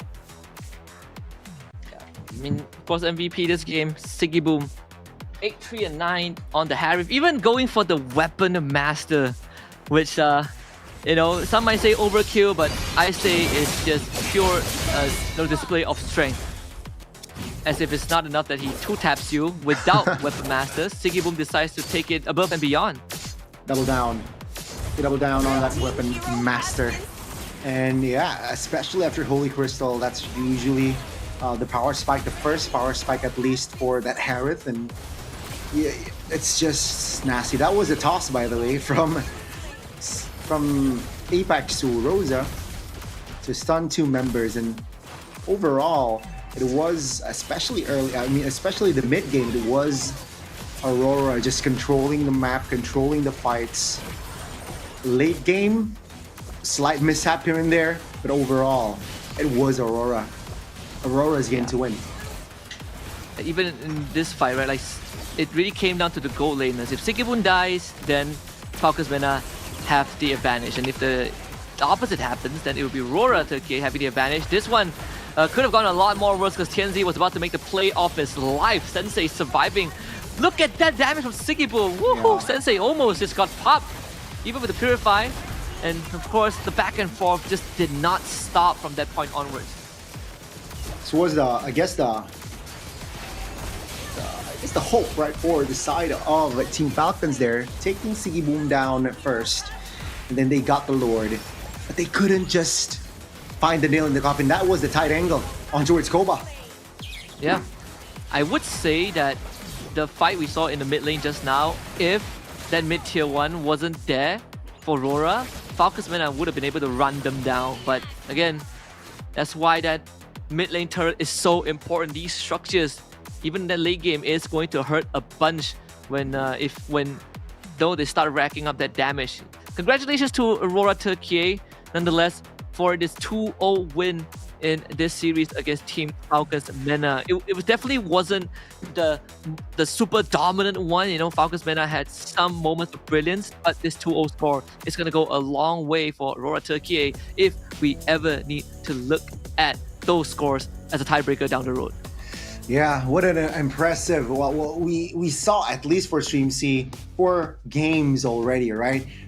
Same result, 2-0, 2-0. Now I wonder what the results for other streams are actually, Husky. Yeah, I wonder too. I've been trying to look them up, but hold on. Oh, Okay. Liquid ID got a reverse sweep onto BTR. So Liquid ID is with the 2-1. We got honestly, Onyx 2-0 over YBG. That one we already saw the update just now. So I do wonder what the second series is. It seems like it hasn't been updated yet, at least not on my end. Guess we'll find out in just a little bit. It's still ongoing. It is still ongoing, ladies and gentlemen. BTR losing. Mirko is probably unhappy currently. But yeah, Team Liquid, what a solid start then for the Cavalries. Yeah. But for Stream C at least, it's a 2-0, 2-0 direct victories here for two teams already. Yeah. And clear losses, right, for two teams as well. No points whatsoever just yet. So Onyx ID is up 1-0 on Team Falcons. Oh. They're currently in game 2. And Falcons is leading like 3K. So that's something. I believe that's on stream. Yeah, that's on stream A right now. What's the time duration? What's the time count? How long has the game gone on for? It's like 13 minutes in. Okay. 3K, down 3K, 13 minutes. I guess comebackable for Onyx, but solid. For those watching Stream C, if you guys want to check out the other games, we got 2 more streams going on. We got Stream A and B. Obviously, with our colleagues, if you like Mirko, then he's on Stream A. If you enjoy LaFell, he's on Stream B. We've got plenty of choices and way too much games for the time that we have. But we do have some time to chat with the XP laner of Aurora Turkey. Let's bring on Lunar onto the broadcast. Hello, hi Lunar. Congratulations on your 2-0. Congratulations over Team Falcons Mena. So far, how has Jakarta been treating you? How's the weather? How's the food? Is everything all right? I like Indonesia, but it's kind of hot. There's no weather. It's hot. Oh, it's hot. It really is hot, Lunar. But again, I want to say, first of all, congratulations to Aurora. Solid start. Did you expect the 2-0? Did you expect a long game, 17 minutes and 19 minutes? I mean, yeah, we kind of expected to win. It was kind of long game, but we won. We all know that we're gonna win. Very confident. Yeah, kind of like what we predicted from the start. Coming into this, but obviously there were some moments where you guys had minor hiccups, in both game 1 and 2. Do you sort of attribute that to, we sort of made a silly mistake, or do you feel like Falcons Mena also showed some great ideas to keep themselves in the game? I mean, we won everywhere. We just made silly mistakes, as you said. Little mistakes made game harder for us. Yeah, I think that can be repaired for the future. I do want to ask this though, Lunar. How confident are you in advancing to the next phase? It was our first match. We was kind of nervous, but we're fine now. We're ready for other match. We're waiting for it. Okay, so will you advance to the next phase? Are you confident being top 3? Yeah, at least. I mean, not really confident, but we think we can win. Okay, so that is a good start. I want to ask you this though, because you still got some games coming up. You just took out Team Falcons Mena. Coming up towards the end of the day, you're facing Big Brother Team Falcons PH. So how's everyone feeling about that one at that upcoming game? I mean, it's really tough opponent, but I think we can win against them. No, that's going to be one that everyone is looking forward to. Before we send you off, Lunar, final words for anyone out there that is, supporting Aurora Turkey as a whole. Thank you for everyone to supporting us. Keep supporting us. Right. Thank you very much, Lunar. Good luck for your upcoming games. Thank you. Bye, guys. Bye. Congratulations again. Bye. Wow. They have it. Okay, so yeah, Kami's gonna be. I mean, they have some time to take a bit of breather. For sure. Enjoy the scenery, taking the view. But we all know what looms, in the back of their minds, and I think Lunar also agreed. Right, coming up, it's gonna be Big Brother Falcons PH, former world champions. It's gonna be a different ball game, but it's good to know that even they have the confidence, knowing that they are going to win anyways, and it's more on brushing up, and patching up some of those little mistakes that they made in this previous series. Yeah, I guess their mindset going in is just take one game at a time, and they got their first series done 2-0, and later, let's think about it later, right? Just enjoy, cherish the moment a bit. But that was the first 2 matches, folks, for Stream C. We got 2 more. We're halfway there. We're halfway there. 2 more to go. And with that being said, Onyx ID against Falcons PH are going to a game 3. Ooh. So a lot more,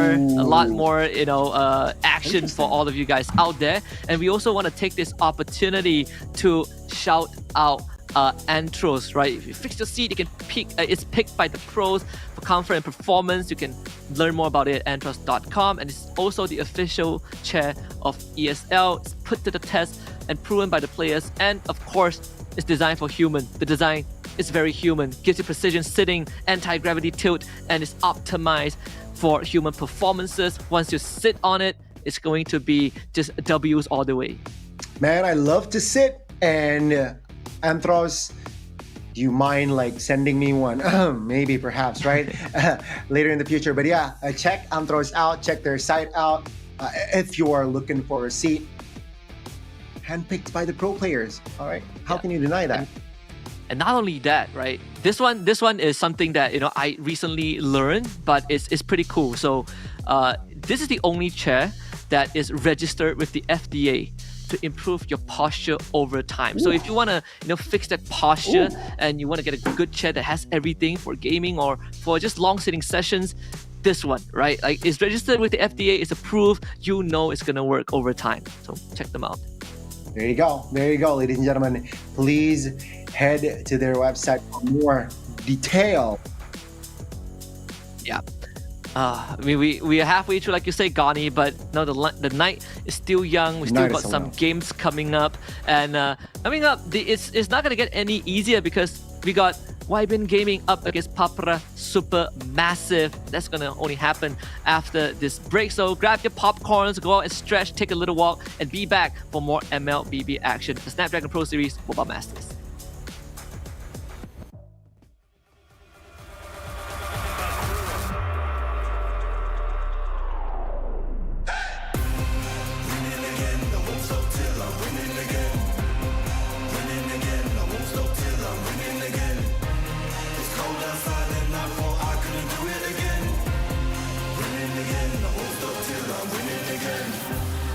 Rhyme like nursery, still my style, you will reimburse me. Plus 30, big hands and they're sturdy. I'm Drew the first, I'm back like anniversary.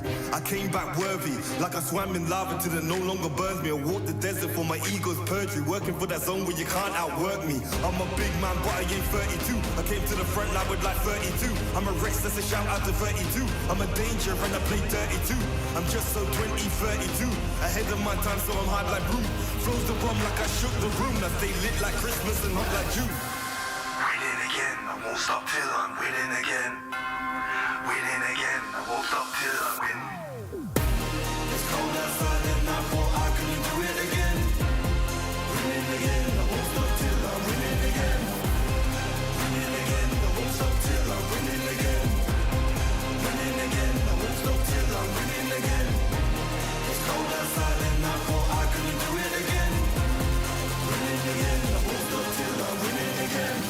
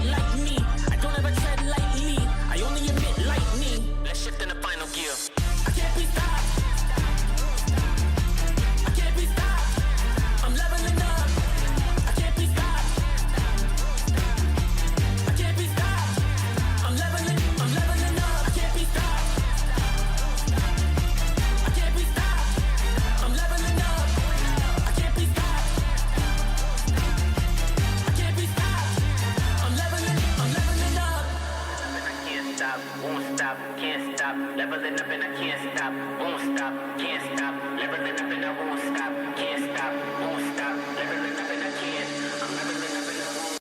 I can't be stopped. I can't be stopped.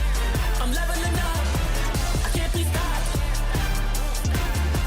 I can't be stopped. I'm leveling up. I can't be stopped. I can't be stopped. I'm leveling up. I can't be stopped. I can't be stopped. I'm leveling up. You don't have to guess who in the building. One of the realest. Never catch me slacking. I was born, that's the illest. They call me a champion. I got the will to win. I'm a rare breed walking. I am one in a million. Guess who in the building? One of the realest. Never catch me slacking. I was born, that's the illest. They call me a champion. I got the will to win. I'm a rare breed walking. I am one in a million. Yeah. I am back in the place. Don't have to guess who in the building, cause I'm back in your face. Ready for anybody coming. I am here on my toes. Never was settled for defeat, cause I'm raising the stakes. Yeah. And I'm not coming to play. I got my game face on and I'm ready to shake. You see, my name will be known everywhere in the world, cause I'm a king, getting strong, and I never will break. Hey. One of the chosen, going that's the illest. Watch me kill it like a supposed to. Never catch me slipping on my pippin'. I'm the coldest, the best I ever do it. I'ma show you how I know it. Notice, I am on my way. I'm here to handle business. I ain't come here to play. I see they in their feelings. I don't care what they say. I am one in a million. You don't have to guess who in the building. One of the realest. Never catch me slacking. I was born, that's the illest. They call me a champion. I got the will to win. I'm a rare breed walking. I am one in a million. Guess who in the building? One of the realest. Never catch me slacking. I was born, that's the illest. They call me a champion. I got the will to win. I'm a rare breed walking. I am one in a million. I'm a rare breed walking. I am one in a million. I'm a rare breed walking. I am one in a million. And I'm at it again. I'm a bad man walking around and tell all your friends. And whoever wanna test me, I am standing my ground. As they come closer, I am focused as I sprint with a grin. Yeah. Cause they know I'm a fool, and they know I'm that dude. I don't follow their rules, never bow to their principles, never choke when I move, never fold under pressure, never vouching to lose. Yeah. I am on my way. I'm here to handle business. I ain't come here to play. I see they in their feelings. I don't care what they say. Cause I'm one in a million. You don't have to guess who in the building. One of the realest. Never catch me slacking. I was born, that's the illest. They call me a champion. I got the will to win. I'm a rare breed walking. I am one in a million. Guess who in the building? One of the realest. Never catch me slacking. I was born, that's the illest. They call me a champion. I got the will to win. I'm a rare breed walking. I am one in a million.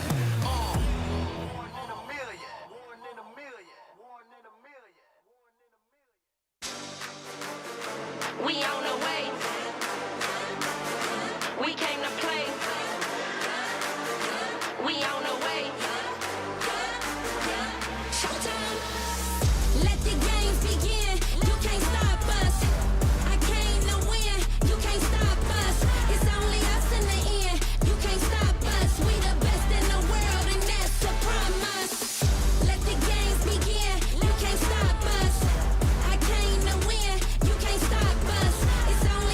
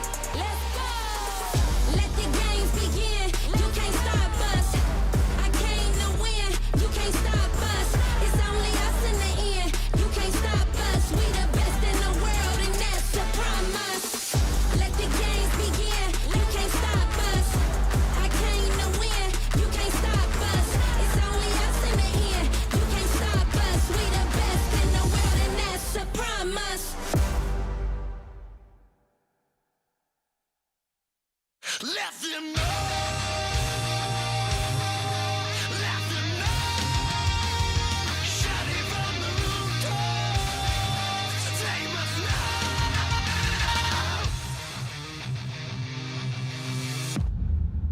Let them know of the weak and the weathered. Let them know. Let them flock to the flight of the feathered. Let them go. Let them know of the beauty you can see when your eyes are reborn green. Let them know of the majesty. Let them know. Let them know of the mountains you have climbed and the road you left behind. Let them know with your arms open wide. Let them know. Let them know. Shout it from the rooftops. They must know.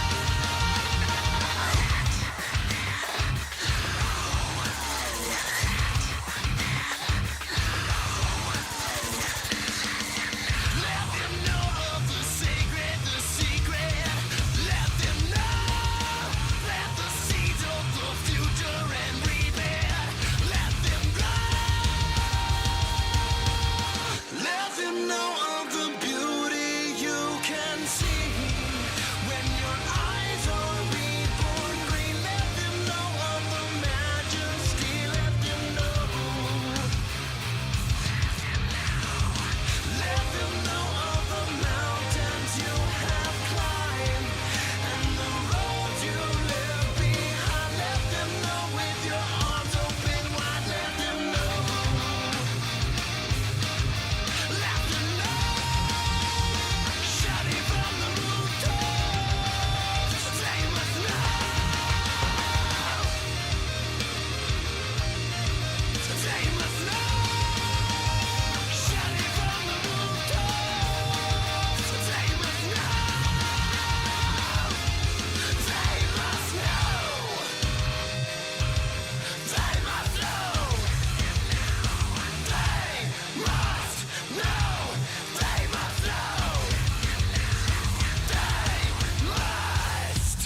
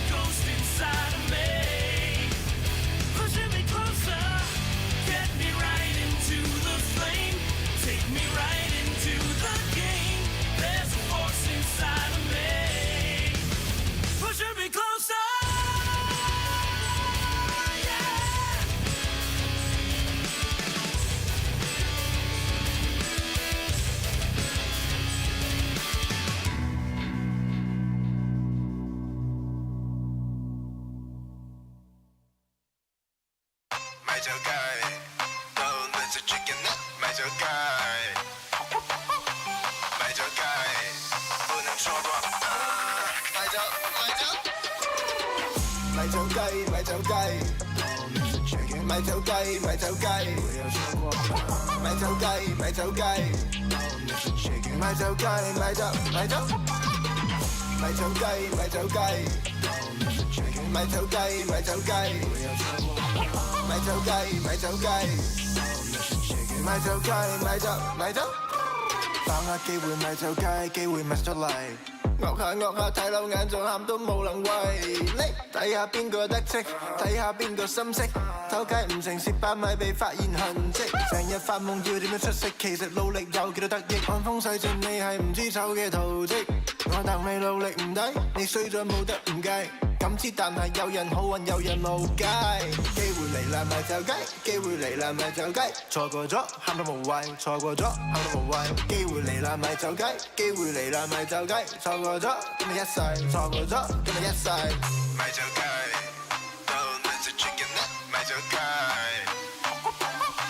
咪就雞，不能錯過，咪就雞，咪就雞。買就雞，買就雞，買就雞，買就雞，買就雞，買就買就，買就雞，買就雞，買就雞，買就雞，買就雞，買就雞，買就雞，買就買就。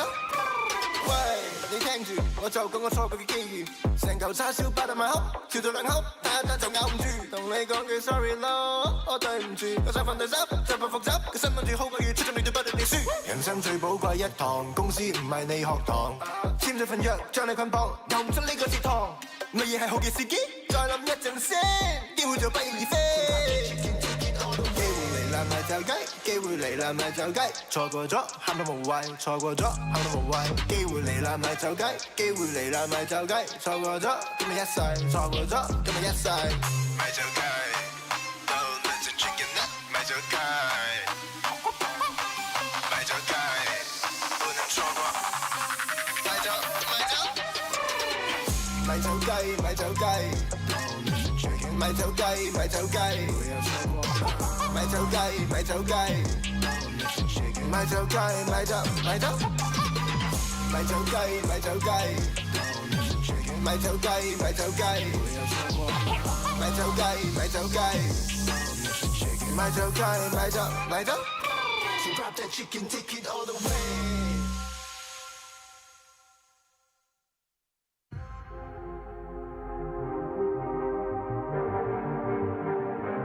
Yo. I don't think they're ready for it. On the loose, on the loose, on the loose, on the loose. With the beast, on the loose, say the truth, on the loose. Off the chain, it's all the gauge. Yeah, getting wild, shot me out the cage. It's getting wild out here. One by one, we watch them all falling. It's getting wild out here. But I'ma be the last one standing. You can't stop what's begun. You can't stop a revolution. Coming, coming. It's getting wild out here. Yeah, it's getting wild. It's getting wild. Eating them, beast, eating them, feast. Fire the most, tire the least. See them admitting defeat, and they so useless. I'm so ruthless. New phone, who this? Give no reply to excuses. Got no bite, man, I'm toothless. Living a lie and the truth is, got this power, bringing it. Play my anthem, singing it. Every mountain, ringing it high. I soar, I rise, reborn. Strapped, I'm back like never before. Taking my final form.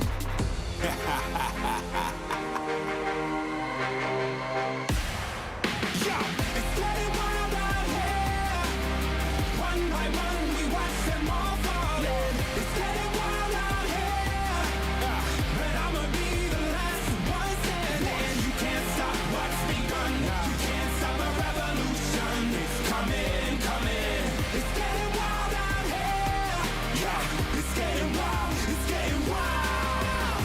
For the revolution. What? Waiting on an evolution. Yo. Coming, coming. Yeah. If you wanna come and get some, Yo. nothing we can't overcome. Running, running. Sure as we rise with the sun. We will arise and become stunning, stunning. Watch for the revolution. You can't stop what's begun. It's coming, coming. Wait, it's coming, coming. Wait, it's coming, coming. Just you wait, just you wait. Yo, yo, yo, yo, yo. It's getting wild out here. It's getting wild. One by one we watch them all falling. It's getting wild out here. Yo, but I'ma be the last one standing. You can't stop what's begun. You can't stop a revolution. Come in, come in. It's getting wild out here. Yeah, it's getting wild. It's getting wild.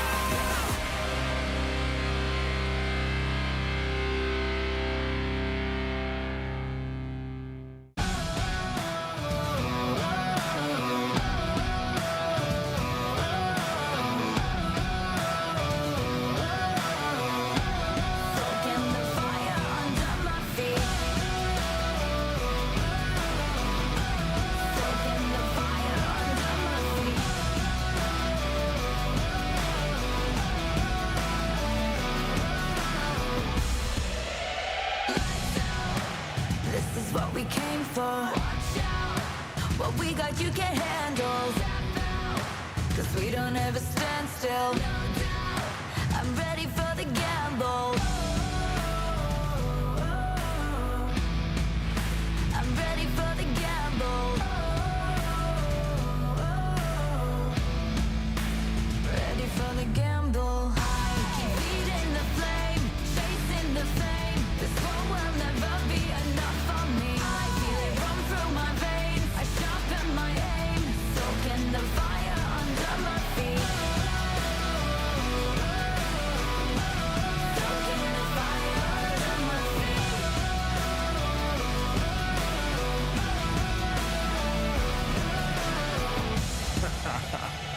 Yo, I switch, I swerve, wonder how I have the nerve.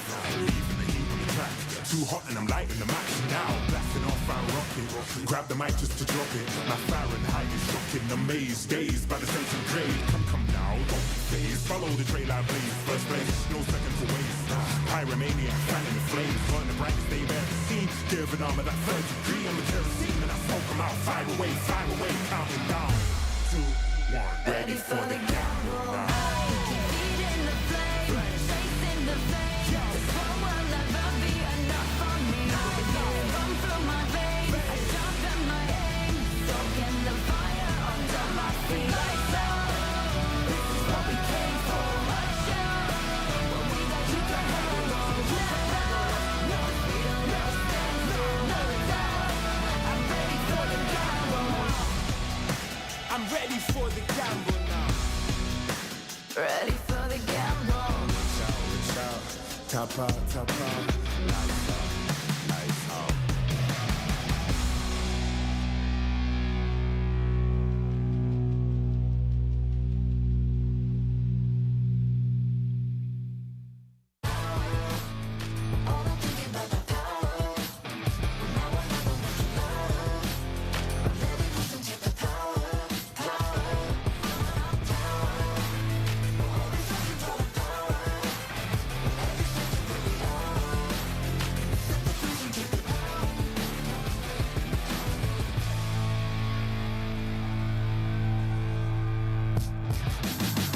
Yeah, I'm moving automatic.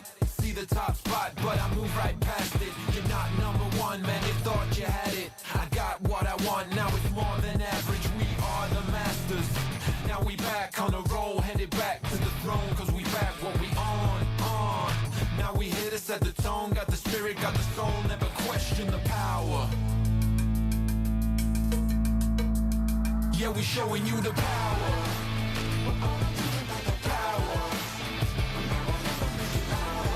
Make it loud. Power.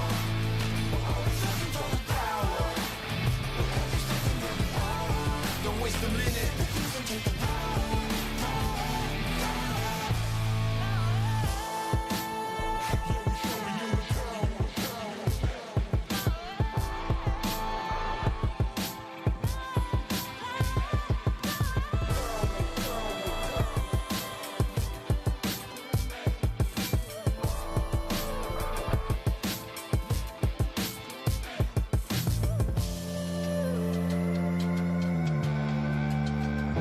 we showing you the power.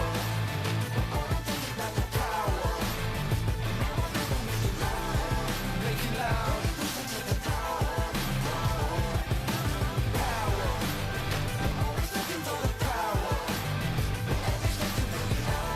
Don't waste a minute. Yeah, I'm moving automatic. See the top spot, but I move right past it. You're not number one, man, you thought you had it. I got what I want, now it's more than average. We are the masters. Now we back on the road, headed back to the throne, cause we rap what we on. Now we here to set the tone, got the spirit, got the soul, never question the power.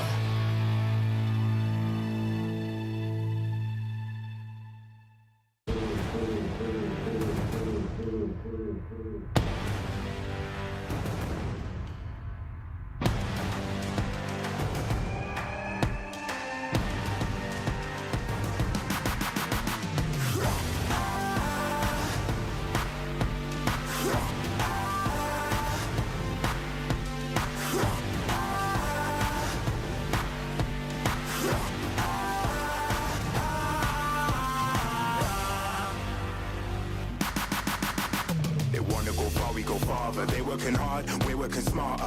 Where they're gonna go, we go harder. Hit every swing, roam like a king.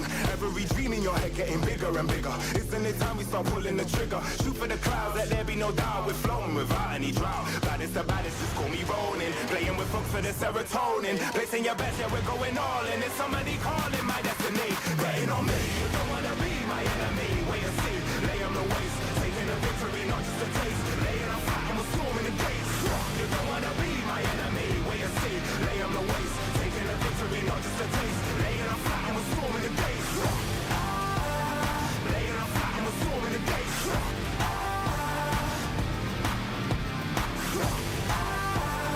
Laying on fire, and we're storming the gates.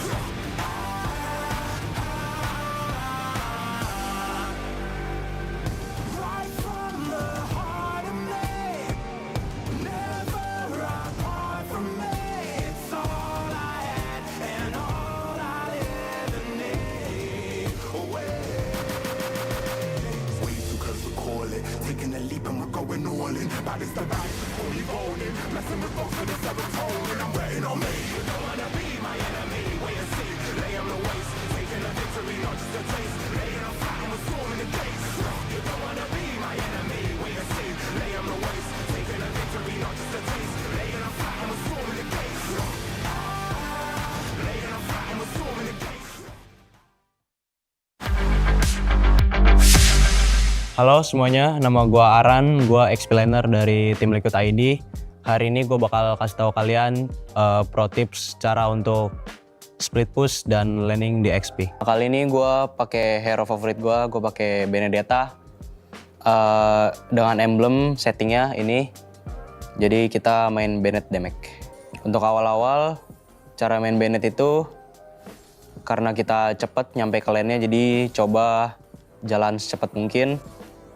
Bisa buat ke L-bush atau bisa buat untuk cut lane, itu juga bisa. Jadi gimana kondisinya aja. Untuk sekarang gue mau coba untuk cut lane langsung. Jadi tinggal cut lane.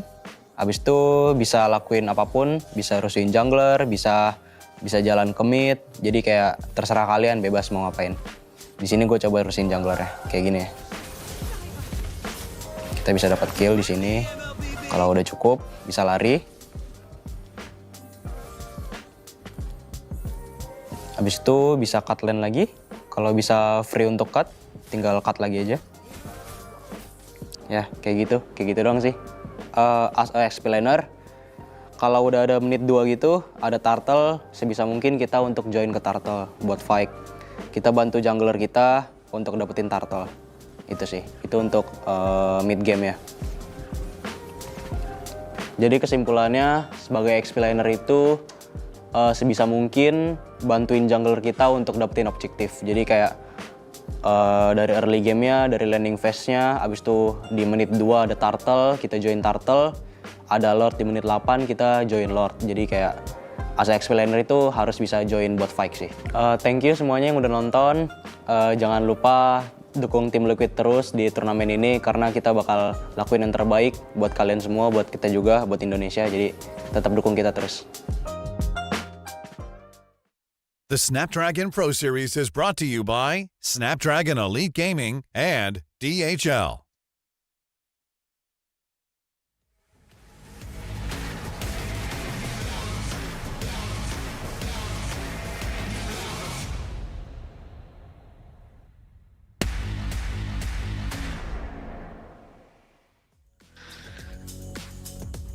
What's going on, guys? Welcome back to the Snapdragon Mobile Masters series. With me here is Husky. My name is Churros, bringing you the best of the action. If you're just joining us, we are in it in game number 3. It's going to be super massive hailing from Turkey versus Bin Gaming from China. This is going to be a banger of a series because we always have high hopes about China's gameplay, China's styles. But now, coming into the global scene, what is it going to be? Husky, what is your thoughts on this matchup? And the Chinese region have shown plenty of promises across the 2 years. Even last year at the M6 wildcards, they, DFYG, which was their representatives, almost made it through into the Swiss stage. YBG had a pretty rough series earlier on. They had to instantly play against the world champions, Onyx Philippines, so it was a pretty straightforward sweep. But against Papra Supermassive, I think this is going to be a lot more closer. We saw Papra Supermassive themselves also kind of struggle a little bit, actually beating Influence Rage earlier on, but they did have rough early games, which was something that I feel like YBG demonstrated in a more solid manner even when they were up against Onyx Philippines. So I'm looking to see if YBG can take the dub.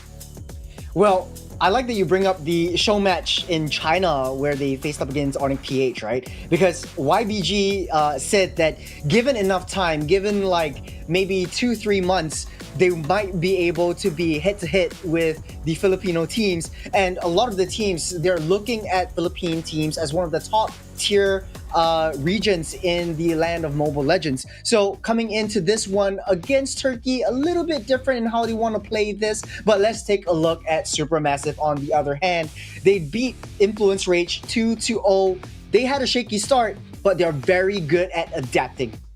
Yeah, I mean, they definitely had that showmatch stint you talk about, but they actually had to fight Onyx Philippines like literally early on. Like the first series of the day, they actually played against Onyx Philippines. So hey, showmatch or not, they took on the big stage. Either way, we have to always appreciate the people who made this happen. We got Snapdragon Elite Gaming.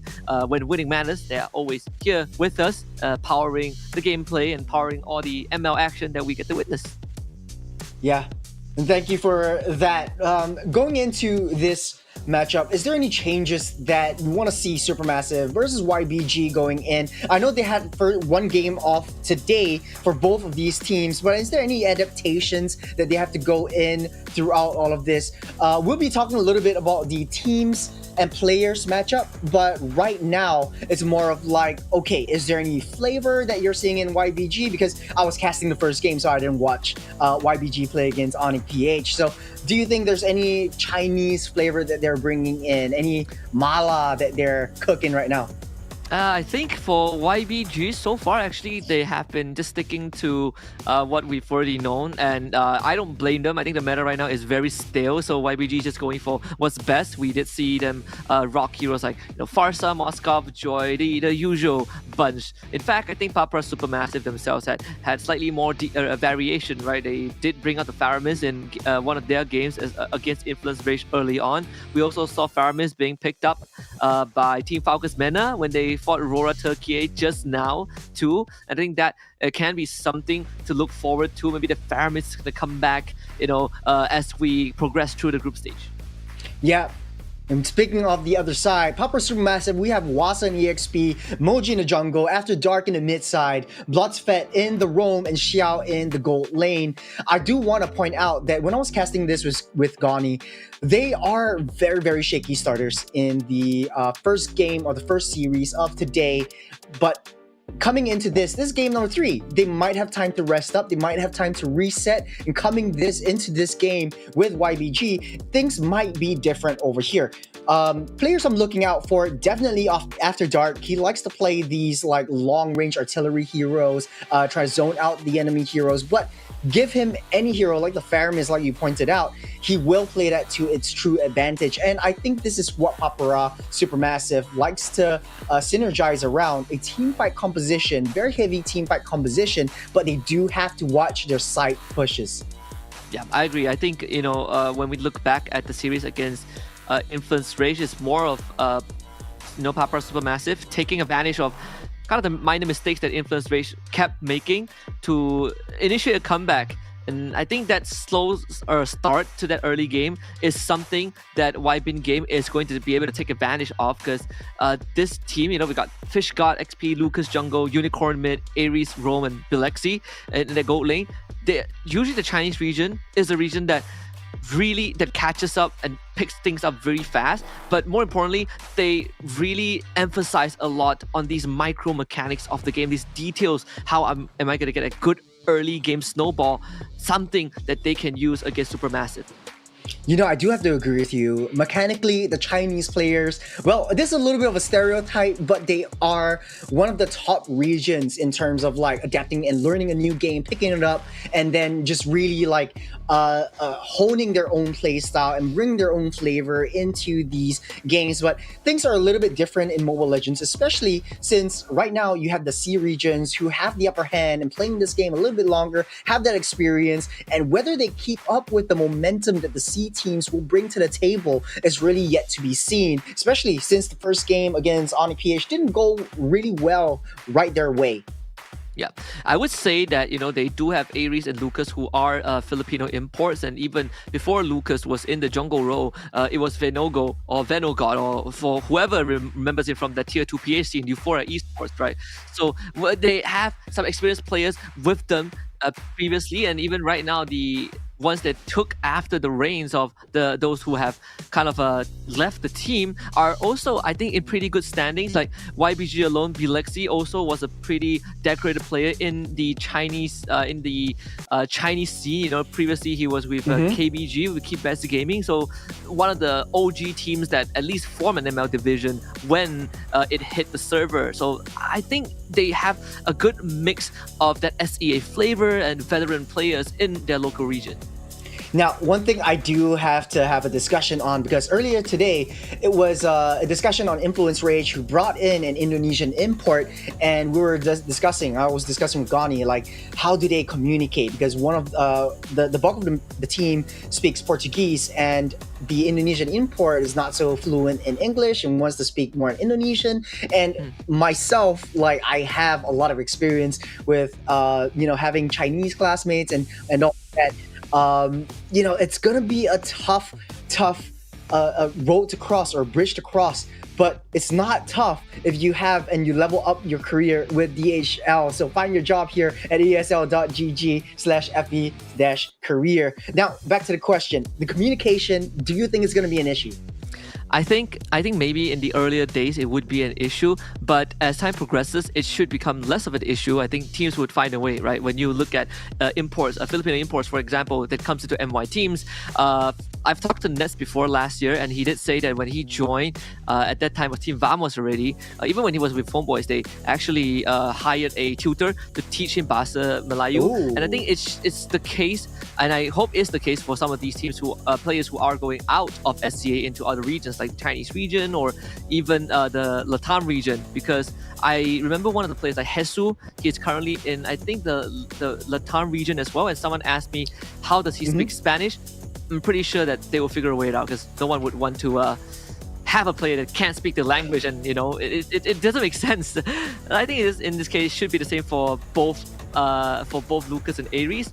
I think we can both agree that YBG is going to take it over Papara Supermassive. Yeah, I put 2-0 just because, like, when I was doing like the predictions, I didn't know much about either of these teams. And after seeing the first game of today with Supermassive versus Influence Rage, I kind of feel like they do have some hurdles that they need to cross, especially their team synergy in the early game, and they can't depend on luck for way too long in order to take this one out. But I do believe that right now, like if I was able to turn back time and I understand a little bit more about their playstyle, I would actually go 2-1.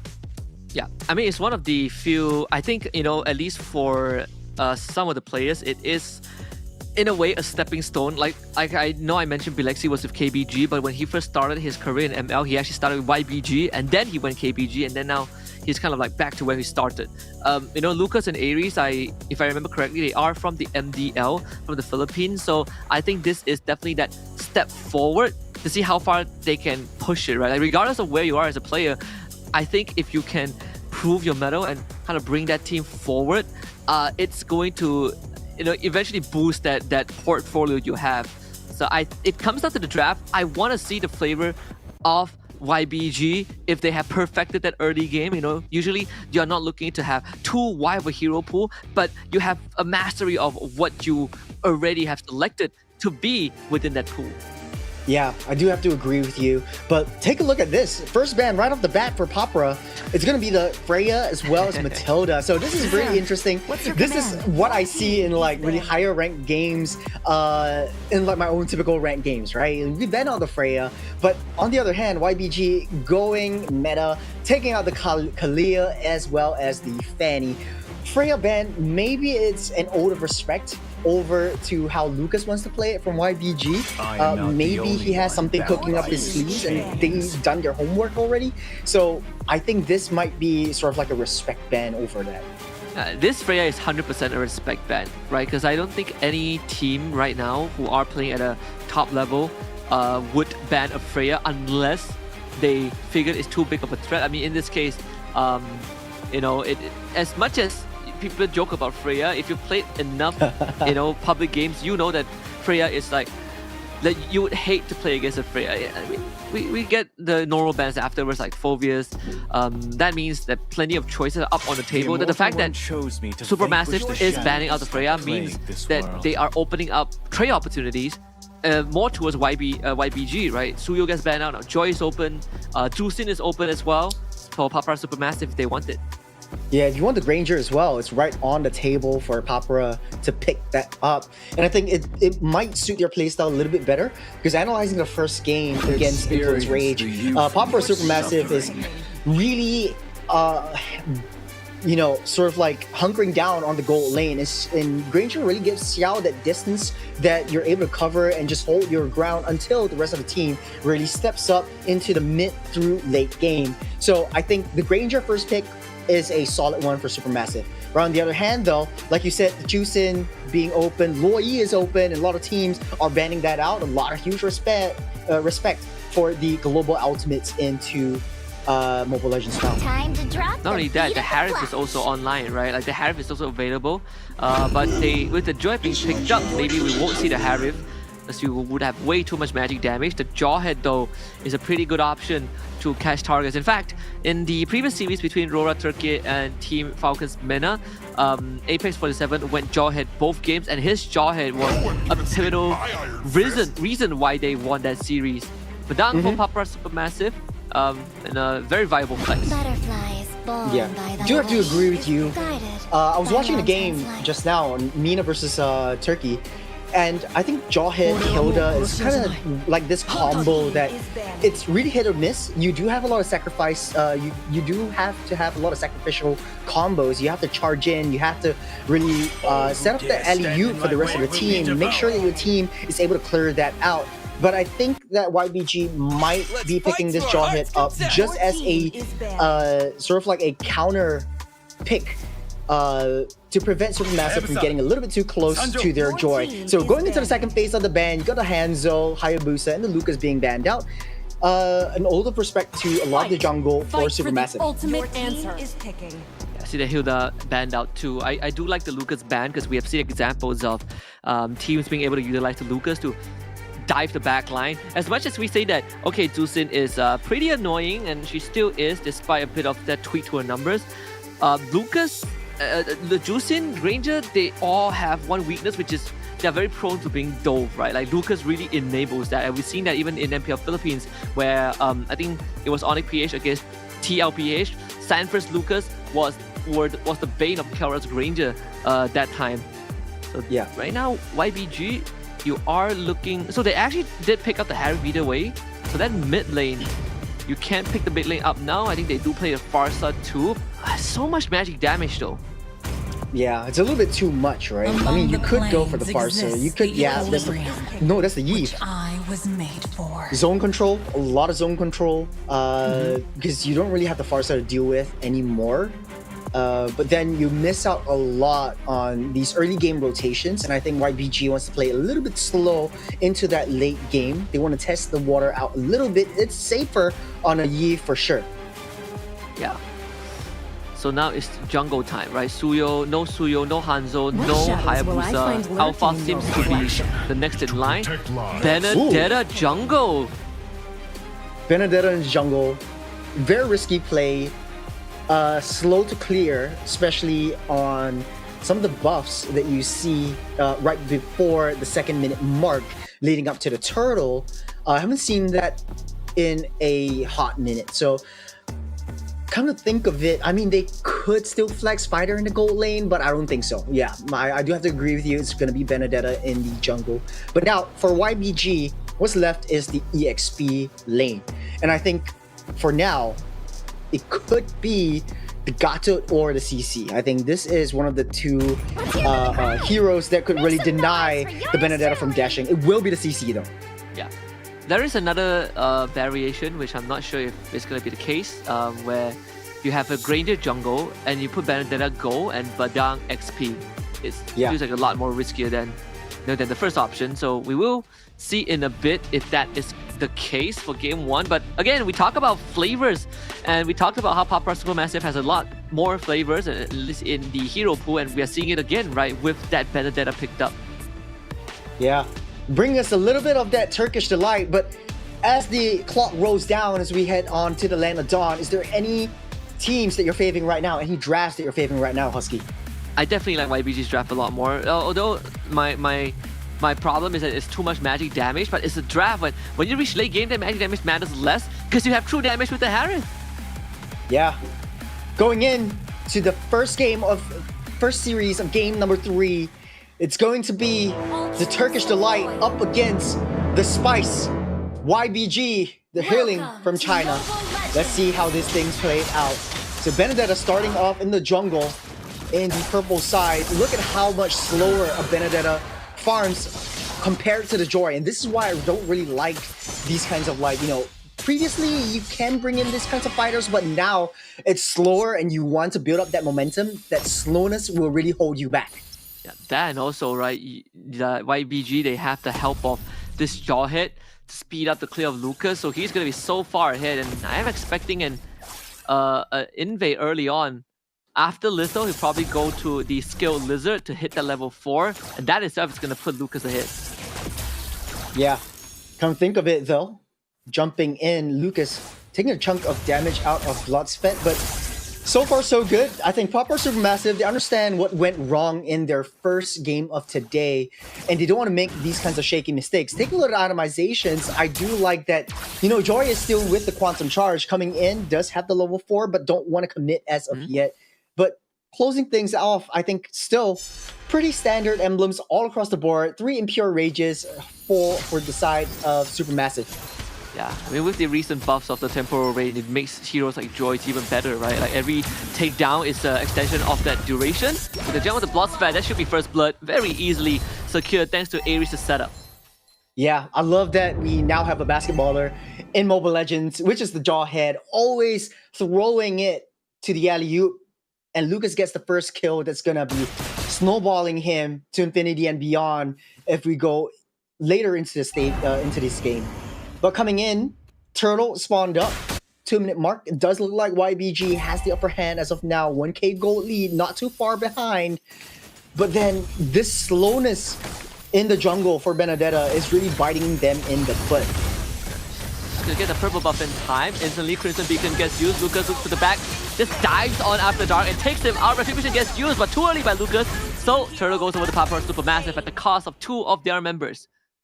Well, that's I wouldn't say a good trade from Papa Supermassive, but I do see what they're going for, and I do see Wasa's Badang being a huge nuisance for YBG when it comes down to these mid to late game team fights. Ares now blocking the charge, trying to take a chunk out of the gold-plated turrets in the bottom side, but they won't want to commit any longer as they see Blotsfet coming in to charge. That, and also Ares actually pretty slow on that level 4. Just got it. Spending a lot of time getting that presence on the map to make sure that Unicorn and Lucas have a good time.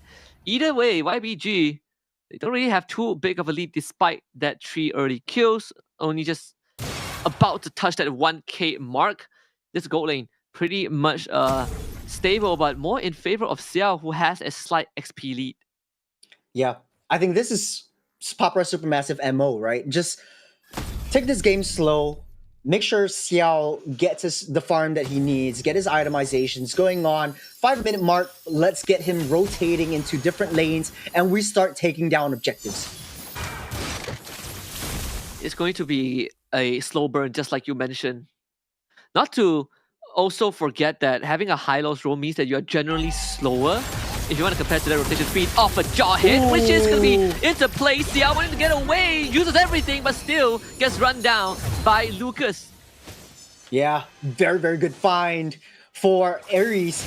Finding the marksman, just delaying his farm, and making that Harris push down that bottom side super effectively. And I do like to see this Filipino import mid-lane trio actually rotating together, being such a nuisance. Ares tries to roll on the charge.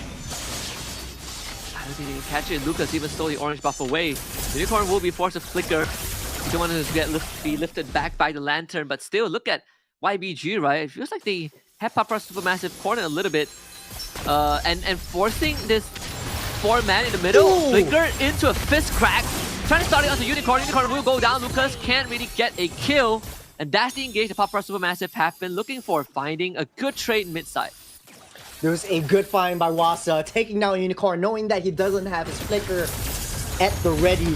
And right now, starting up that turtle, YBG, 1,500 gold lead, Floor's pathway to block the charge.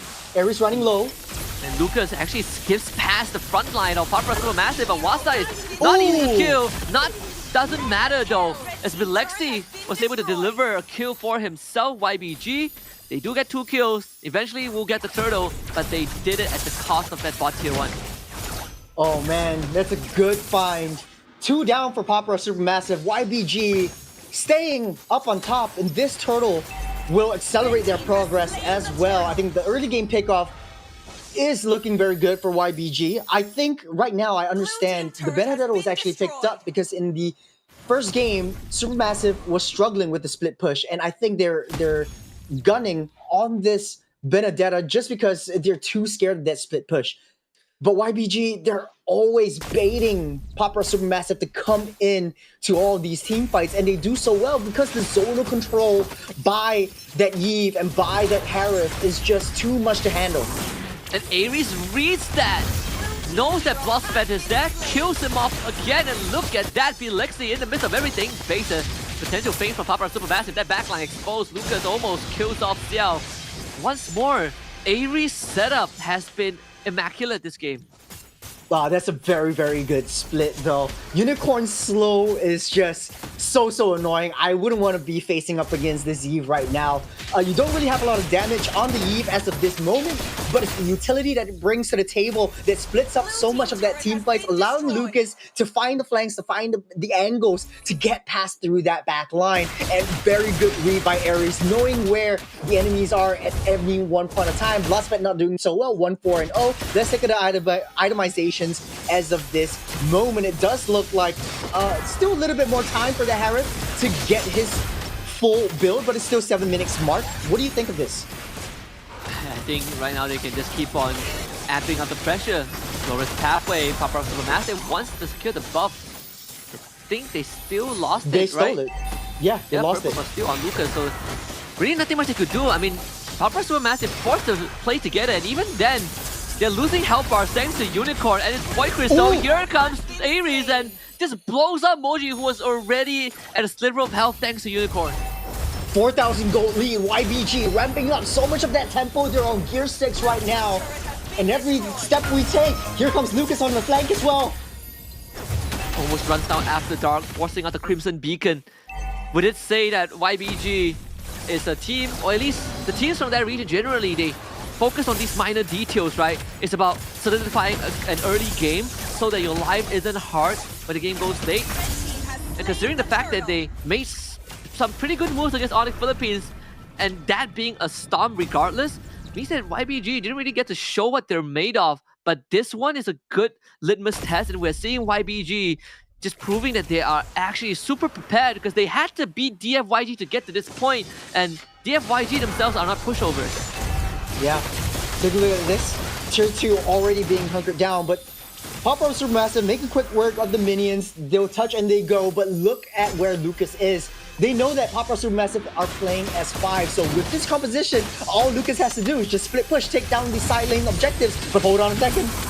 They know that Lucas isn't with that, so they want to take a fight when there's a Nan advantage, and they're doing a pretty decent job, but not enough to take down Bilexi, who is just shredding their health bars. So Ares goes down, it's just a Jawhead. A Roman in exchange for a top tier 2 and another purple buff steal. Worth it for YBG. Super worth it, I would say. Like, Papa Supermassive doesn't have the defense, but here comes Lucas with the Rhythm of Joy. Won't be able to take down anything, but Moji forced to use the Electro Final Blow to get out of the way. So there's a huge ultimate already used up before the Lord coming into play. We'll have that ultimate up and ready, but YBG just forcing Papa Supermassive to waste crucial resources before major objectives. This is looking pretty grim for Papa Supermassive. They've completely lost control. They can't really play the side lanes. They're forced to stick together because YBG is all over them. This orange buff once more stolen by Lucas. And there's just nothing left. I mean, if you're Moji, you're getting starved out of your own jungle. 3 levels behind Lucas with the Lord under 20 seconds before spawning. Yeah, it does look like YBG, this is their game to lose, and they're just not giving Papa Supermassive any room to breathe.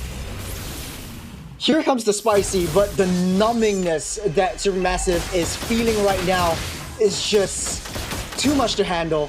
There's not much that Moji can do as of this point. The build that is going for is sort of like a semi-tank, but coming into like major Lord takes, major objective takes, Moji can't just go into these objectives and dance like he used to, like he would have used to if he was a little bit more tankier.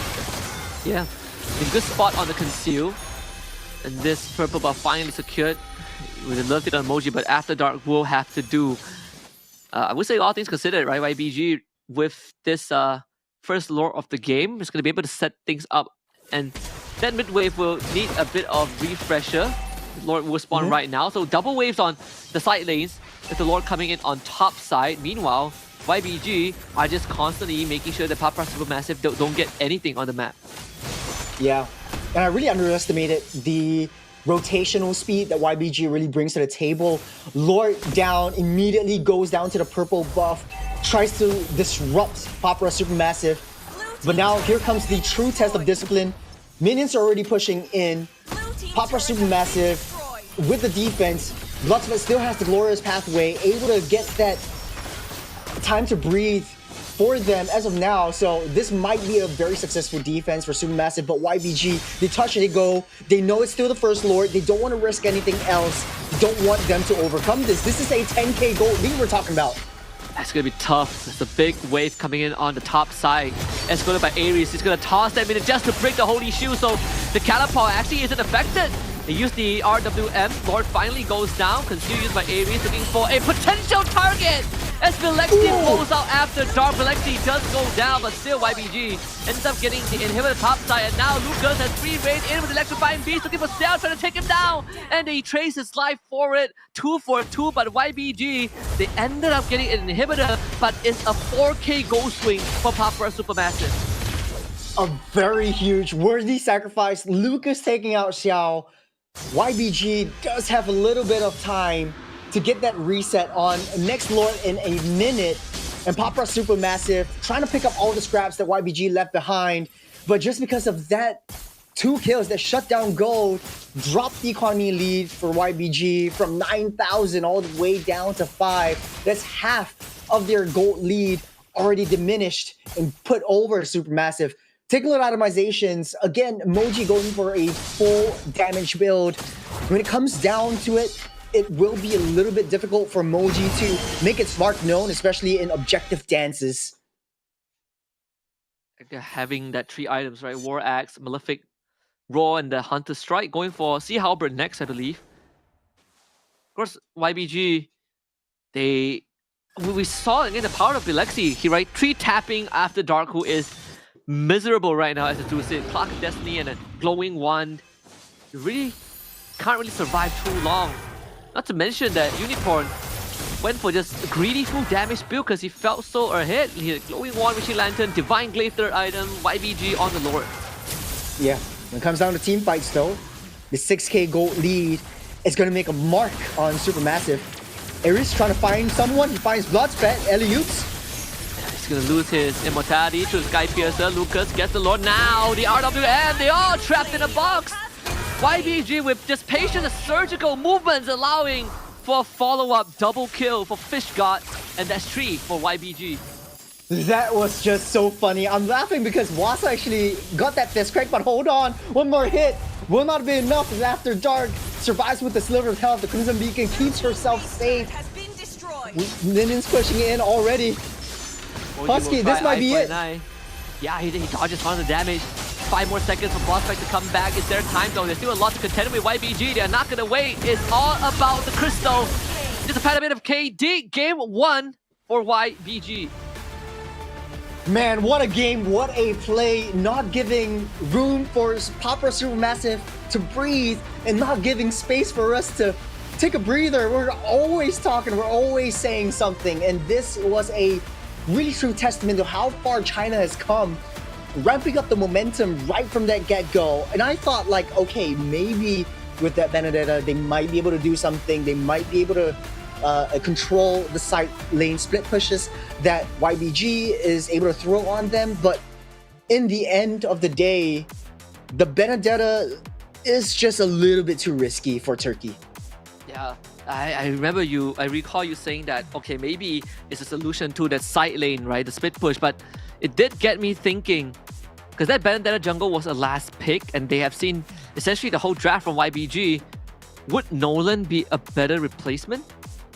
I would say so, yeah. You have a more reliable source of dashes, escape mechanisms, and you are able to take down the back lines. But it's just so difficult because right now you are facing a team who knows how to play zonal control so well. And Wasa actually threw on that fist crack right before the last Lord of the game. So their own team was trapped inside the fist crack, inside the RWM, that created so much pressure onto themselves, and they can't escape because Wasa's already did. He can't, cancel the fist crack. So that was a funny moment right there for Papra Supermassive.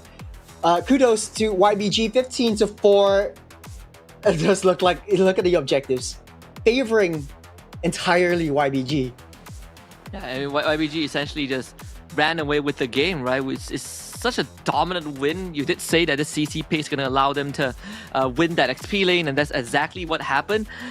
In fact, like Wasa was forced to leave his lane so early on because he felt like the rest of his team is not able to do too much. We also did say that Dusin, as much as a good pick she is, has glaring weaknesses. All these dives, all these damage just blows her up. After Dark could not stay in a fight to utilize the Lantern Lift. Yeah, there was also this one gamble move that Xiao actually did. He got the Sky Piercer middle through the game. He was 1, 2, and 2 down.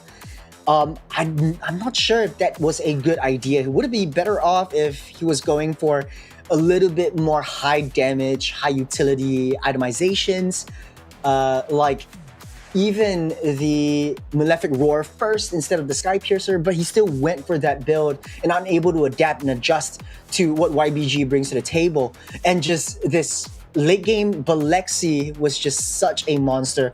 And teams actually now favoring the Harith pick over the Granger. Now, I remember during the draft, we were saying too much magic damage. Well, yeah, let's pick up that Eve and throw some utility on it so that magic damage actually does something. Yeah, and we also did say that, yeah, sure, there's a lot of magic damage, but at one point, that Harris, once you get started inside and you reach late game, it's true damage, right? Like, part of it is going to be true damage. You're going to blow through Athena's shields anyways. And Bilexi, we saw that 3-tap onto After Dark. That's kind of the moment that you know that this Harif has completely gone out of control. And the only way to deal with it is to somehow get a godlike engage to take him out, which honestly and unfortunately never really happened. Yeah. I do have to say, though, Ares is super underrated in this entire series. Not only did he read where Papa Supermassive is at all times, he's finding the right targets. He knows Bloodsfet is hiding within the bush, within the dot bush. He picks that up, throws it back, makes sure he goes down and leads the charge, and he knows the extent of how the Jawhead plays. But kudos, MVP goes over to Bilexi on this Harith, 826 GPM. That's pretty high in my books, right above average as well. And just making its mark over from the early game into that late game. Once the 5-minute mark hits, you see Bilexi everywhere on this map. Oh yes, look, I mean, this game was like 14 minutes and he maxed out his items, even going for the concentrated energy, because at that point, why not, right? Like, he's just so far ahead. We did see a different variation. This Boom went for the Harith pick. He went from Weapon Master for that extra oomph. But for Bilexi, it's all about hitting the critical mass as fast as possible, so the Bargain Hunter would have to do. Either way, this replay is just going to further reinforce that YBG, they got that fundamentals figured out. Yeah, look at the target prio as well. Wasa was trying his best to keep the backline at bay, but YBG is... all of them are so coagulated onto one target. They know which one to go for, and they're so good in team fights. And I would say that if this was the imports doing, if this was the imports sort of like leadership in terms of like orchestrating the team fights, this is a heck of a good one. Yeah, and I think this also dispels some of the questions we had earlier on of how that communication is going to be. Looks pretty smooth, right? Looks pretty straightforward. The follow-up is great. Special shout out to Fish God and Unicorn, right? Like, Fish God tying up the correct targets, but Unicorn's usage of that RWM, yeah, this is just look beautiful. At this one. Oh, look at my that goodness. one. That's the wall trapping everyone at bay. You got the inside the Xayman Force, inside the RWM, and I think they just played it to their own strength. That's the counter attack that YBG is able to actuate in that last team fight. Yeah, so 1-0 for YBG, and in a very dominant fashion, I would say, right? This is it's the fastest game we had, at least. But still, this is a very promising showing. Yeah, super promising if you ask me. I think, yeah, no communication whatsoever. It's all about how fast they're able to pick up the pace, set the momentum, pick up the pace, roll up a snowball, and try to pummel it through. There is no sort of like room to breathe for Papra Supermassive at all, especially from the early game in the get-go in the jungles. And Moji was just a sitting duck. He was essentially useless into the entire game. Oh yeah, I mean, I'm definitely looking forward to what Game 2 has in store. We're gonna give the two teams some time to think about game number 2. We'll head for a short break and we'll be back for Game 2 between Papra Supermassive and Wiping Game.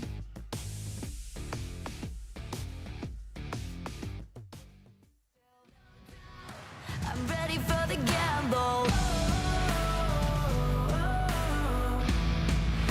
I'm ready for the gamble. Ready for the gamble. Keep feeding the flame, chasing the fame. This war will never be enough for me. I feel it run through my veins.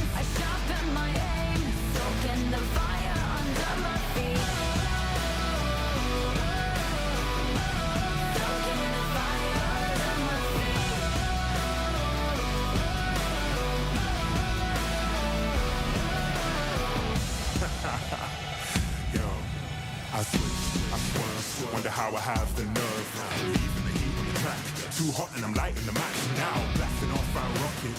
Grab the mic just to drop it. My Fahrenheit is shocking. Amazed, dazed by the sense of grade. Come now, don't phase. Follow the trail I blaze. First place, no second to waste.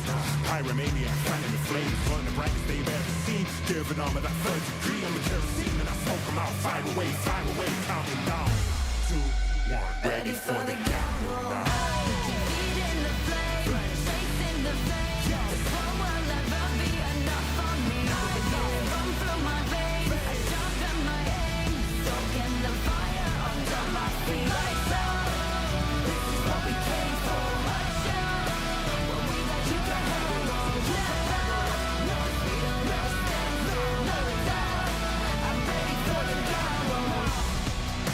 I'm ready for the gamble now. Ready for the gamble. Reach out. Tap out. Lights out.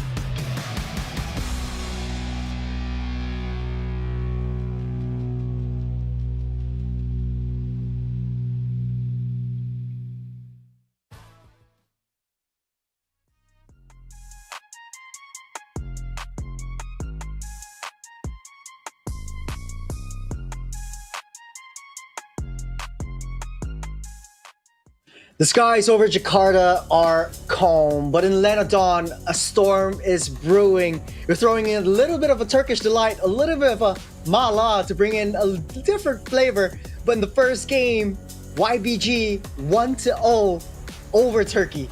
What was that game, Husky? That game was just pure fundamental dominance from YBG, something that we kind of talked a little bit during the prior to the series and what the regions usually focus on. I do really like what YBG brought to the table. You can see that there was a clear idea, there's a clear structure of how they wanted to play the game, but not only that, they obviously exploited some of the weaknesses, the glaring weaknesses that Papara Supermassive had in the draft. Slow clear with the Bandana Jungle, the fact that Papara Supermassive just played together way too early and they were just not able to figure out how to play against the draft, the fast tempo draft of YBG. Yeah, I think there would have been better heroes for Papara Supermassive, and I think they're trying to conform too much into the meta where you want to pick up an assassin, you do want to pick up a fighter to clear out the side lanes. So what's next is the Benedetta. So going into this next game will be the Suyo and the Kalia being banned out by YBG. Papara Supermassive taking out the Freya once again, a huge respect over to Lucas. This time around, will Papara Supermassive actually ban out crucial heroes like the Granger, like the Jusin, to deny it away from YBG? I think you might have to. It really comes down to whether they have a solution to certain picks. Like, it's always the same, theory of, okay, this hero is insanely good, but there is a way to deal with it. Most teams decided to ban it because it just takes too much effort and resource. In this case, I think for Papara Supermassive, if you don't ban the Jusin, you better have a way to deal with it. Yeah, I think the Yi pick by YBG in the previous game was actually really smart, just because they know that they want to play around zone of control that Papara Supermassive really overlooked. They thought that YBG actually wanted to go for a little bit more split push just because of that Joy. And I think Joy, Suyo, Hayabusa would be one of the top bans for Papara Supermassive, but it will be a Granger, like I was saying just now. So first pick from YBG, Padang, Jusin. You get the jaw hit again if you want to. Yeah, I think right now you go Jusin, you get Jusin for YBG. In fact, you know what? Suyo is a pretty decent pick too. Oh, the Fanny is open. We completely forgot the Fanny is open, dude. You give a Filipino jungler a Fanny? I think this game is half over. Look at their faces. They were so happy about it, and then Balexi was like, "What? Are you serious?" His head was up. He's like, "What? You serious, bro?" Yep.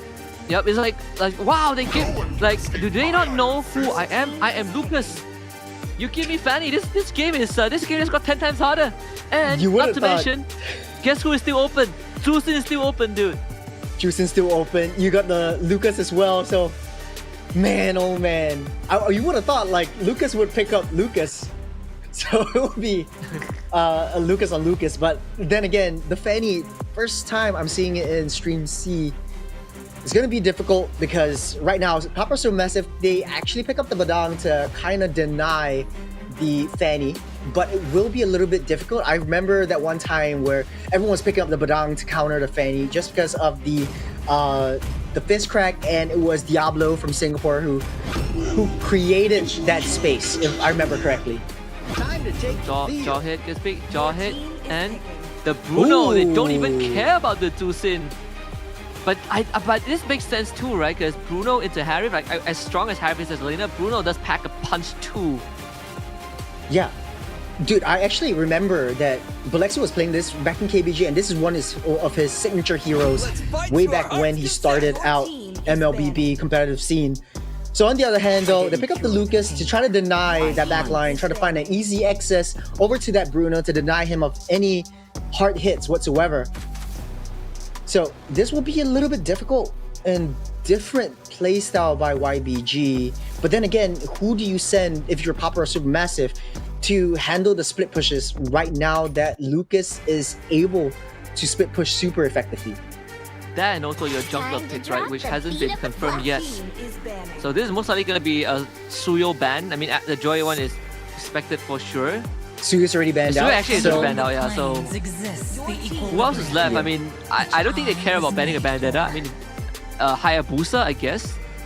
Hayabusa would be good onto Balexi, but the Faramis is still open for YBG if they want to play this. But it's sort of like an anti-synergy with the Fanny around. Who dare stand in my way will be devoured.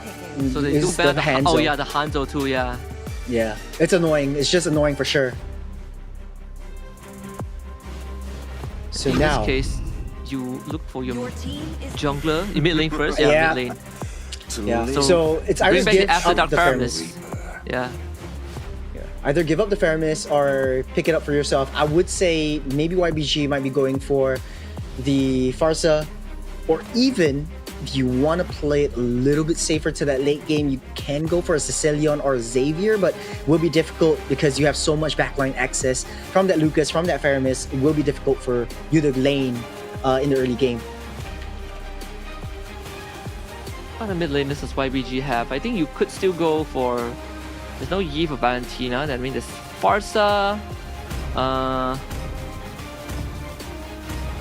I have a wild idea with the Xavier. I'm not sure if they want to pick it here. Yeah. The Ducid, right? I cannot believe like Ducid made it to the end of the draft. This is so unprecedented, you know? Yeah. I do like the high loss though, because it creates so much front wall kind of opportunity for Balexi to stay in the back line and do his thing. So this is one of the things that maybe would be interesting. But speaking of interesting, that's the Thamus debut again. Papa Supermassive just bring in all of the I wouldn't say weird, but these unique hero picks. Thamus. I guess Thamus in the high loss is whatever. I'm not. I don't know, dude. It feels like game one. It feels very weird. I'm with the YBG draft. Yeah. It's sort of like the Thamus in the jungle clears super fast. I think one of the fastest spider jungles. You wouldn't want to put him in the EXP lane unless maybe Lucas in the jungle. Well, we'll see as we go into game number 2. YBG 1 game away. Papa Supermassive really have to make some massive plays, lock in, and try to take 1 game off of China. It's China versus Turkey once again, jumping into the land of dawn. Husky, this is kind of weird if I could say so. Wasa, okay, so it's gonna be Thamus XP. Thamus XP, Lucas jungle, and a Badang roam. They're all playing in, I mean, according to the role for sure, but you have some ways to catch the Fanny, although it's not the most reliable. I guess better than nothing, right? Now, we saw game 1, YBG just won off of a snowball. And now, they have snowbally heroes. Tusin, Fanny, Bruno, Jawhead. Like, you mess up the early game, this game might just end. Ooh, that's a nice little cable action there from Lucas. But then again, to your point, yeah, I do have to agree with you. Super snowbally heroes.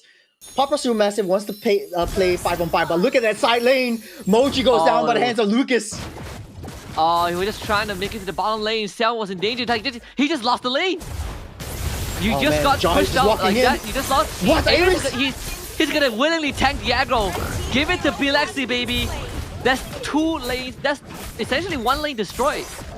A worthy sacrifice. He might have not died if he just stood a little bit outside the turret range, but then again, maybe it's all according to plan. Let him cook, as I say. Speaking of which, the flicker already burned out by Unicorn. Try to pull Bloodsped over. Here comes Lucas again. Bloodsped, flickers, able to dash away just in time before that lift. Could have been a 3rd kill, but Turtle now spawns. This is the aggression that YBG is known for. They're ramping up the tempo. It's 2-1. The 1 kill was just Ares sacrificing his life for Bilexi to come online a little bit sooner, as Unicorn pushing After Dark away from the rest of the lanes. Just look at the minimap on that bot side, right? Like, Xiao hasn't hit 4 yet, just got pushed out of lane thanks to Bilexi.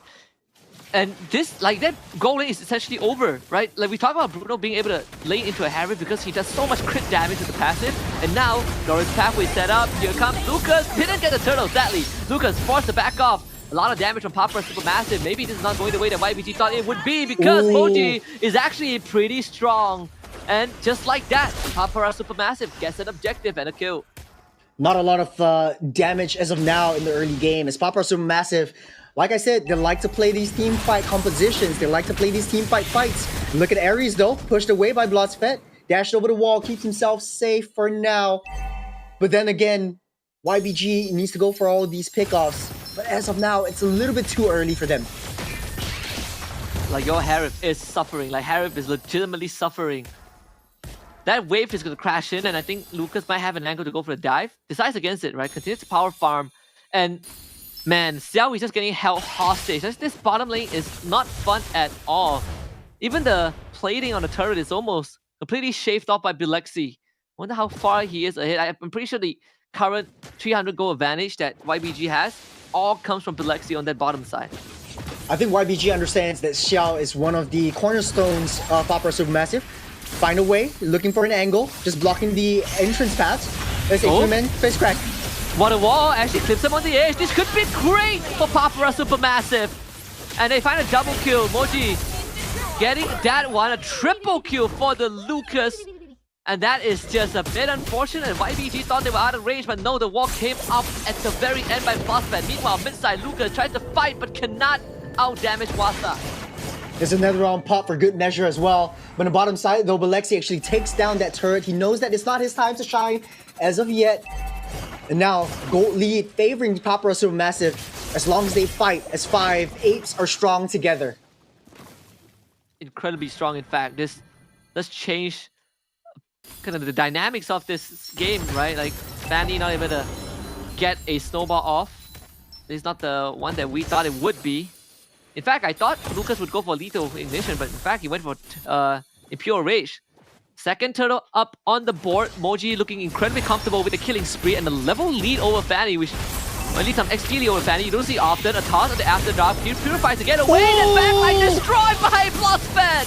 And Moji, who comes in. Lucas will finally take out Bloodsped, but now has to retreat. Getting stuck on by Moji, but able to cable to safety. There was an insane wall by Bloodsped, loses his life, but creates so much opportunity for Papara Supermassive. 2k gold ahead. They lost their bottom side T1, but Xiao, they want to go in for the T1 mid side. They see Lucas coming, so they back off. That was such a beautiful, beautiful team fight by Papara. The game plan right now for YBG, go for that split push. Bring that Fanny onto the off lanes, try to pull Papara Supermassive apart. Oh yeah. Like, even for Papara Supermassive, all things considered, right? 2k gold lead, 5.5 minutes in. Able to stabilize Xiao's state of the game. He took the most punishment in the early game. Now YBG, they don't really have that snowball element anymore. So this game has just become a lot more manageable. Yeah. For Papa Supermassive, they're actually equalizing the tempo that YBG are bringing onto the table as well. They are going straight for these turrets, going straight for the objectives, and pulling Lucas away from the rest of the team. But look at where Balexi is. A tit for tat. There's a turret taken for both sides of the map. The pullback on that Shadow Stampede. Fish got trapped, dropped the Glorious Pathway, just trying to survive through the onslaught of Papa Supermassive, but just like the name suggests, too much damage. Hylos is gone, Balexi shows himself, even uses the Worldie, but Papa Supermassive willing to take this fight if YBG dares challenge them. Oh man, the gap closers for Papa Supermassive. I understand now why Wasa was actually picked up, because the true damage is basically a small little AoE. Whenever the Inferno erupts, it's true damage onto all targets trapped underneath Bloodspet's walls.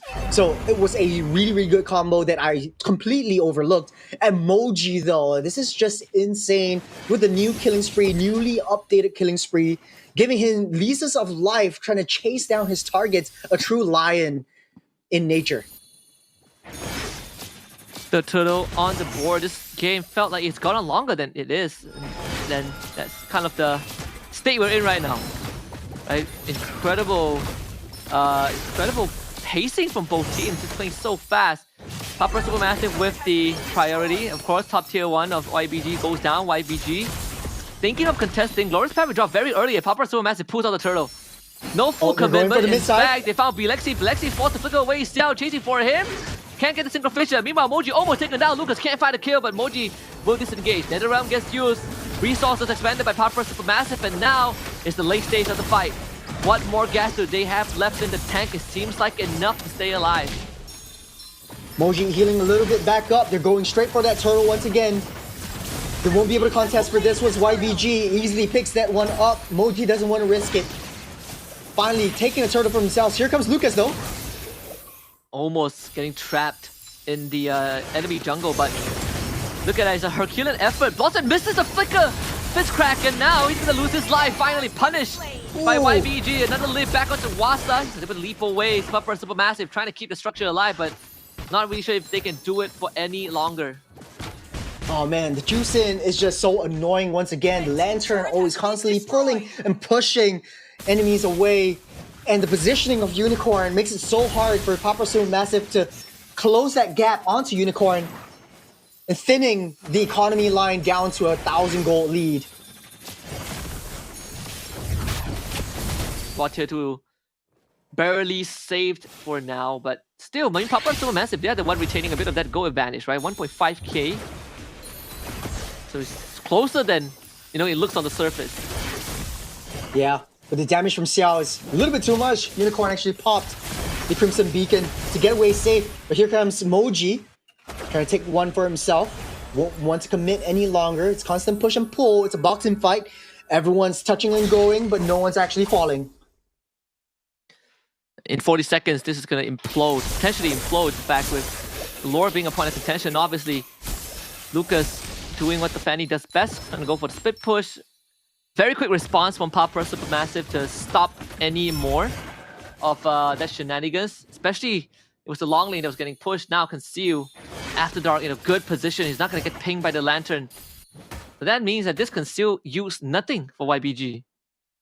I think it's just to open up the map and create space for that Lord to come in. Because YBG knows that Papa Supermassive doesn't have anyone that they can send to that long lane away from the Lord. So they will have the upper hand in this Lord fight if they keep everyone else at bay. And you know that Ares is already in position. This is not going to be easy. To get a toss back, a pull, instant flicker. So Ares escapes death, but of course at the cost of his battle spells. Whereas for Bloodspet, he still has that flicker. And we've seen him set up some incredible plays, and that's what really kept that early game under control for Papa Supermassive. Yeah. It's a Supermassive death ball if you ever get a little bit too close. It's YBG playing it very patiently. They want to draw them out, but all this time wasted though. Unicorn takes a lot of damage from Wasa. Bloodsfet waiting for a right target. slowly getting that mid-bush control for now. But YBG, they're going to take the time to push that top side. Engage Unicorn. Oh, Benny gets away with the Flicker Crimson Beacon. They force out the Nether Realm. Supermassive has committed their resources. Flicker, Fishcrack, everything. And without it, YBG might just have a way back into this. Blade Armor picked up by Wasa. Of course, there's a reset for Dusin. Unicorn won't be here for a while. Lucas trying to get in, bang the damage. Wasa gets taken out. This is not looking good for Papyrus Supermassive. Lucas want to go for the steal. Dodge the knockout from the Lord and takes it with him.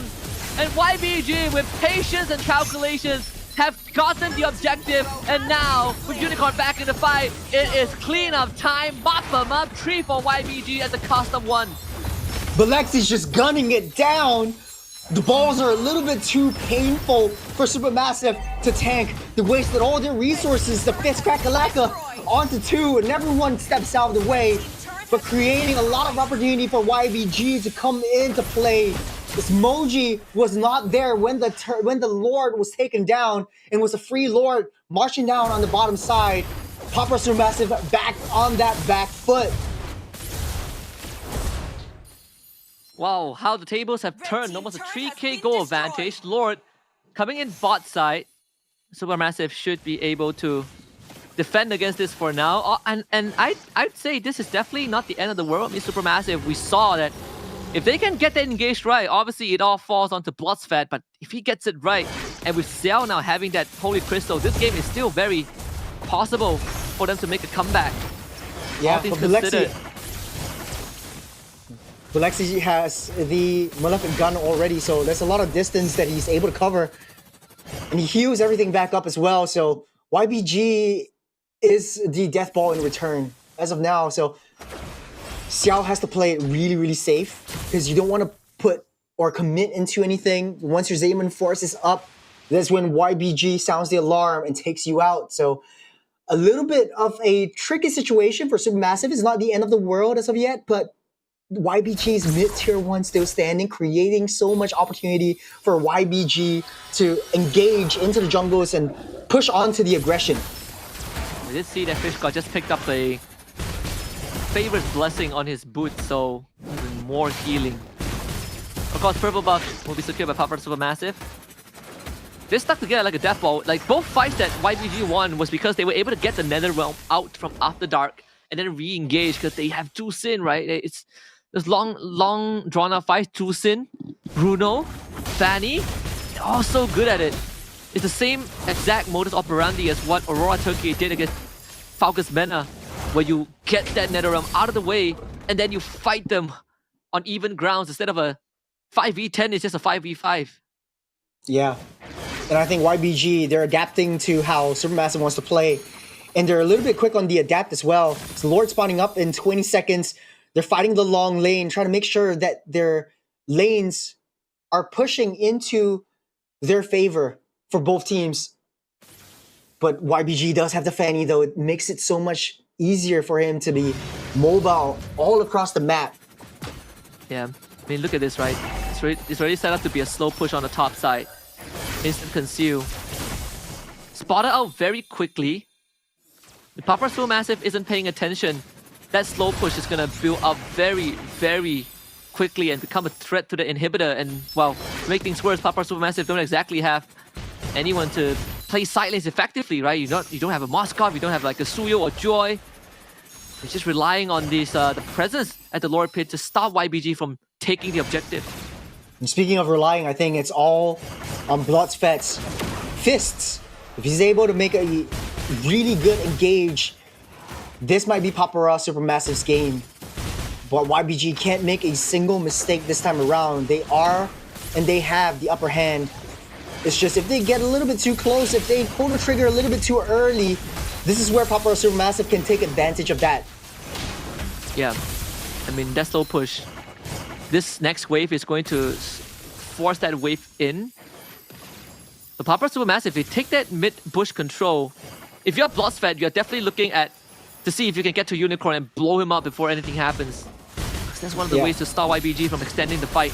And he's gonna do it, right? We talk about it. That engage is not enough, so the follow-up wasn't there in time. Then the rev used very early on. The Hellfire expanded. This fight might have just ended. Bilexi untouched. and he's just scoring goals after goals. The lift out from Unicorn. He goes over the wall. He still goes down to the Harif, and Cell is going to be the one that saves Papara Supermassive. Tossed away by Ares, but still goes back in with After Dark. 3-4-3, despite YBG getting away the first time.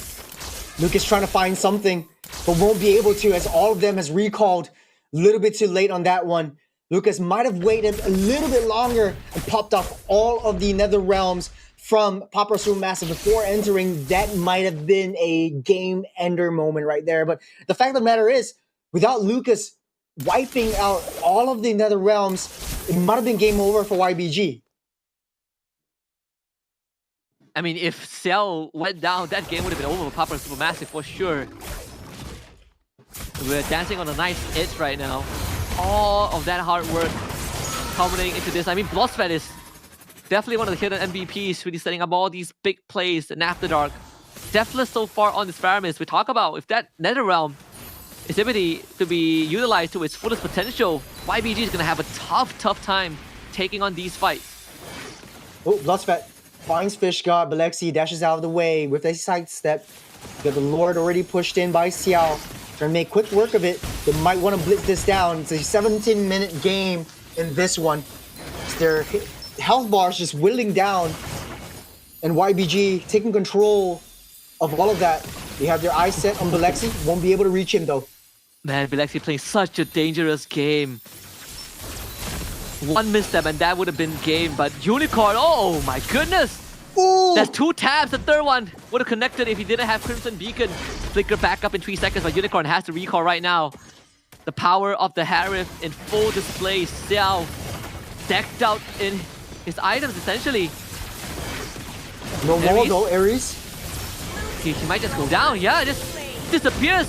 How do you deal with the Harif? It's so hard to deal with. Way too strong. No more Nether Realm. No more Ares. No one to set up for the rest of them. Bloodspet still has that flicker, so anytime he might be able to step out, right another fist crack. It's going to be a very tricky situation for YBG. Yeah, Unicorn has the flicker, and that's going to keep him alive. The Lord helping out YBG a little bit. Lucas wants to collect the kill, but Cell takes him out. That is going to be Lord for Papara Supermassive. The first ever lead in almost 10 minutes for the Turkish team. Yeah. They're fighting so hard, they know it. But Bloodspet just created that space, created opportunity for Xiao to do that damage. It's just so hard for YBG to come into a super massive team fight composition. Lloyd marching on the top side. Waves are pushing. There's going to be signs of life for them. They might lose out all of the T1s, but it does not matter as YBG. This is not a game ender moment now. Not now, but they are going to have to start considering giving up resources. This mid tier 1 goes down and Lucas will suffer the consequences of not having access to purple buff. But thankfully that won't be the case, at least for the next minute. Supermassive. I wonder when's the last time they crossed that mid section of the map. It's been way too long. They're still clearing off that waves. Waves are pushing in, these enhanced minions. They will finally take down that T1 as here comes Xiao. Oh my god, almost blew out Unicorn in 2 hits of the enhanced basic attack. That's the conceal. This could be the be-all end-all. Depending on how you look at it, Netherrealm committed very early on. So no Netherrealm means that there is a chance for YBG if they can find that angle to start a fight. It's a 50-second timer though. It's going to be a very short countdown for it. But they don't want to sound the horns as of now. Moji unable to close the gap onto Lucas. No one to trap him out. But now Glorious Pathway leading the charge though. Blossfed not easy to take down. Ares actually flickers into the middle, but wants to go for the eject to see. Blossfed loses the immortality, but it's all about Balexi and Cell. They both are the linchpins of the team, but Cell definitely stronger in this case. Mega kill for the Harif and 2 dead for YBG. Oh man. Looks like it's over. 45 seconds for Fish God and Unicorn that they can't do nothing about. YBG desperately hanging on. That's just single target Bloodspet. Yeah, they gotta clear the wave. Lucas will try his best. Balexi stays alive. They actually take out Bloodspet. Bloodspet goes down. They need a lot more time than that. The immortality from Ares is gonna be popped. Balexi putting on a godlike defense. Mid-wave cleared out, so this game has not ended yet. There's a Lord spawning, and this one is enhanced. Past 18 minutes, Papra Supermassive turns their attention to the objective that's going to give them a win. And Lucas needs to make the play of his life. It might not happen though. They can't get close. Once they go in, might be risking anything. Lucas doesn't have the blue buff as well.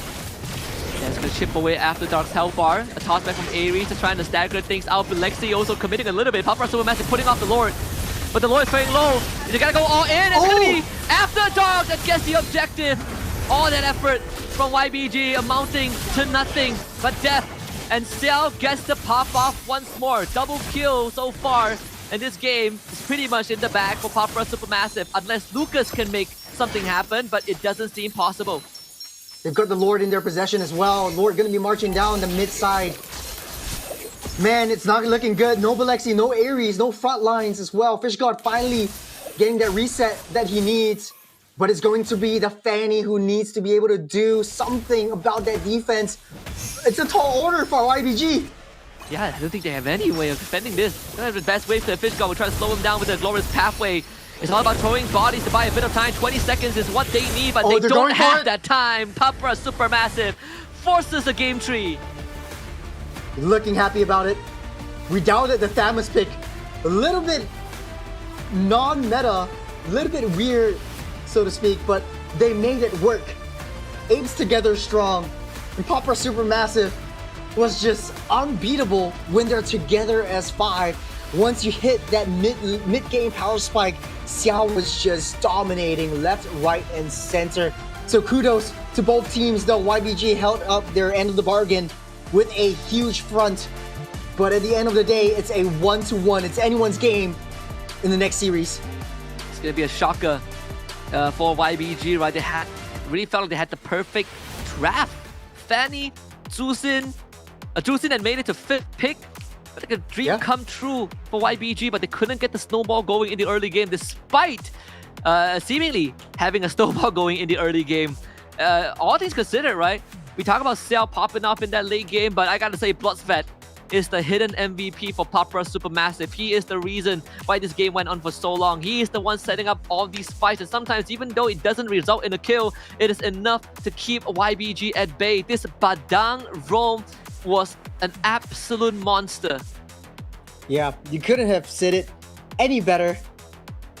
Badang was just insane on that, just wasting a lot of resources for the side of YBG. But also, I would say After Dark using that Faramis, no deaths at all.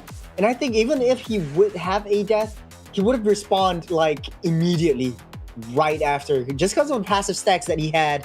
But at the end of the day though, the death ball composition, the supermassive death ball composition that that Papra Supermassive likes to pick up is just unbreakable. It's sort of like an Ube, but I wouldn't say a Walmart Ube, because it's an Ube on their own rights, on their own terms. It's the Turkish delight. Yeah, it's doesn't need extra healing, but everyone has a way to stay alive, right? I mean, Faramis, the Nether Realm, Badang has built-in shield, Tamus, ultimate. They all have a way to beef themselves up, and then you have an extra layer of survivability with the Nether Realm. Of course, Bloodsvet, we can see that the MVP, 68% kill participation. Everyone from the side of Papra Supermassive really pulled together to keep this game under control. Yeah, it is just so crucial. I think if Bloodsvet would have picked any other roam, this might have gone very differently. But taking a look at the plays, it's just Bloodsvet's game all the way through. Balexi also had a good game, but it was just not enough. There wasn't AoE damage that he could dish out. It was physical damage, and all of the members of Supermassive just built up vengeance, just built up a lot of heavy physical defense that he can't break down alone. In the first game, they played very heavy in the magic attack, but this time around, it's just physical attack isn't working out for YBG. Yeah, not at all. Despite having, Balexi, honestly, one of the better games, right? He essentially was hard winning his lane, and unfortunately, his team just couldn't hold the front long enough for him to come online in these drawn-out fights. And not to mention, you're dealing with all these all these disruptions from the side of Papa Supermassive. Of course, led by Bloodsphet on this Badang. Yeah, 05 and 13 really goes to show, like, you really need a good roam. It doesn't matter if you deal a lot of damage. It doesn't matter if you get the most kills. But it's the moments that really counts in these, I wouldn't say high stakes, but it's really, you know, a crucial game for them. If they would have lost this, it would have just torn themselves apart morally, because the next couple of games that they'll be facing tomorrow and on Wednesday is not going to be easy for them. It was the catch just now that we saw that really started this chain reaction, right? Where I think someone started to step backwards to trigger the wall, but either way, Bloodsphet really was able to put himself in a position to constantly disrupt, you know, YBG and set up these moments for his team.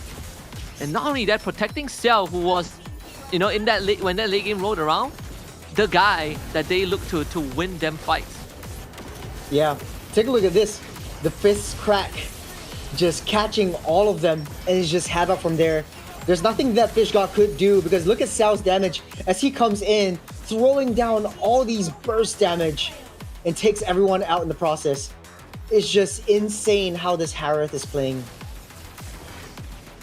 I mean, like, Bloodsphet saw Wasa in that game 1 Badang that didn't really work out, and he's like, let me give you a master class on how to play Badang. And this full dive comp really was just too much for YBE to deal with. And even this one, right? Like, imagine being Lucas, dude, just getting 3-tapped by a Harith, which no other heroes would have been able to do that, at least at least gold lane heroes.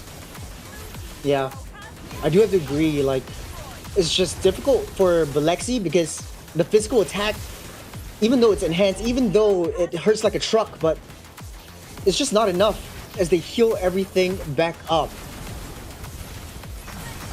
This could have been the comeback moment, but Lucas really couldn't get the lore, right? It's just high pressure moment, and I think at that point you sort of have to accept that this game is going number 3. Very hard fought by Papa Supermassive. 22 minutes to extend the series, making sure that if anything, they at least drew a game from YBG, because YBG, they came into this with a series loss, so losing an extra game on top of a series is gonna make it tough for them. Yeah, take the faces of our the team. They really do look happy that they took this game apart, because they're bringing in something a little bit different. It's still the group stages. It's time to try new things. It's time to try something a little bit different, a little bit more exciting with the Thamas bringing out here. So, you know, they need a reset.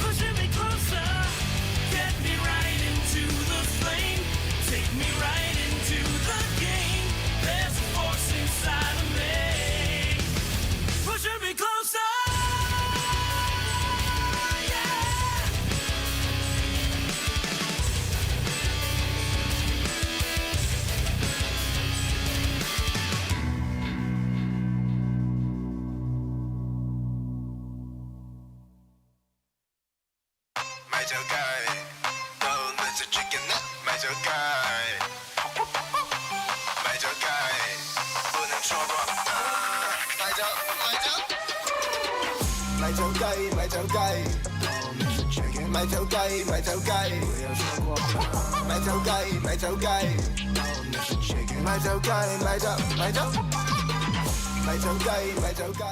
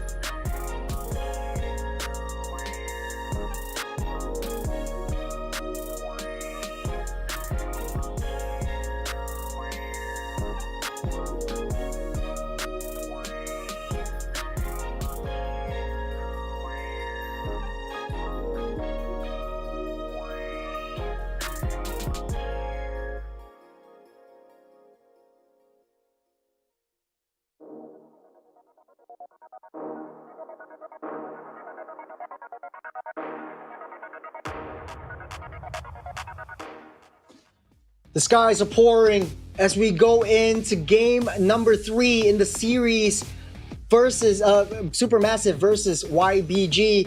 My name is Churros. With me here is Husky. If you missed out the first 2 games, well, there's always the reset button because this is YouTube. But anyways, this is going to be a very crucial series for either teams. First game, YBG showed off a dominant performance. Second game, Supermassive actually take the front away from YBG. It's anyone's game, 1-1. Let's jump straight into the draft. Husky, you know, in the short break that we have, what seems to be the changes that YBG really needs to make? I mean, for both teams, because it's not an easy game for Papa Supermassive as well. Yeah, I think right now for Papa Supermassive, right, morale is on their side for sure, right? And I think for YBG, it's up to them to reset. Good to see that it seems like they are still all smiles, you know, like they know that they've invested in the previous game, then there definitely are things that they could have improved in game 2. I felt like their side lanes would have been, they could manage the side lanes a bit better and to create the pressure around the map, but either way, now no player Suryo, Fanny was banned by them, that was banned by themselves, which in of itself is pretty unheard of on blue side. Hylo's banned by Papa Supermassive.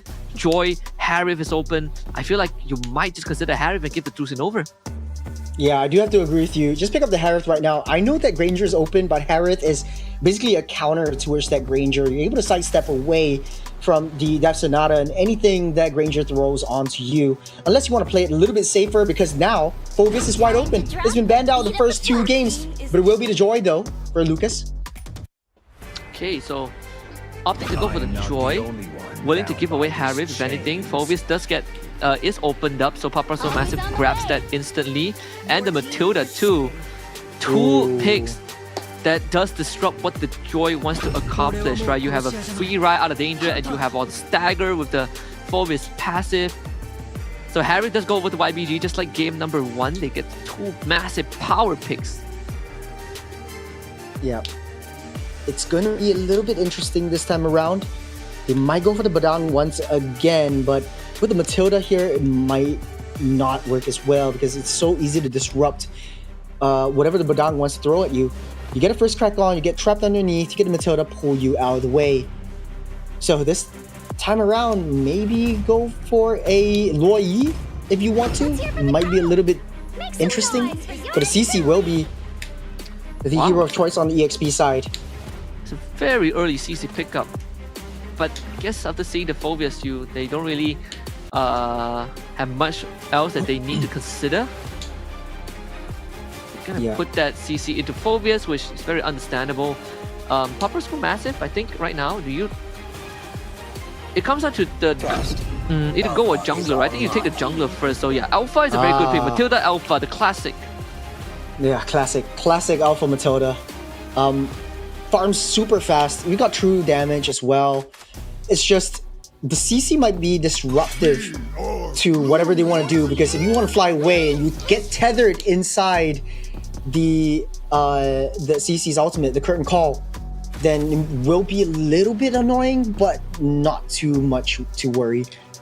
But then again, it's easier for Papa Supermassive to pull this off, especially since they got their signature Phoveus.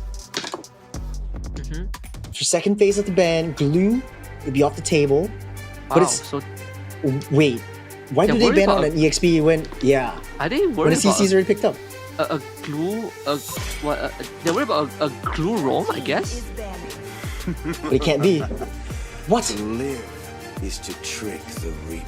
Or they just want to open up a free hero slot for themselves. It could be a possibility.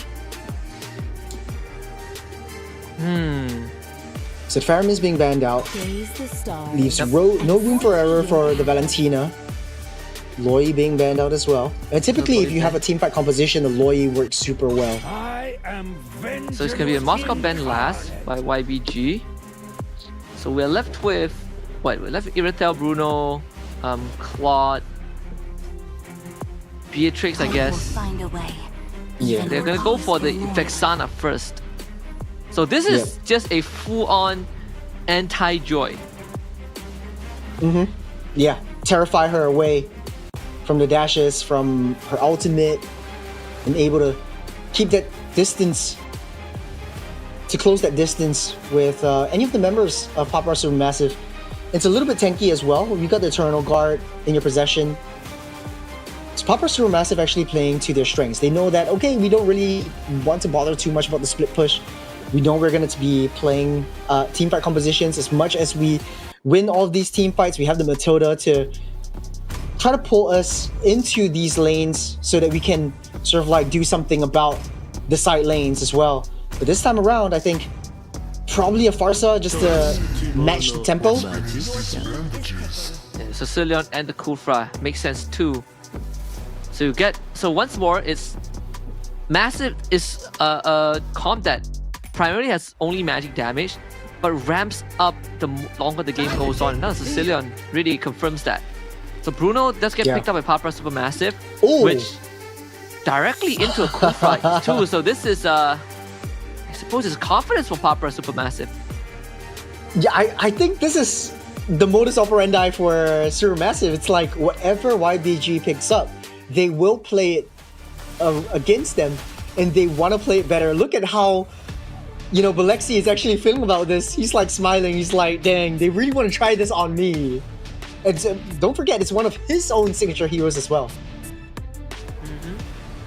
I mean, okay, so I don't know, dude. I feel like Papra is onto something. Yeah. And with that being said, you can't change the draft anymore. It's set. We're jumping into game number 3. It's anyone's game at this point for the final showdown from China versus Turkey. Is coming to fruition in the land of Dawn. As we set things up, we'll see how fast things will roll in the early game. And I know that both teams really like to ramp up these momentums, and the snowball effect might come true for both of these teams.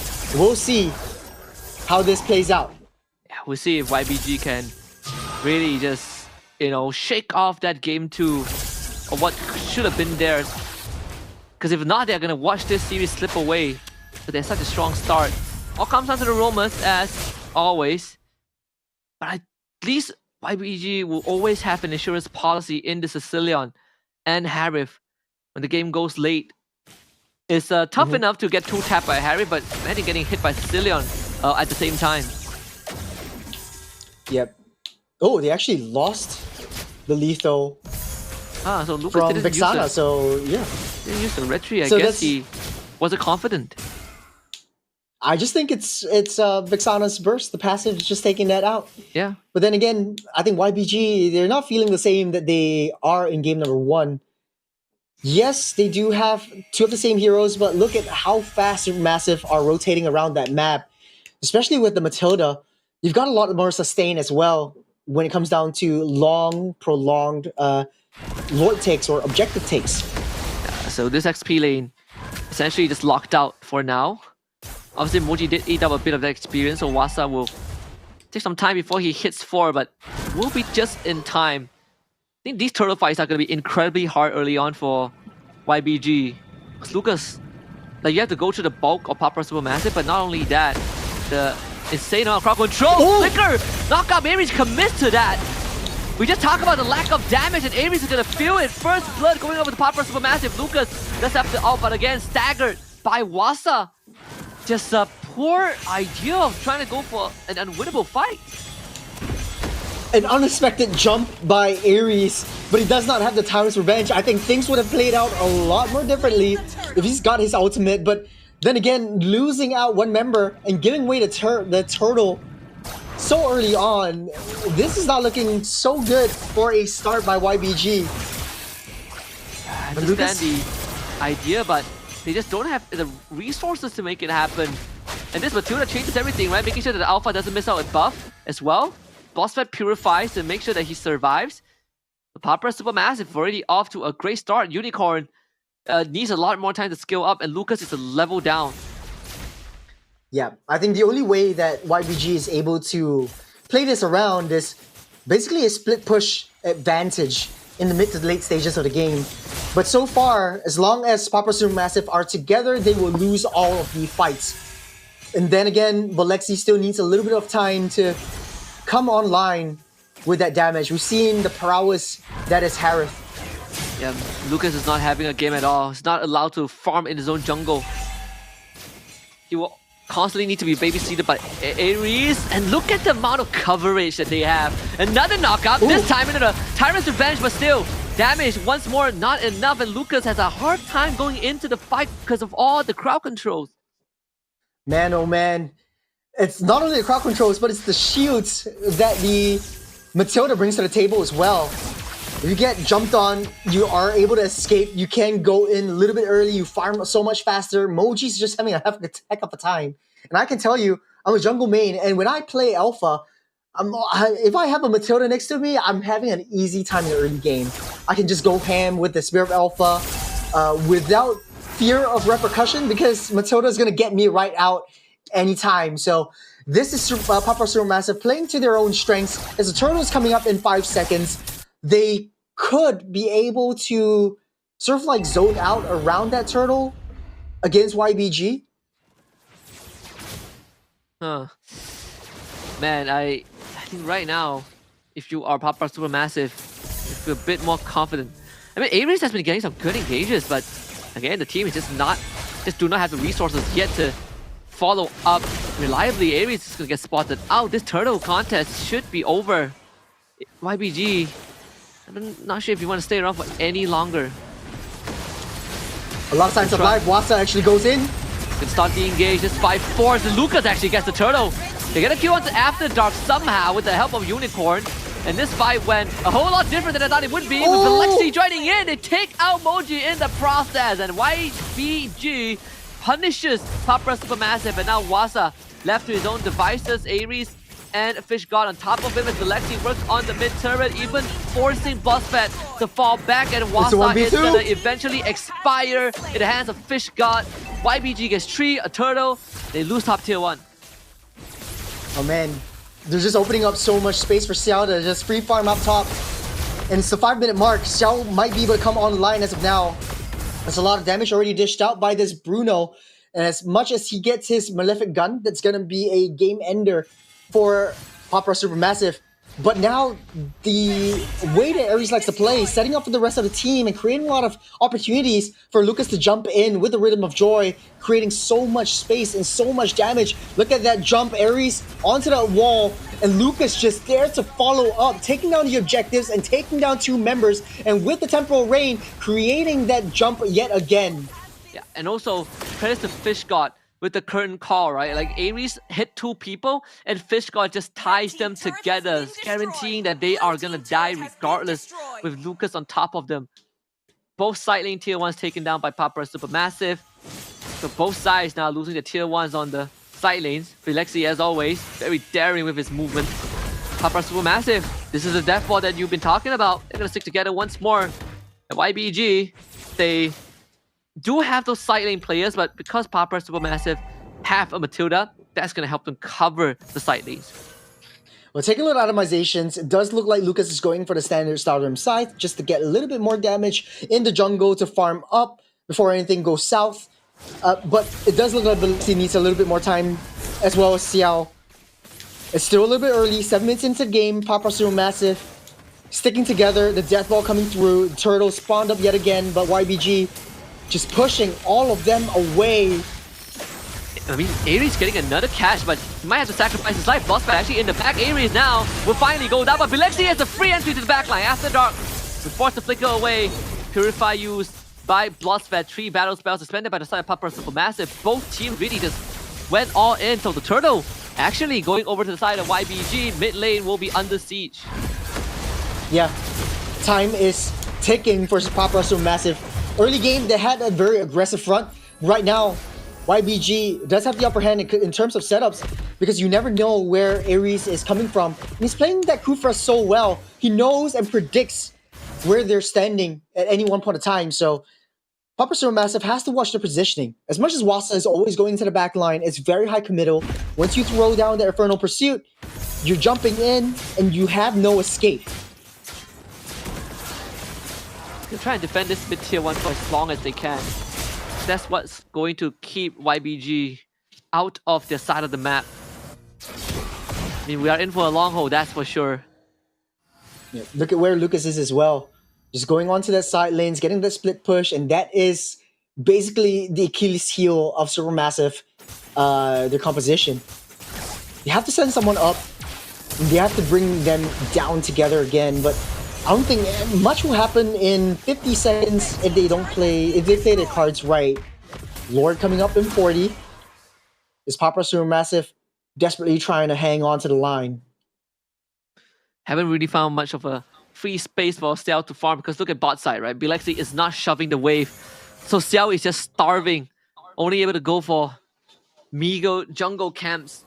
Mid side will be shoved in as well, but top side, if you are Xiao, you don't really want to go there. It's so far away. So YBG starving out Papra Supermassive slowly but surely. Yeah. It just takes a little bit of time as the Lord spawns up in 5 seconds. Long lane already pushed in. Papra Supermassive has to send Xiao to handle that one. And YBG does have the damage already, does have the economy lead. It's not much, but it's sufficient. Enough for them to take down at least 1 or 2 members within team fights. But Ares, again, it's always the roams, man, that is making these crucial plays. Again, onto Wasa, though. This half of Wasa's health bar. Of course, if you're YBG, they're looking to play slow and steady, right? You got Unicorn, you got Ares, you got a lot of ways to poke, but this Lord is gonna get resetted. Papra Supermassive trying to stop that reset. They want control. They want to make sure this Lord doesn't go back to full health. Means they're taking a gamble. Eternal Guard drop topside. One day YBG sees that. I think definitely they got vision on that top lane. So they know, no Eternal Guard. Here comes in Ares with the jump. Wait, Wasa trying to go for the flicker, so I'm not really sure what the intention was, but now Wasa doesn't have that flicker for the next 2 minutes. Moji. Oh, Moji coming in with Spirit of Alpha. Unicorn down low. Whoa, Ares again, another knockout, but this time they're ready for him. Ares loses all his health. Vengeance used by Fish God. Ties them up, but the damage is too much, so Fish God goes down. Bit of crack showing in YBG's gameplay, the composition. Wasa onto Bilexi, losing all his health. Lucas using Moji as a pedestal. The Lord knockup knocks After Dark into the air, but Lucas doesn't have the help out to work with. He's be forced away by Xiao. Goes that game, tries to steal the Lord, doesn't get it. Ooh. Eventually taken down by Xiao. Papra Supermassive walks away with the objective. This is what Papra Supermassive is known for. The Supermassive Death Ball. They're always together, and they're always fighting it head on. And every single time the Lord, the longer Lord dance goes, it goes right for Supermassive, just because you have the Matilda to heal everyone up. You got the favor as well. So it doesn't really matter for Supermassive if they lose a half of their health. They're still going to be staying right there, and then It makes it so much easier for Pop R Supermassive to take down major team fights. It comes down to that T1 down on that mid side will be defended by YBG. The side lanes though are really stacking up. Of course, the Lord should be easily taken care of.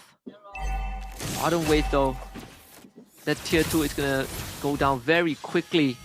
But YBG keeping their focus on the mid tier 1. They understood how important that turret is. They need it up so the Pop R Supermassive don't get that opportunity to control the other side of the map. You got Moji trying to seek out some information. You know that Lucas is down that bottom side trying to clear that wave. It's Pop R Supermassive still unable to take down that T1. Yeah, it's gonna be pretty tough. Like, this mid tier 1 still there. The most even game we have so far in the series. No one having the lead. Could be anyone's I think game. it's just the adaptations. Yeah. Just the adaptations that YBG is bringing onto the table. They know that they're playing a team fight composition. You just have to have hard hitters to deny that team fights, wait for Supermassive to come close and play a reactive front. I think that's the game plan for now, especially for YBG. Let's take a breather for now. Take a look at the itemizations. It does look like Pop R Supermassive, most of the members have gotten their core items. There's 4 core items for Xiao. Still, he is up ahead in economy, not much, but that's enough to make a dent.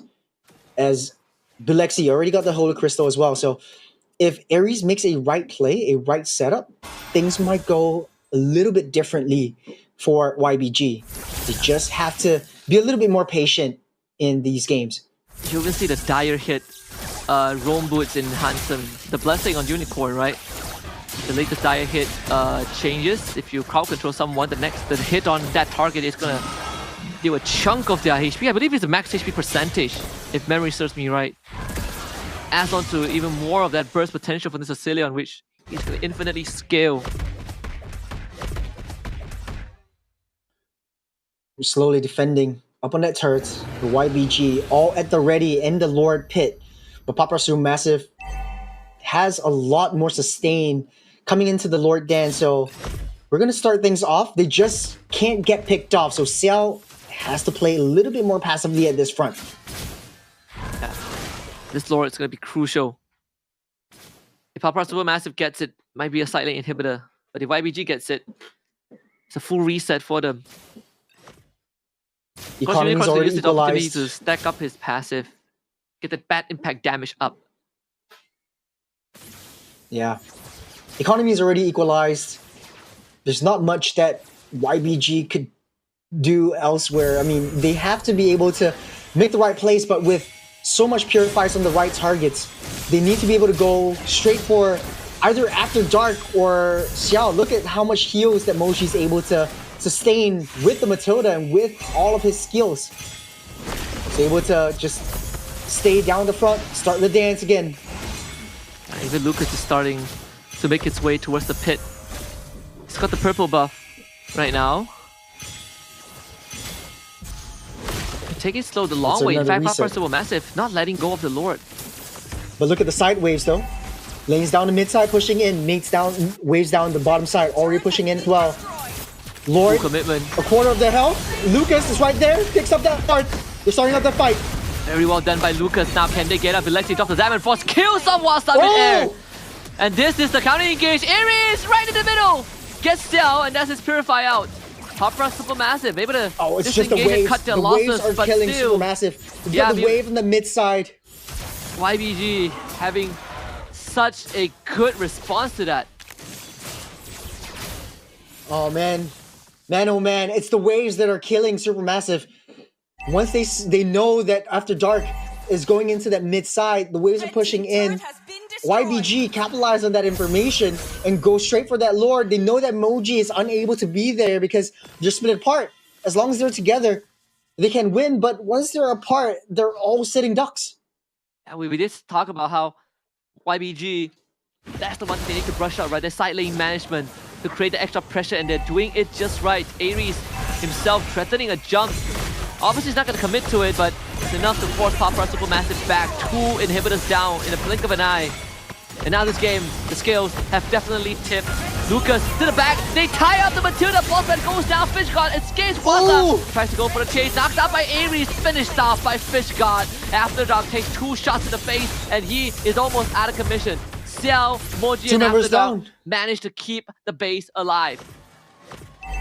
2 members down. Waves are still pushing in. They want to get that reset though. They got what they came here for.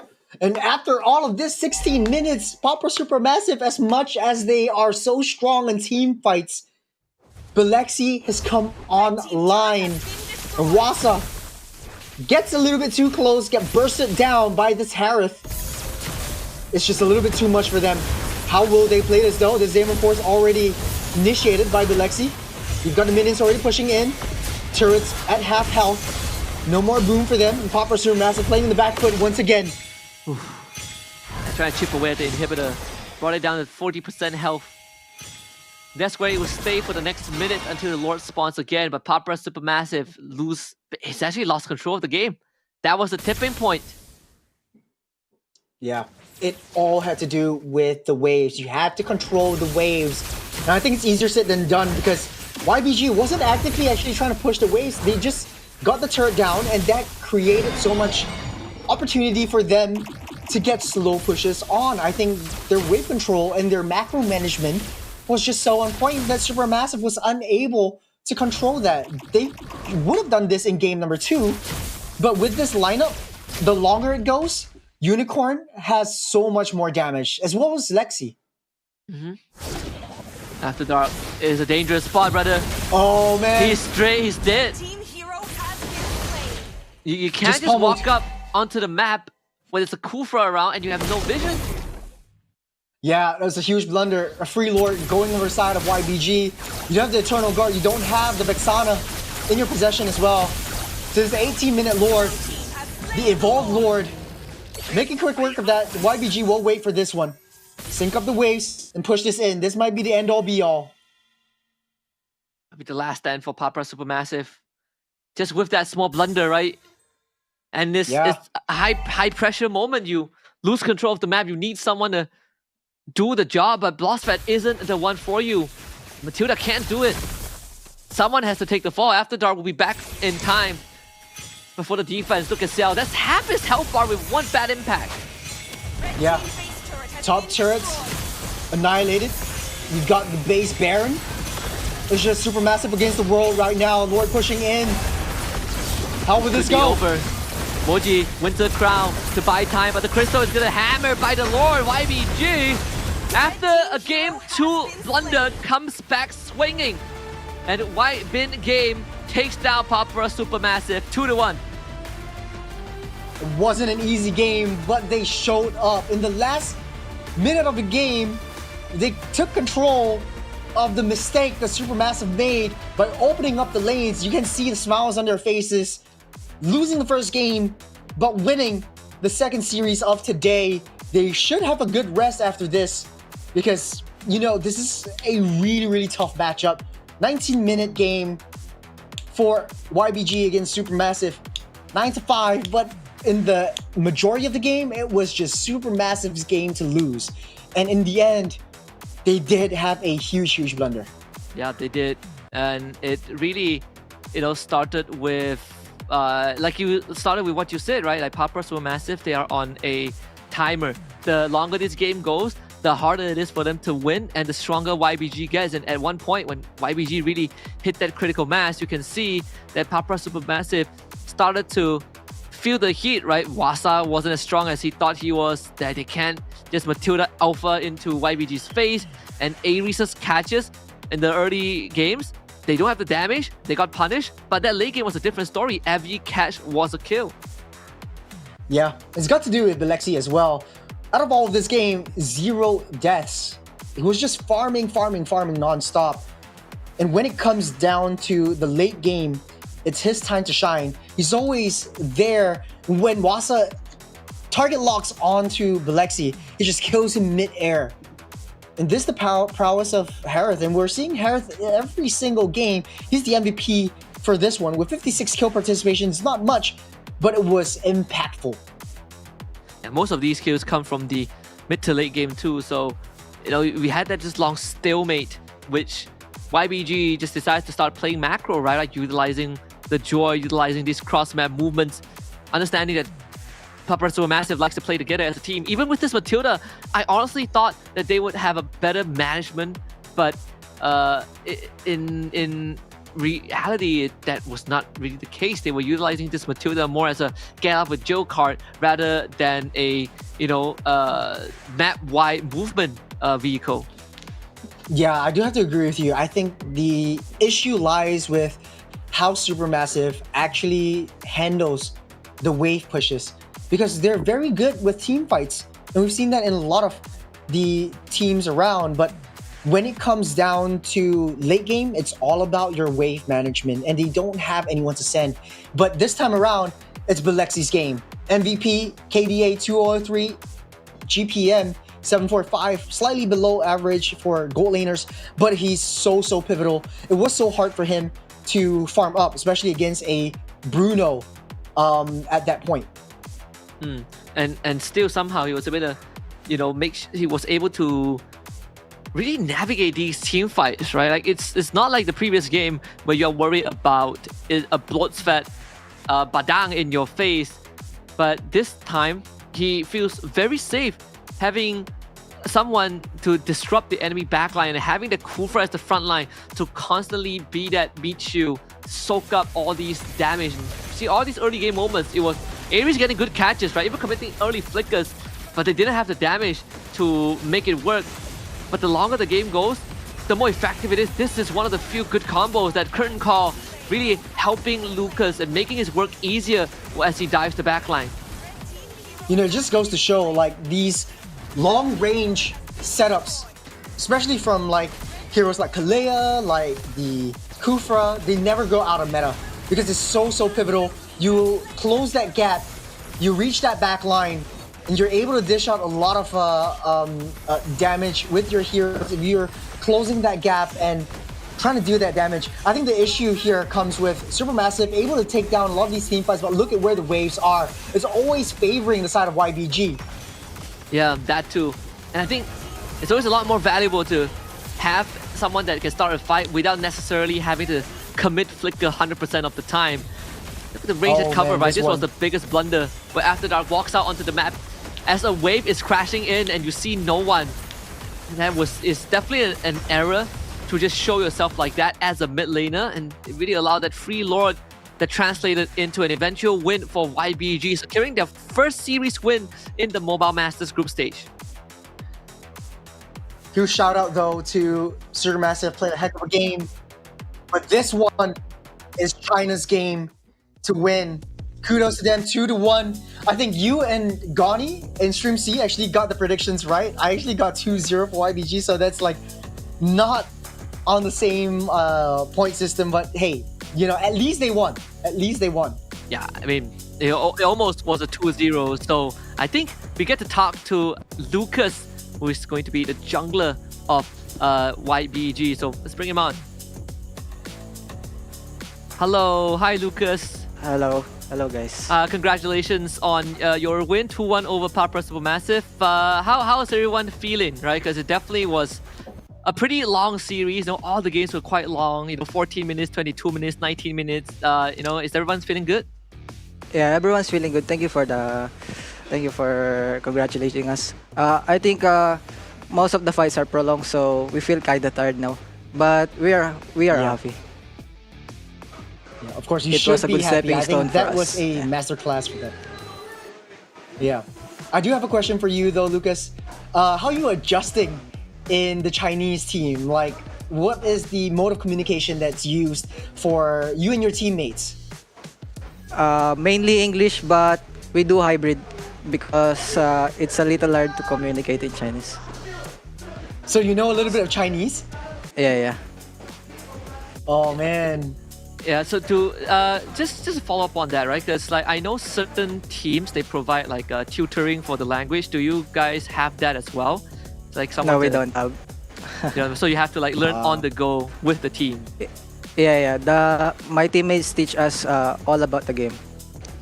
I see. But I also want to know, like, how do you guys readjust? Because earlier today, you guys have to face off Onyx PH as your first BO3, right? And that wasn't an easy series, you know, it was a 0-2. How do you guys kind of readjust for this game against Papara Supermassive? I think we're actually thankful for Onyx for widening our eyes to what will be our next step. So it was a massive help from Onyx. Yeah. So, you know, game aside, how is Jakarta treating you and the boys in YBG? Jakarta is good and YBG is a good organization also. So I'm kind of happy. Yeah. What's next after today? How are you gonna get that reset going up tomorrow? You're gonna head to the beach? No. I think we're gonna learn from our mistake earlier and try to improve things so we win tomorrow. Yes, staying focused on the game. That's good. Yep. Well, Lucas, before we let you go, do you have any words for all the supporters out there? For you and for YBG. For all the guys that supporting us, keep supporting us, and we will do our best. Wait, one more you thing. Say anything in Chinese? Could you do it in Mandarin? 大家好，我是 Lucas. Thank you for support. Thank you for your support. All right. Yes, sir.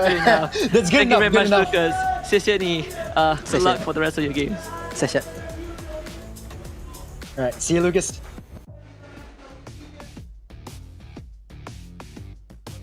Oh, he's so well spoken. I like the fact that he's assimilating well in the Chinese team. Especially for a Filipino, it's not very easy for imports to be in a new team, in a new environment, training with the rest of the teammates as well. So kudos to him, man. Like, he's really shown a lot of prowess and performance throughout the series. Yeah. So it also kind of answers what Goni's earlier question to me as well. I know some teams get a tutor, some teams they kind of learn from the teammates, but the whole point is just being able to make your imports feel like they're part of the team, right? There has to be a way to communicate, and I'm glad that they are willing to not only teach, the Lucas, but at the same time, they're willing to go hybrid from time to time. I think that is very important, and it's reflected in how they play, right? I mean, you see the connection. Sometimes you kind of forget that you have non-native speakers in YBG. Yeah, I do feel that, but they are adapting well. They are getting a little bit more comfortable. And speaking of comfortable, here is Anthros again. Fix your seat, picked by the pros for comfort and performance. Get yours now at anthros.com. The chairs were tested and approved by players. Players love the Anthros chair. Excited to have them at the SPS Mobile Masters event. So all of the chairs that you see, I think later on, we might be able to get a closer look when we go through the replays and all of that, and maybe even the next game where Husky won't be joining us anymore. You'll be sitting on the sidelines and watching the game. Go check them out because I think it's a pretty decent brand. It's a new brand, and players love them. Designed for and maximized for comfort. Yeah, I mean, I'll be watching the games on the sidelines on my newly Anthros chair, right? Because it's where comfort meets competitive edge. And also, it is the first ever chair that is FDA registered for good posture, proven to improve your posture over time. And has always been a big problem. I had the problem as well, right? It gives me really bad postures. You start slouching a lot and all that. You get those back pains. But Anthros, I hope it fixes my problem. But if it's FDA approved, I believe it. Yeah. And with that, thank you very much for joining us in game number 3. Husky and I are going to be checking out for a little break, but don't go anywhere. I know it's dinner time, so grab your food, grab some popcorn, sit down, relax. We'll be back right after this break. We'll see you.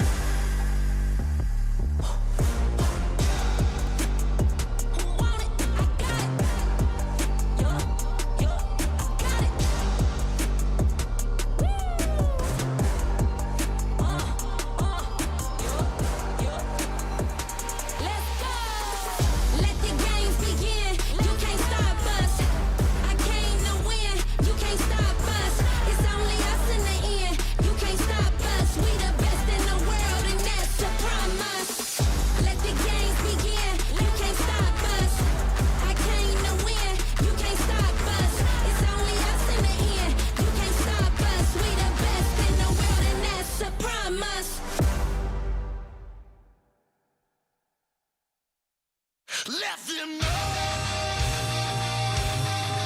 Let them know. Shouting from the rooftops. They must know.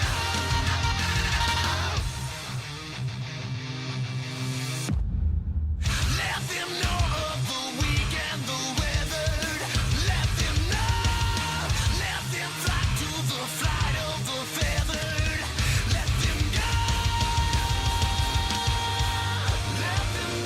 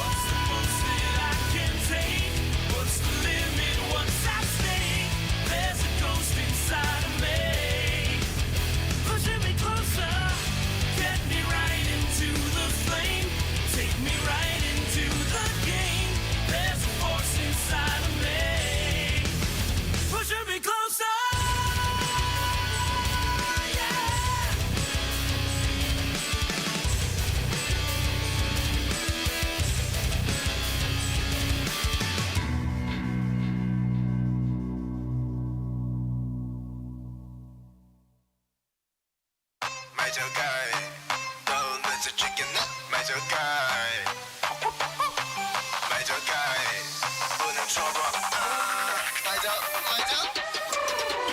my 저 guy my 저 guy my 저 guy my 저 guy my 저 guy my 저 guy my 저 guy my 저 my 저 my 저 guy my 저 guy my 저 guy my 저 guy my 저 guy my 저 guy my 저 guy my 저把握機會咪就街，機會咪出嚟。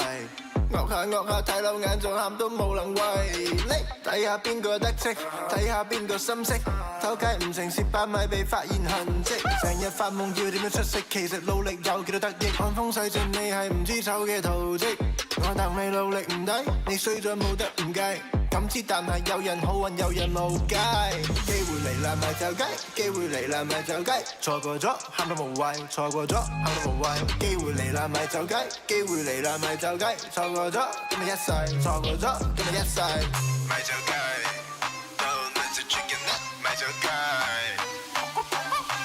咪就雞，不能錯過，咪就雞，咪就雞。咪走雞，咪走雞，咪走雞，咪走雞，咪走雞，咪走，咪走，咪走雞，咪走雞，咪走雞，咪走雞，咪走雞，咪走雞，咪走雞，咪走，咪走。喂，你聽住，我就講我錯過嘅機遇，成嚿叉燒擺到埋口，跳到兩口，打一打就咬唔住，同你講句 sorry 咯，我對唔住，我想瞓對手，就份復習，個身份住好過要出盡力對不對你輸。人生最寶貴一堂，公司唔係你學堂，簽咗份約將你捆綁，遊唔出呢個節堂，乜嘢係好嘅時機？再諗一陣先，機會就不翼而飛。咪就雞，機會嚟啦咪就雞，錯過咗喊到無謂，錯過咗喊到無謂，機會嚟啦咪就雞，機會嚟啦咪就雞，錯過咗今日一世，錯過咗今日一世，咪就雞，都能食 chicken nut，咪就雞，咪就雞，不能錯過，咪就雞，咪就雞，咪就雞，咪就雞。咪走雞，咪走雞，咪走雞，咪走，咪走，咪走雞，咪走雞，咪走雞，咪走雞，咪走雞，咪走雞，咪走雞，咪走，咪走。So drop that chicken, take it all the way.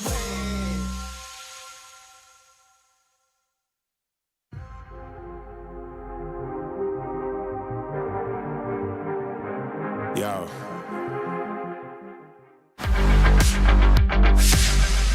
Halo guys, nama saya Sans dari Onyx Esports. Sekarang saya mau kasih tips untuk bermain Valen yang benar.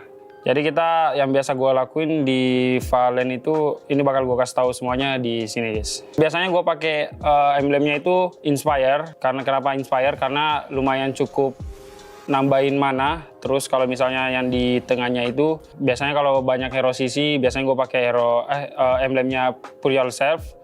Karena itu lumayan cukup ngebantu buat spell kita di mid game sampai late game. Emblem terakhirnya itu biasanya gue pakai di Impurage. Kenapa Impurage? Karena lumayan cukup berdamage. Ya nambahin HP juga dan mana sih guys.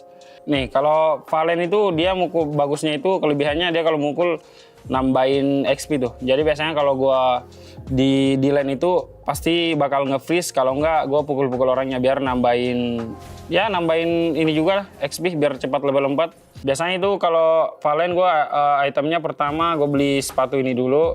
Awalnya NOD. Kenapa NOD? Karena emang butuh buat di early game yang banyak lifesteal atau ya pokoknya kalau banyak hero lifesteal gitu bisa ngurangin di lifesteal musuh gitulah. Item keduanya biasanya gue beli lightning. Kenapa lightning? Karena dia itu ada efek cooldownnya, terus ada kayak efek petir-petir gitu. Jadi kalau buat nge-clear, terus nambahin cooldown juga, jadi bagus guys. Terus ketiganya gue tambahin Wishing Lantern. Kenapa Wishing Lantern? Karena ini lumayan cukup ada efeknya juga, jadi lumayan sakit juga. Dan ini ada tambahan mana sama cooldown. Jadi otomatis kalau gue main Valen itu harus di 40% cooldownnya. Jadi buat nge-spam untuk di lore nanti cukup enak lah kalau buat untuk poke di musuhnya. Terus ketiganya biasanya gue beli, kalau nggak defense ya biasanya gue beli ini Bloodwings. Tapi sekarang kayaknya gue kalau buat Valen gue nggak pakai Bloodwings sih, soalnya lebih butuh defense glaive-nya, soalnya buat tembus juga kan yang buat tebal-tebal gitu. Di atas menit 18 mungkin kalian bisa beli Holy, karena kalau kalian beli Holy dapat lore itu nambah damage-nya lumayan cukup banyak lah. Intinya tuh kalian main Valen itu kalian harus pukul-pukul orang terus, soalnya itu cukup ngebantu buat cepat naikin level. Ya itu sekian dari gua tutorialnya. Terima kasih yang udah nonton, dan kalian jangan lupa dukung Onyx terus di ESL Master ini. Dan buat Sonic ya kita pasti kasih yang terbaik, guys. The Snapdragon Pro Series is brought to you by Snapdragon Elite Gaming and DHL.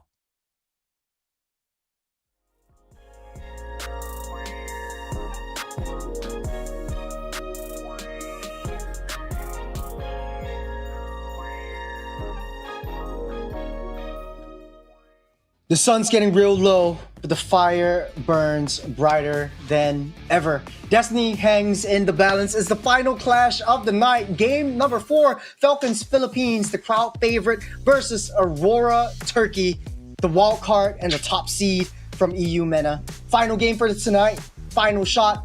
Let's lock in. It's your boy Churros, and with me here is the Gonsters. How are we feeling? This is going to be a hype matchup, Gani. I can't understate this. Man, I do believe so. I'm so excited for this match, and perhaps for you guys who maybe just caught a glimpse, right? You might think that it's going to be PH versus PH, but no, guys, it is going to be PH versus Turkey.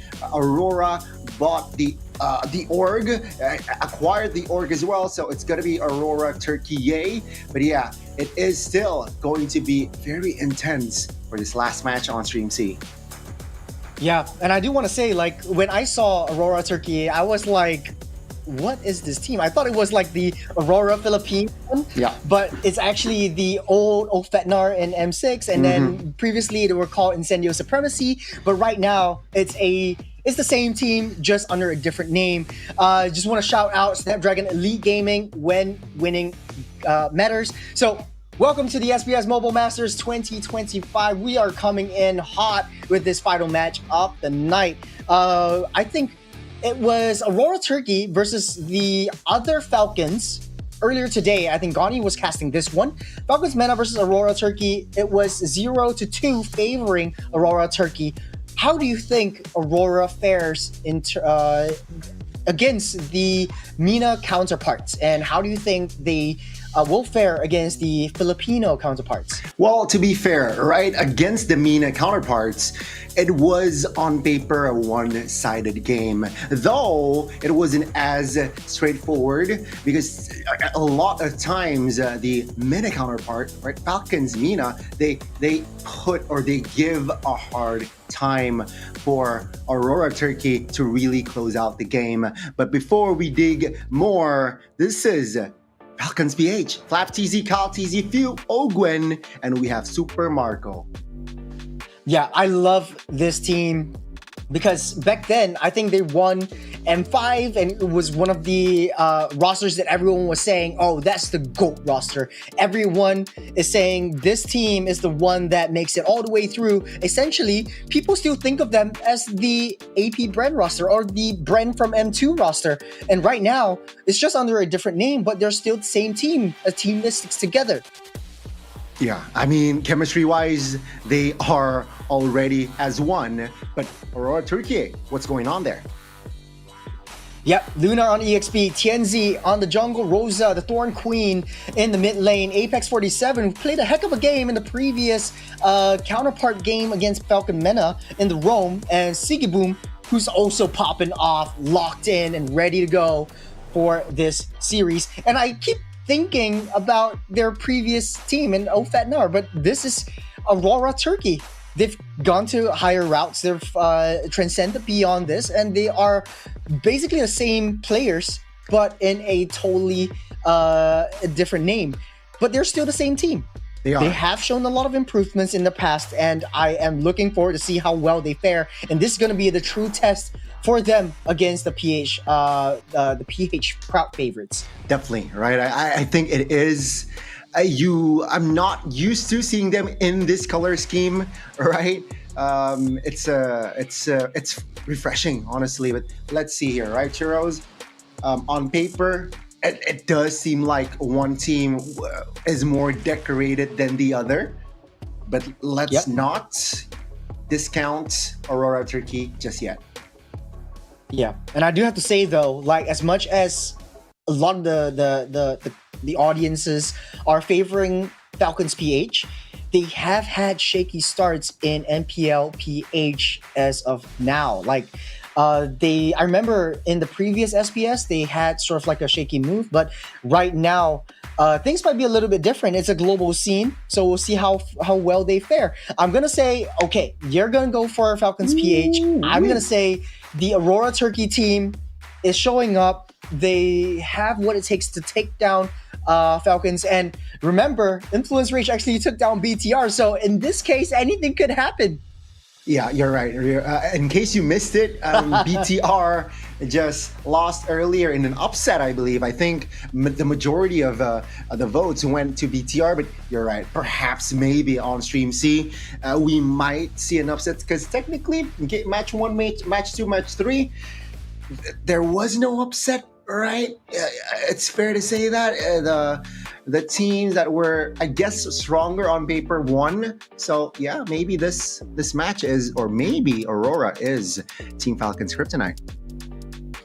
Maybe just maybe. I think one of the things that I like about the previous Turkish team, Supermassive, is that they play to their own strengths. They like that team fight compositions. They're bringing out heroes that people don't really think about. Putting in the Lucas in the jungle, the Thamus, bringing that out as well. Trying new things around, especially the Benedetta in game number 1. Even though it didn't work out well, you're not letting the opponents dictate what they want to play. So if Aurora Turkey is able to jump into this game with that mindset, they might be able to turn things around. Yeah, I think they need to play to their strengths, and yeah, if they do have something up their sleeves, I think the time is now, right? It's they gotta win, they got a series earlier, so technically, if they show their cards here against a stronger team on paper, hey, nothing to lose, right? And the guy or the team that is for the last match, at least for Aurora, Apex got that tight angle with the Jawhead. So perhaps Team Falcons might be wary of that Jawhead pick coming from the side of Aurora. Yeah, not to mention though, I remember seeing Ogwen on the Kalia a lot in the MPL PH, as well as Jawhead. So very, very highly contested heroes, especially for Apex 47 versus Ogwen. And this is going to be one of the top lane-to-lane matchups that I do want to see. Actually, honestly, all of them though. Even Few versus Rosa, that's going to be a interesting matchup as well. I think we're jumping into the ban really, really soon. So what are your thoughts? I think really, honestly, the Kalia getting banned out, especially the Jawhead as well. Okay, there you go. Jawhead banned out by Team Falcons. Yep, Matilda and the Phobias as well. Honestly though, I do want to spend a little bit of time in talking about this Phobias. What's up with this Phobias? Why is everyone picking it up again? And why in the meta, sort of like the professional meta, Phobias is working so well? Yeah, I think the team fight, right? The team fight right now, it's more towards you dive or you clump up a lot. And Phobias is that hero that can provide an advantage for your team when clumped up during tight choke points or corners. And another logical sense is Phobias,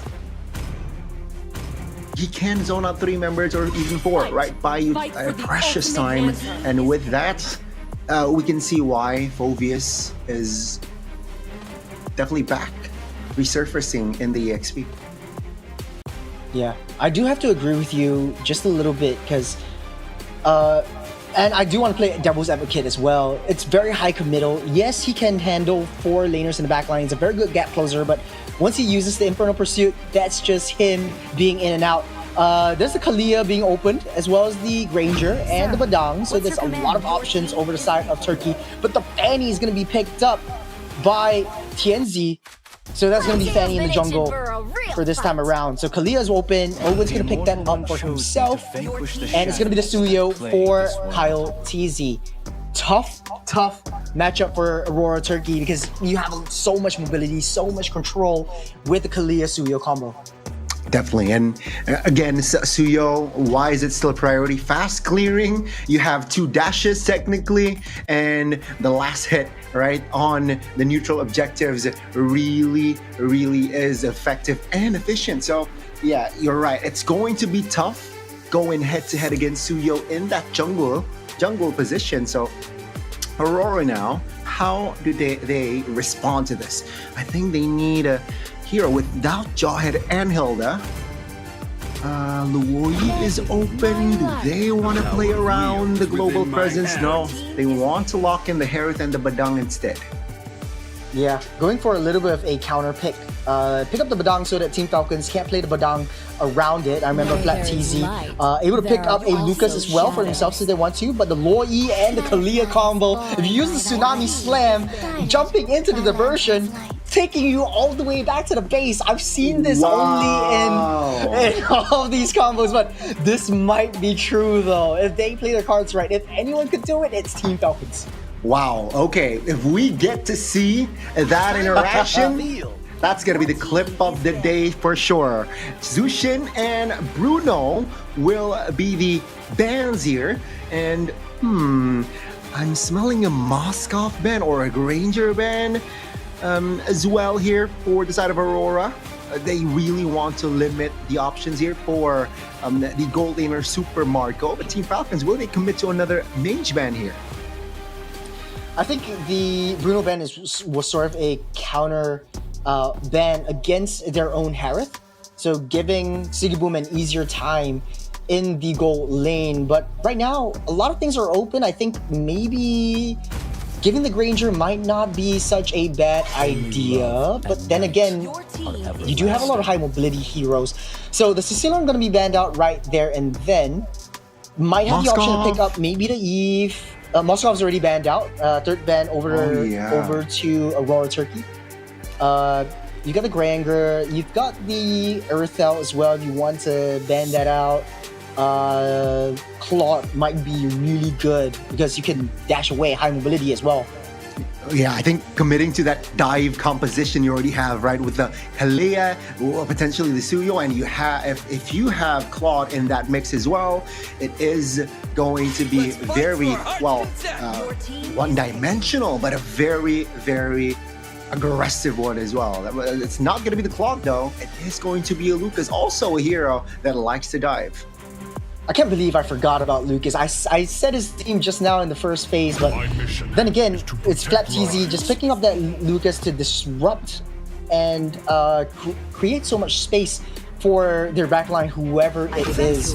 So with that in mind, understanding that they want to pick up the Hylos, Aurora Turkey gonna pick up the Selena for themselves, giving a lot of vision. It's sort of like a soft counter for the Luoyi with the wards. Now, the last pick, EXP lane. Either EXP or the Roam, right? Badang is still up in the air here.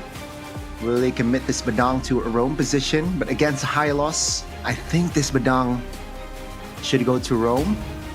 So, I think so do they too. want to go all in damage, but have a thin composition? CC? CC, yeah, I was gonna think that. But it's actually got to... Okay. So they want to stabilize, right? Said. They need beefy heroes, right? With the Badang, it's not as beefy, but with the Gatot, I think they might survive a bit by some time. Team Falcons quickly to respond. Beatrix. Oh, reliable Beatrix getting picked up by Super Marco. I do like their composition, very all-in, very high aggressive. And once Beatrix gets the power spike items in the late game, Fanny is a non-factor. So you hit your Nibiru, the bullets follow you all the way through. I think 3 bullets should do it. Fanny goes down. So I think that is the modus operandum for Team Falcons. At the end of the day, though, Gani, which team are you rooting for? Man, I really like the composition from both teams, but on paper, I gotta side with Team Falcons, man. As much as I love Rosa, Apex, and them, but let's see though. Aurora, please prove me wrong. What about you? Man, I actually do like the combo that Team Falcons bring up. But we'll see. It's down to execution, right? And that's what we always say as we jump into the land of dawn. As Aurora Turkey gonna be starting off in the blue side. On the red is Team Falcons PH, the crowd favorites. But will the wildcards and top seed from EU MENA be able to take down the favorites, the global favorites in Falcons Philippines? We'll wait and see as things are starting off from the purple buff for both jungles. Yeah, taking no time as well. TNZ here. He wants to quickly farm. He knows that he is going to be a bit behind going up against Cecilio, and you can see that Ogwen is just leashing for his jungler as well. And as for the items here, I guess nothing too crazy. You know, you got the Master Assassin on that Beatrix, Inspire as well for that Harith, a logical approach. But that's an Assassin emblem for the Badang. Assassin emblem for the Badang. That's a little bit more damage. In the meantime, though, you got Kyle TZ with the killing spree again. I think that's a new build for a lot of the jungles. Oh, TNZ going real low. Kyle TZ wants to take advantage of that one. But they'll touch and they go. Able to cable out of the way. They will. No first bloods just yet here in the first minute. And Rosa on the Selena. All right, it's a juicy beat. Oh, they want to go in. Already popped the flicker. Ogwen's down low. Able to dash out of the way. TNZ unable to meet Ogwen with the cables. But it's just saving it for the next major fight coming in as the turtle spawned up in 10 seconds. Yeah, and I do feel like TNZ will not contest this first turtle, right? I expect him to apply pressure towards the bottom side of the map after getting that purple. But yeah, I don't think that's wise here. Let's see though. Team Falcons, they are on the turtle. Yeah, you got Ogwen already ready. No level 4 just as of yet, but here comes Kyle TZ just Beyblading over into the turtle pit, taking down one member as Team Falcons loses their turtle and loses Ogwen in the process. Wow, I did not expect that, you know.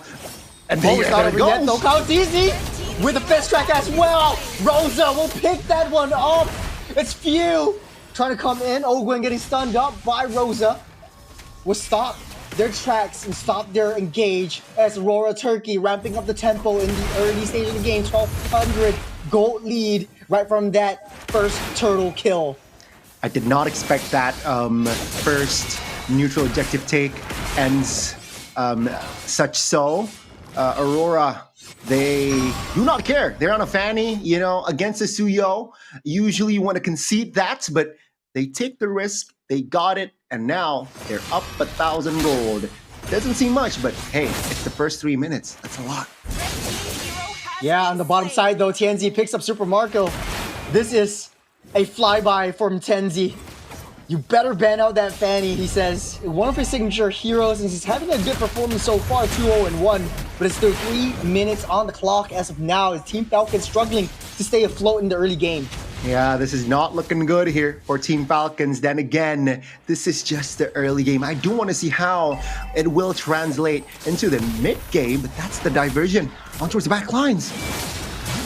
Okay, back lines. You got a Tsunami Strike.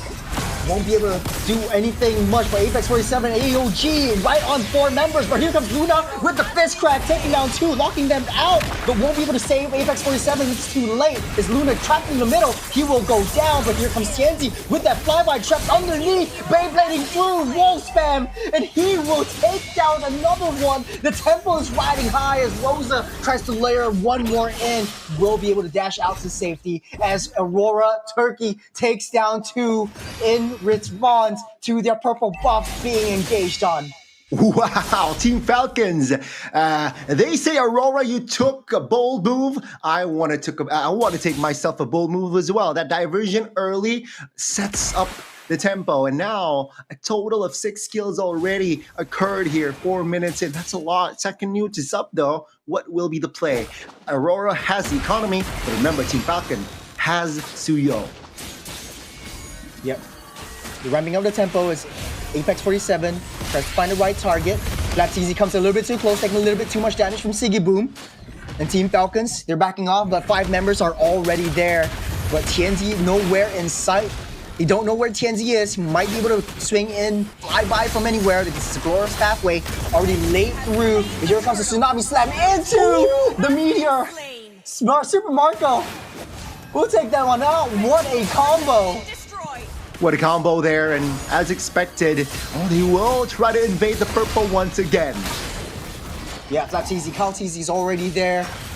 Just trying to deny TNZ from any farm, trying to delay his progress as much as they can. Apex 47 flies a little bit too close. AOG just in the nick of time.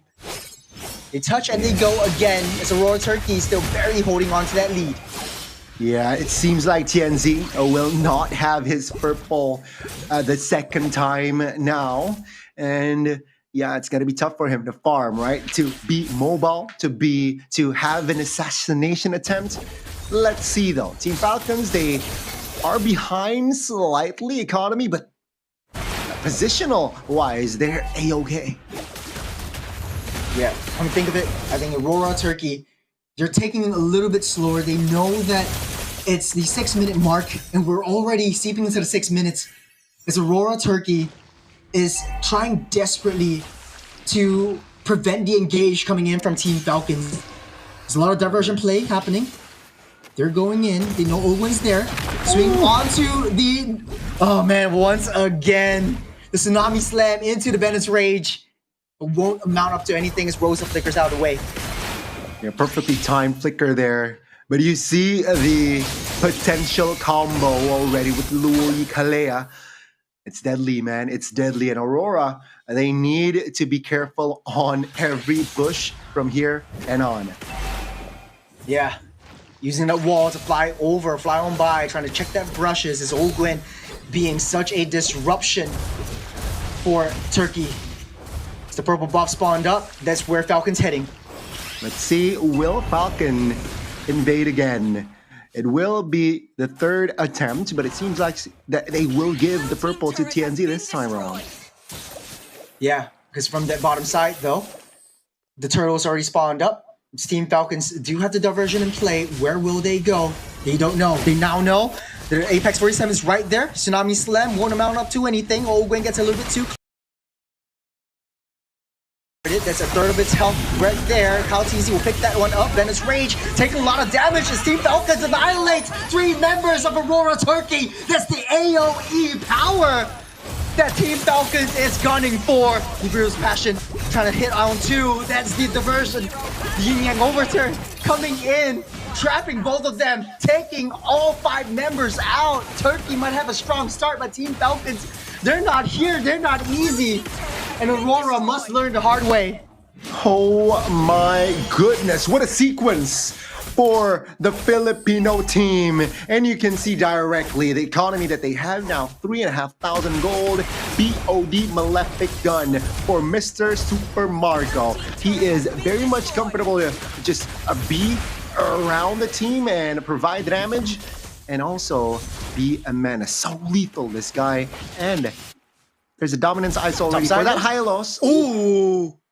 TNZ assassinating Super Marco on that top side, on that blind spot there. Few tries to predict where TNZ is going, but a little bit too late for now as Aurora Turkey desperately trying to keep themselves afloat. It's a 3k gold lead over the Team Falcons on the mid side though. Few takes down Ogwen, takes down Rosa. No more Selena for now as Team Falcons, they're all over the map. And Turkey has to respond.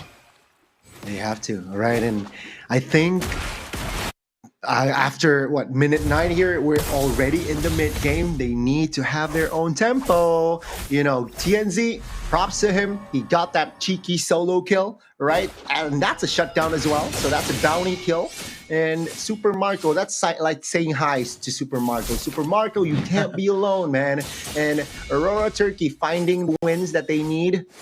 The Team Falcons, they need to stabilize again. Sure, they have a 3,000 goal, but one big team fight. Aurora can definitely turn things around. We're playing it slow, and they got to. And Super Marco making a little bit of mistakes. Going to slam into the Bandits Rage once again. Rosa nowhere to be seen. And Super Marco will pick that one up, opening the floodgates for the Lord to be taken. But TNZ might not be able to get there in time, as Aurora Turkey will let this one go. What an opening, what a read by Kalea. Rosa, yeah, he just got eliminated right there. TNZ, very little energy. Yeah, able to use their final cable to get out of harm's way, but look who is on that top side. It's Kyle Teasy, unable to hit that mark. TNZ, oh man, I don't know who he's praying to, but he's living on a threat, bro. It's very tough, it's tough, and as predicted as well, all right? Going up against Suyo and Hylos, it's going to be tough for this Fanny to find an angle, especially we are not in the early game anymore. Now, with the Lord marching the bottom side, I believe Aurora will concede their second tier turret. They will just leave to the base turrets now. Top lane though, it's actually defended well for now. Yeah, Kyle Teasy will take control of that top side, try to get a slow push going in. Lord marching down the bottom side as Team Falcons trying their desperate best to try to make sure that the waves are pushing in without TNZ disrupting the push coming in. And TNZ having a heck of a performance. I know in the early game, he has been taking down one after another, but this time around, you get a diversion play.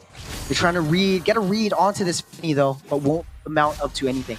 It's just information, right? Looking for information. Oh, good, jumps in. Oh, Bandits Rage again onto the slam. And Super Marco will pick another one up. That combo has been used so well. As the Kalea Beatrix combo is coming to fruition. They need to find a way though to try to control Kenzie. He's all alone. He does have the energy to cable out of the way, but will not be enough as Kenzie tries to get a U-turn right there underneath the turret. He will go down eventually. As Super Marco picks up a killing spree. 60 seconds till the next major objective spawns up. Man, the zoning. If you take a look at the positioning from Team Falcons, diversion committed, 3 men sent.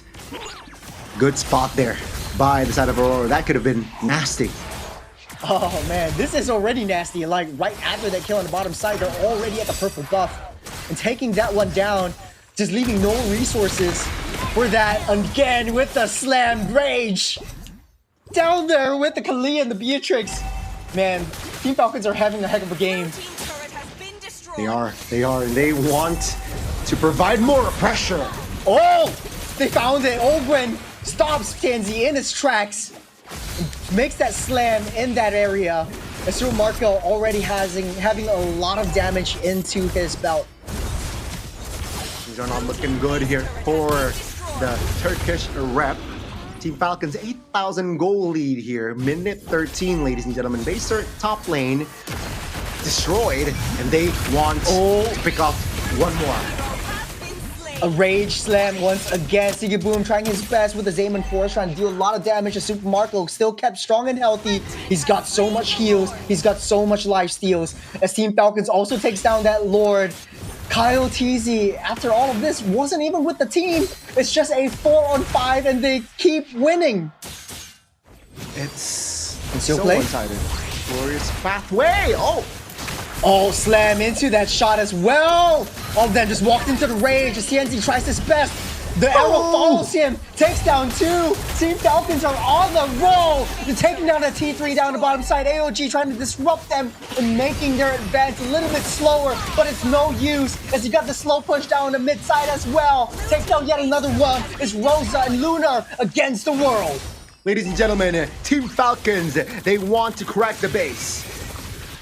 Super Marco, just one more hit. You've got the minions marching in. Slowly but surely, they will take it in dominant fashion. They had so much fun. Take a look at Ogwin and Super Marco. They know that this combo they've been training for works so beautifully. Man, the slam rage was so beautiful. I remember seeing that the first time, and I was like, okay, this is what they're going for. It's kind of like a pick-off, but whenever Aurora Turkey wants to come a little bit closer to save whoever is left in the team that's caught out by the slam and the rage, they get shot down because of the AoE splash damage. Yeah, that hero is man, I have no words, man. That's just I have no words. They were just having fun. That's just yeah. Oh man, I love to see it. You love to see it. This is gonna be clipped everywhere. I know this is gonna be the new combo coming in. If you don't know what marksman to pick, I think they were also waiting like, okay, everyone's gonna be thinking we're gonna be picking up the Granger, we're gonna picking up the Claude or Erthal or the Harith, but no, this is where it's at. It's the combo that you do with Kalea. Yeah, and it's so dynamic, it's so fast-paced.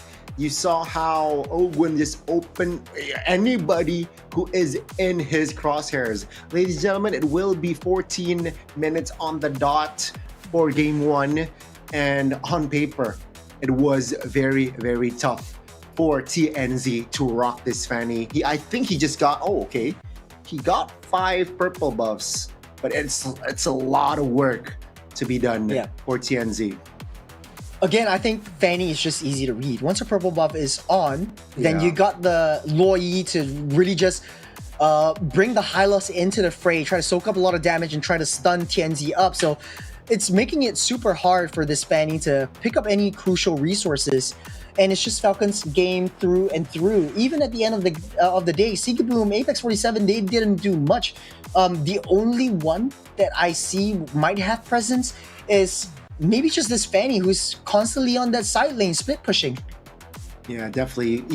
Even the early games were late. He was at least pushing a lane just to get the farm and also relief of tension and pressure. But yeah, Falcons really won that game in a dominant style. They know what to do, just diversion towards the purple buff multiple times, applying to the right pressure, and that will give Super Marco the space that he needs to take that 10 kills. Yeah, this is what happens when you give all 5 signature heroes to one of the most goated teams in the world in Team Falcons PH. Yes, they've been struggling in their own regions, but this really shows that when it comes to the global scene, there's not a lot that other teams could do to take Team Falcons down. And I would have swore that in the early game, Aurora Turkey actually got this one. Because TNC was racking 2 kills. They're going for these early game open pickoffs. But again, in the mid game, it was just Ogwin picking up slams after slams into the Bennett's Rage and just making all those combos count. And he rocked the fleeting time as well. More cooldowns, the more quote-unquote spammable ulti this Kalea has. So it's really, really disgusting. And you saw the impact of this Kalea in the right composition, in the right setting as well. Well done, Ogwin. Yeah. I mean, we'll take a look at the replays, but I think it's going to be a montage of this combo through and through. I think it's the first time I've seen the Kalea Beatrix coming in. I can't remember the last time it's been shown in the other regions, but this one has been so pivotal for the success of the game, especially since, Kalea, when it was first released, everyone was saying, oh, it's kind of like a cross between a Badang, a Atlas, and all of that, but it's only a single target Atlas, so it's not too much of an issue. But this time around, once you get that crucial pick-off, that's where everything breaks loose. Definitely. And this was the plot twist. TNZ winning out on that turtle against Kyle TZ on that Tsuyo. But after that, it was just Team Falcons hammering the composition of Aurora Turkey. Yeah, I do have to agree. Just slamming up and down again, the chain stuns, the chain CCs into the glorious amounts of damage that Few and Super Marco is able to dish out. We'll be able to see this one down on the bottom side. Just all 5 members, just stopping them in their tracks and taking them out one by one. And that just broke the camel's back. And it was just Turkey at the mercy of Team Falcons. Yeah. It's tough. It's tough. They had the right idea with banning out the Moskov, but I think they were greedy with the Selena pick, right? Yeah. Rosa, I like you on a Selena, but with Fanny in your jungle, I feel like you need more AoE burst damage rather than Selena on a pickoff. So let's see here the adjustments from the side of Rosa and friends, but it was just Team Falcons dominating game 1. You know, there's a lot of things that Aurora Turkey is able to learn from this one. Early game, they had a heck of a game, but in the late game, or the mid game, so to speak, it was just leaving Few open, creating so much space for the rest of Team Falcons to really capitalize on the situation. And it's always, I think the target was basically Apex 47, coming close, boot up a fist crack, I'm going to bring you over your own wall. But hey, you know, these teams need a break. They need to reset. We're going into the last game of today, potential last game of today, and we need a break. We're coming back right after this. Don't go anywhere.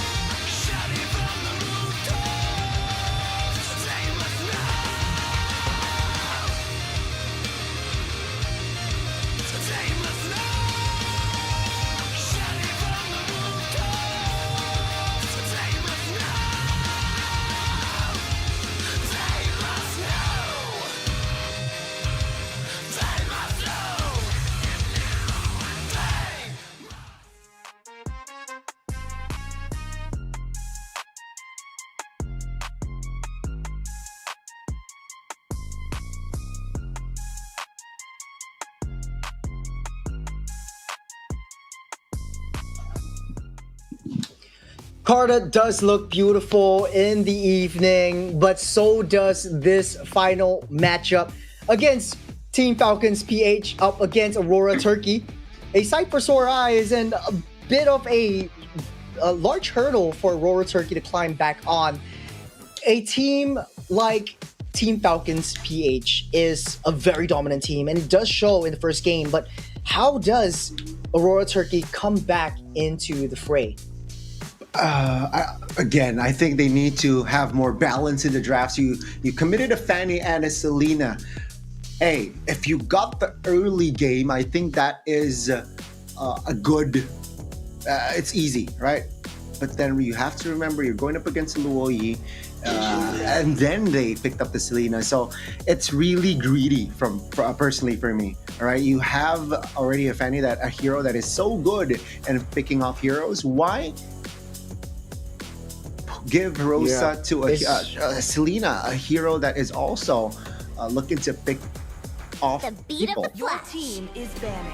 Yeah. So we're jumping into the draft. There's a lot of changes to be made.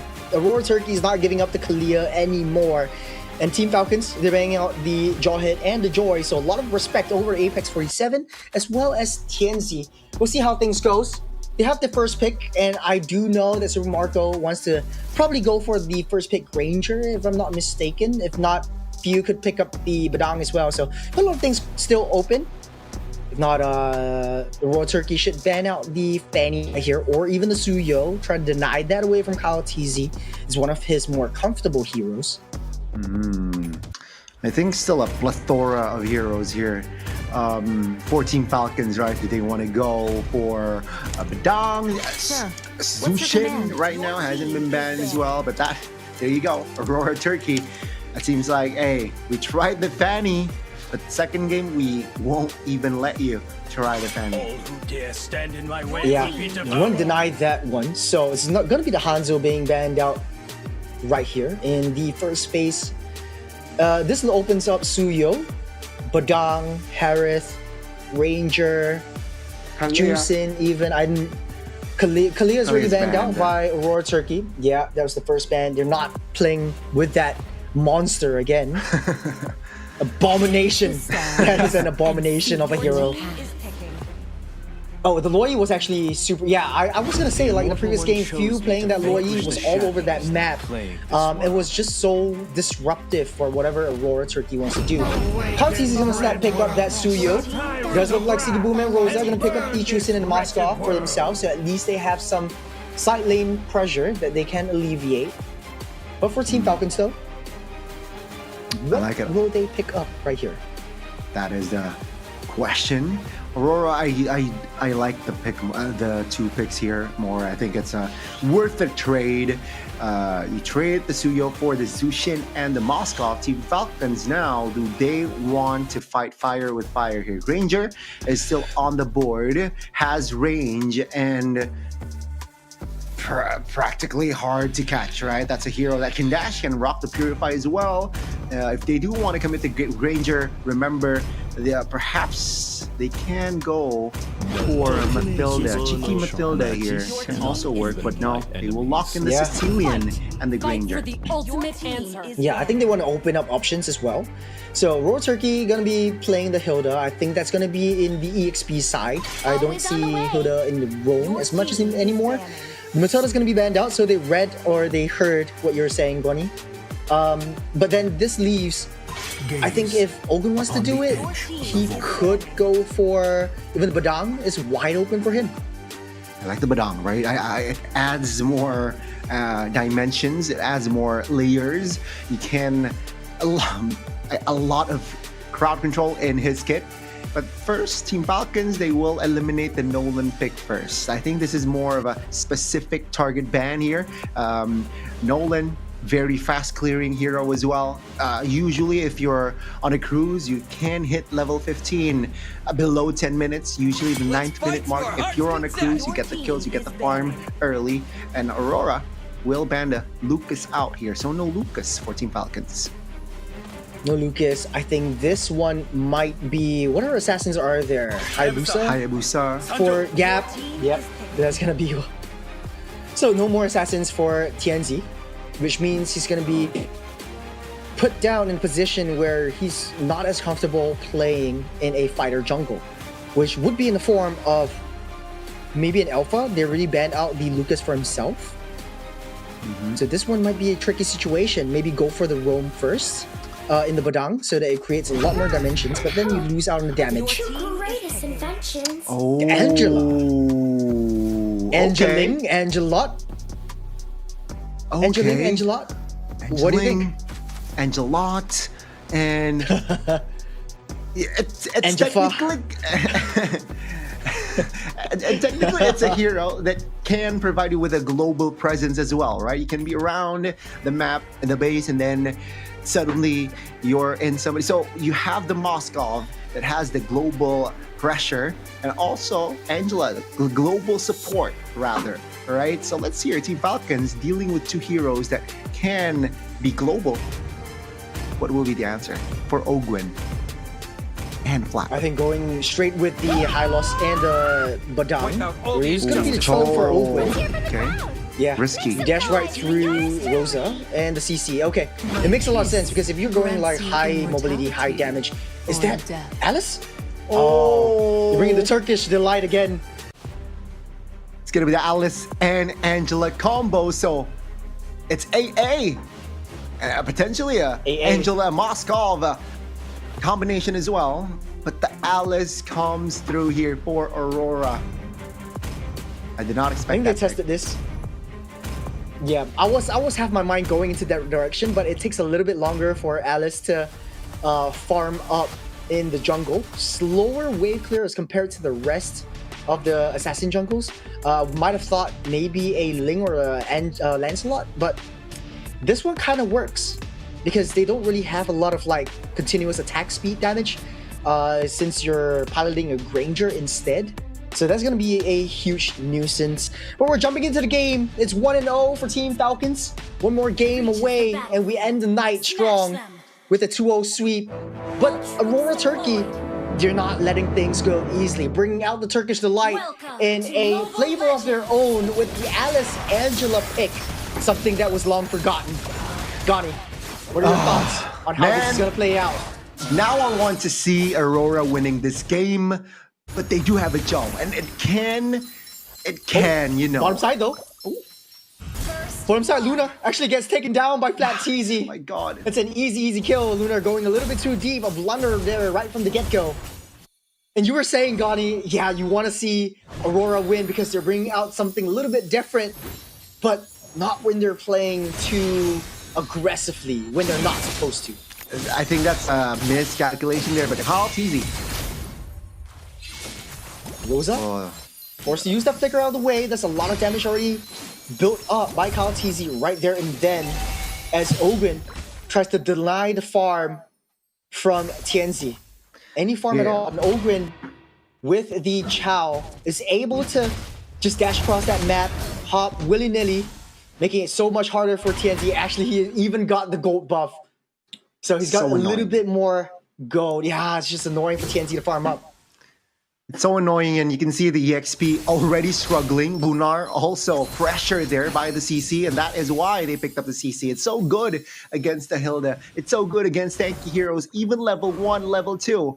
And now, Aurora, they need to find compensation, right? They are behind in gold, they're behind in rotations. TNZ is still level 3. He's not even level 4 yet. Kaltizi is on his way to level 5. Man, oh man. Turtle spawning up right now. Does look like Aurora Turkey is in a better position to contest for this one, but not when they are a little bit behind as Lunar does not have his level 4 just as of yet. That early kill by Flat TZ, solo kill down the bottom lane will bite them in the butt. Definitely. Will they force this one? I don't think so. Falcon should get this turtle clean. And Aurora, they will look for compensation elsewhere. Top lane though, I think Siggy Bum's doing okay. There's a Wave of the Dragon on. The Angela Rosa will not be able to survive. As Tianzi able to pop that one. The Crimson Beacon able to save him. But Flat TZ closing the gap onto Lunar once again. Forcing Luna out of the lane and just winning that top side as well. Here comes Kyle TZ. One more hit. Siggy Boom able to barely dash on. Kyle TZ, one more shot. Here comes Super Marco with that dash as well as Lunar tries to stop them in their tracks. As Kyle TZ falling down low. Lunar will pick that one up before he sacrifices himself as it's a 2-to-1 trade for Aurora Turkey, but they at least take down Kyle TZ. Oh, they took down Kyle TZ, but they got Siggy Boom. All right, and that exchange at the top side, it was Siggy Boom in a corner, 2 members already, just applying pressure, and that's the first turret going down for Aurora. Team Falcons very comfortable here in the second game. Speaking of pressure, it's Flapteezy dealing so much damage. Curtain Call already utilized as Lunar. Nothing to do but just run away, getting away from that bottom side. The purple buff being contested by TNZ, trying his best to get that purple. He will, away from the hands of Kyle TZ, but it's a trade to his own purple buff. So it's not really a lost cause for Team Falcons. Looking for trades all over the map. And their momentum, their rotations, they're reading Aurora Turkey like an open book. And it's tough for the side of Aurora here. Oh, TNZ. Curtain Call already used up. Lunar taking a lot of damage. It's still level 5, that's a stun. Lunar able to heal up a little bit in that rush. It's Kyle TZ able to take that one out. No feel. Takes down TNZ in the process. No feel. With the Sanguine Claw. So no more jungle for the second turret of the game. Team Falcons making a beeline for it. Take down neutral objectives and just push on with the momentum. Again, things are looking from bad to worse here for Aurora. Sky Piercer committed, invested by Super Marco. Let's see how many stacks will he be able to get. Aurora, will he be able to deny the stacks? So this is a tricky situation for Aurora Turkey. You don't want to give up too much kills, especially to Super Marco, because he has a lot of early game damage. We're seeping into mid game now. It does look like the rotations are coming in as Super Marco ramping up that tempo and Ogwin being that body block for Team Falcons. And as the bottom lane already teared through, you have Kyle TZ making full use of the open lane and trying to push down that split side. Ooh, nice wave of the dragon onto Rosa, getting caught in the middle, using the Crimson Beacon to get out of the way, but Flapteezy in deep into enemy territory. You've already got Angela onto that Alice. Is Tansy taking a little bit too much damage, stunned up, knocked up, won't be enough, able to just walk out, pants out of the way, and Super Marco taking down that turret. It's always trades for this Filipino team. What can Aurora do? Man, what can Aurora do?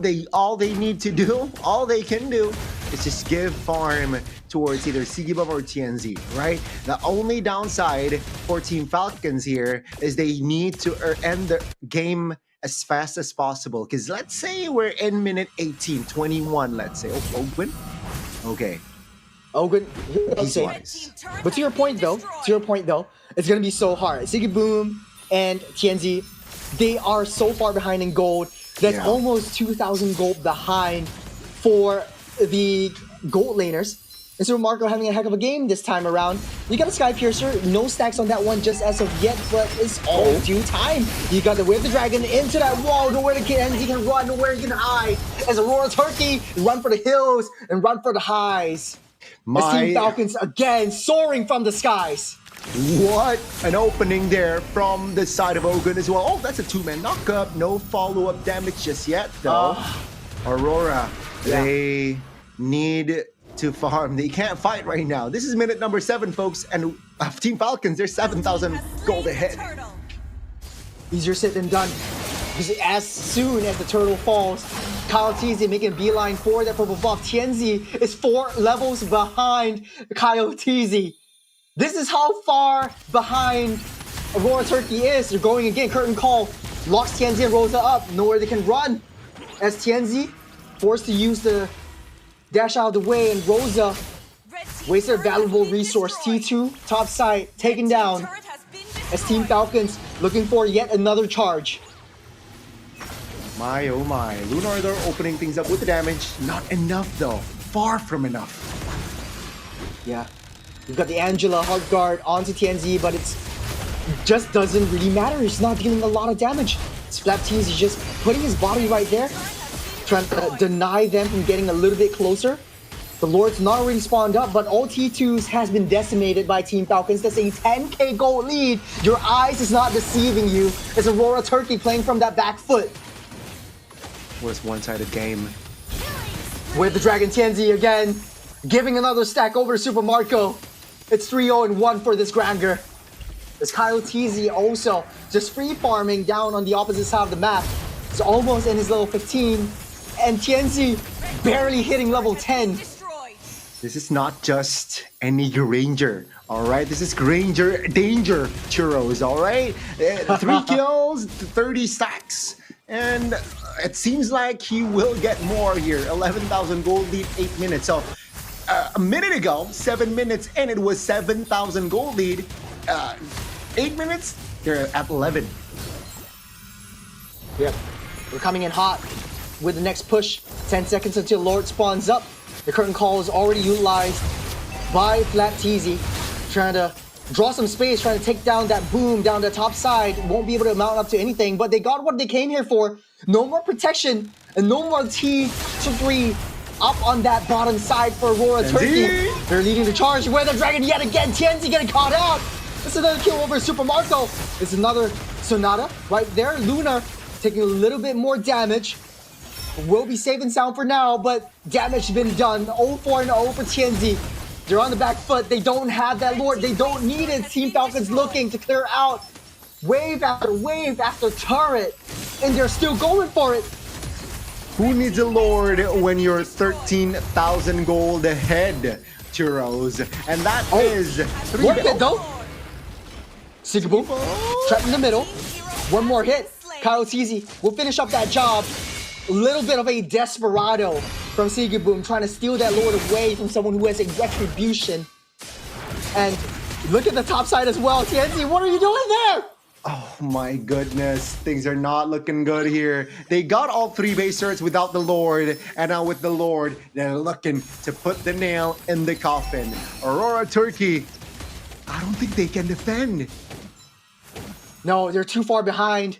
This might be the end-all push. 14k gold lead for Team Falcons PH. Aurora Turkey. And we're 10 minutes in. They don't have TNZ. We're 10 minutes in only. It's just so dominant. The curtain call is already locked up.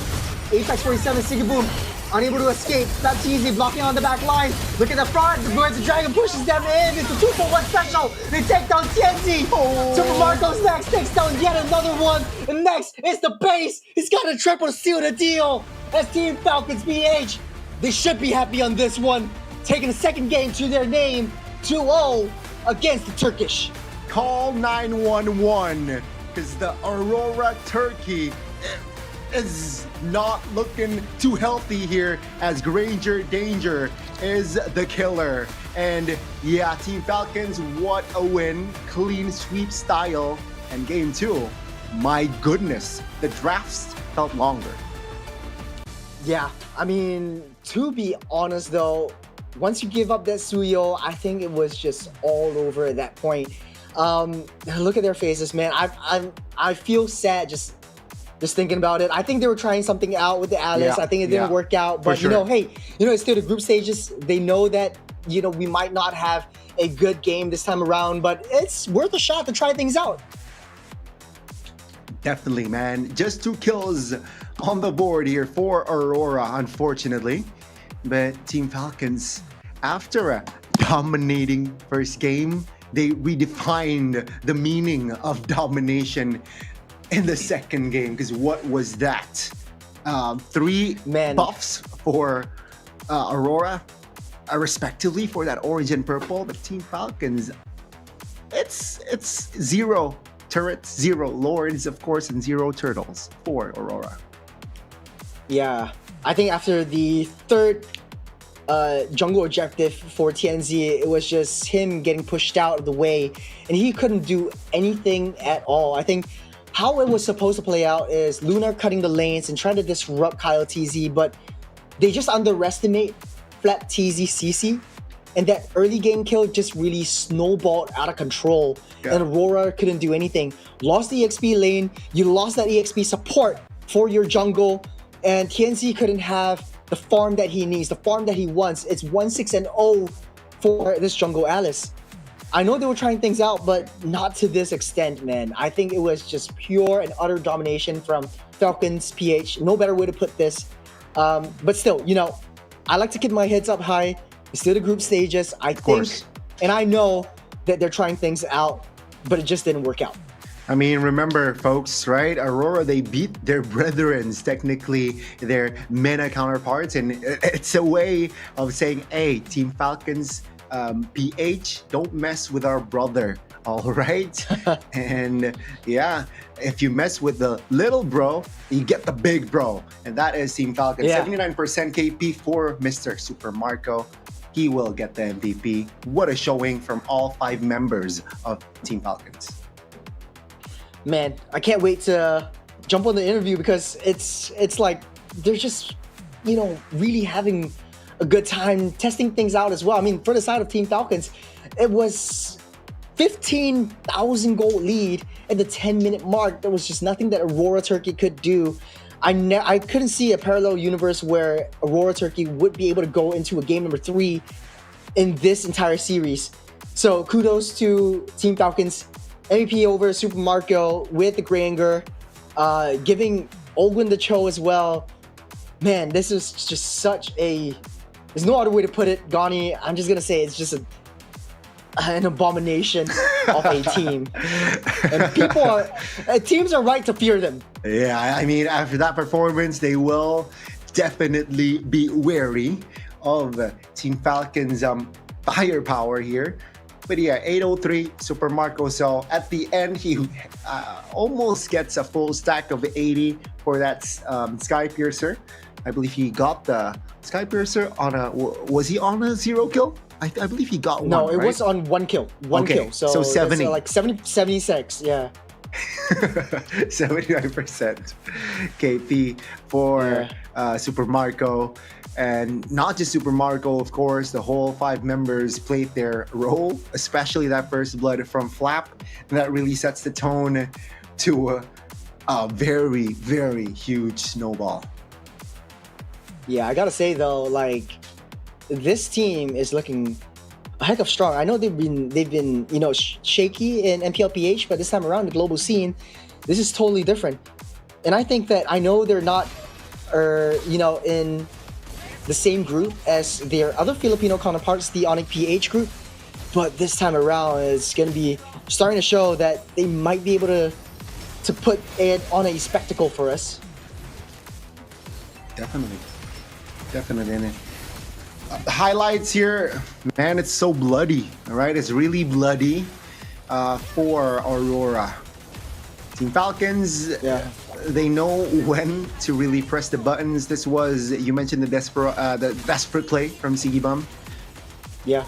Doesn't really mount to That anything. Lord, honestly though, if he gotten that Lord, it might have bought them some time. It would still be the same effect because they were just way too far behind of Team Falcons PH. And look at where Tianzi is trying to get onto face check Super Marco, but the barrage of damage onto the face was just way too much. He was five deaths already.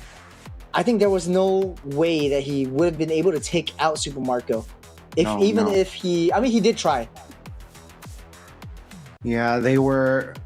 it was tough. It was tough for Aurora there. A desperate plays made on their last attempt. You mentioned, I think that if Sigibum got the Lord, it just prolonged the game just by a bit as well. I feel like not really long because of the gold gap they have. But I think that's a record right there, right? 10 minutes. 13,000 gold lead. I think that's a tournament record. Let's see though. Maybe for SBS. highest gold. Yeah. And also I think the EXP gap was just way too much for TNZ to even handle. Yeah. I understand what they want to do with it, but there wasn't any setups that they could do, especially since Apex 47 on the Angela was only a really pure support role. There's nothing that he could do. Maybe keep TNZ up alive just for a little bit. Hilda was way too low. If he would have been able to set up anything, it would be only single targets. But the rest, Team Falcons PH was just able to overcome the hurdle coming into this game. So it was just a masterclass in how to extend your lead and how to maintain that extension. Definitely high tier MLBB quality displayed by Team Falcons on how you translate and dominating early to mid game to not even late game, right? Mid game, end game. But let's see. I do think we have an interview here, Churros. Yeah, we're Super Marco. So we're going to be going into an interview with Super Marco. Let's bring him up on the board. Hello, Super Marco. How are you? Hello. Hello. First off, Hello. how are you feeling in Jakarta? Are you guys doing good? Yeah, we're doing good. The food is very good. It's always about the food. It's always about the food. But to be honest, though, I kind of like from the Indonesian himself. Okay, so Marco, I do have a question for you. This is sort of like a follow-on from the SPS Season 6. I remember before SPS Season 6, you guys went on a long holiday. You're trying to get adjusted over here. How has that gone along? And have you guys, come together? And how's your chemistry doing? Our chemistry is very good now because I think there's been a tournament before this tournament. So MPLPH. Yeah, the MPLPH. Yeah, it's so that the chemistry is good now. Oh, secondly, right? Secondly, I think congratulations for winning a dominating game. Do you expect that the easy 2-0? That was a 13,000 goal lead, by the way, 10 minutes in. Did you expect that outcome? No, we didn't expect that because we know Turkey. Aurora Turkey is very good team. Yeah. Well, there you go. Yeah, but honestly, though, I think all of you have sort of like this combo that you like to play out, and I do see the chemistry really coming back together again. How is everyone adapting to the new meta shifts? And I can see, like, honestly, it's doing pretty well. But any other struggles that you guys are facing right now? Struggle, I think, only in the draft. I think. Oh, why so? Because our match versus Onyx, our draft is so not good. Ah, okay. Okay, a random question here, Super Marco. Do you think it's time, competitively, that we see a 6-ban each? Ooh. 6-ban each? What do you mean 6-ban each? Right now, the bans are 5, right? Per team. Yeah. But do you think it's time that we have a 6-ban per team? Yeah, that's good. I think that will change MLBB. That will change MLBB. Okay. Yeah, I think it's already changing as we speak. So, I don't want to hold you back for too long. Is there anything you want to say to the Falcon fans back home? You can use Tagalog if you like. To all supporters of Falcons, there, keep supporting us until the end. All right, that's it. That message. Well, for your time in Jakarta. Thank you so much, Super Marco. Thank you so much. We'll see you. All the best tomorrow. Yeah.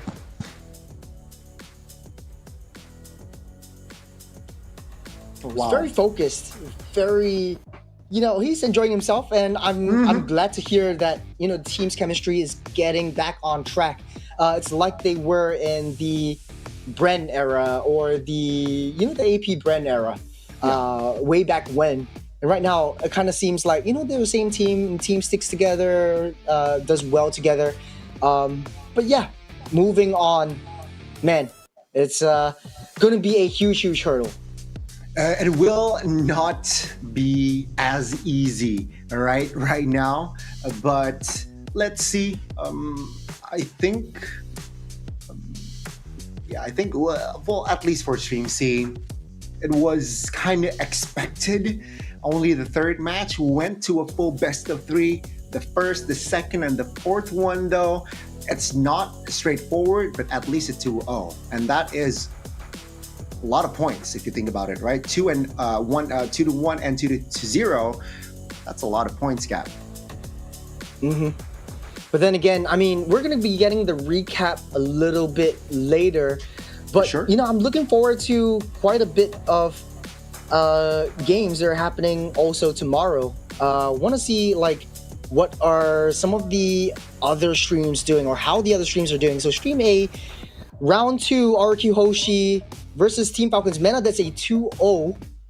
on Stream A, so that's one of the bigger games. But it just goes to show, how far the gap is between the C teams and the rest of the world. And I think, it's still only day one. It takes a little bit of time to ramp up and get the momentum going yet again. Any changes that you're expecting tomorrow, Gani?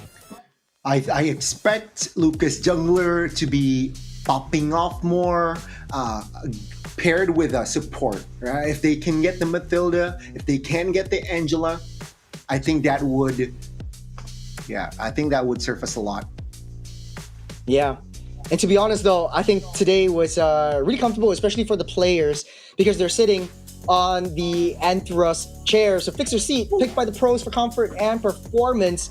The chairs were tested and improved by players. They love the Anthros chairs. They're excited to have them at the SPS Mobile Masters back in Jakarta. So if you haven't, realized already, you can scrub back into the stream where they're picking their, doing the banning phases, and take a look and check out the specialized ESL branded chairs, and you guys can get them too at the Anthros website. Go to anthros.com to get one of these bad boys for yourself.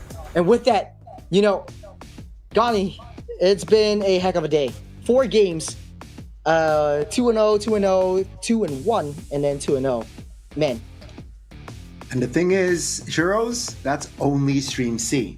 All right, we got another 4 matches on Stream A, another 4 matches on Stream B. So a total of 12 matches just for day 1. A lot of MLBB action for you. The good news is we still have tomorrow and the next day for the group stage. Yeah. Okay, before we go, remember, just tell us what you want to see, because this is awesome.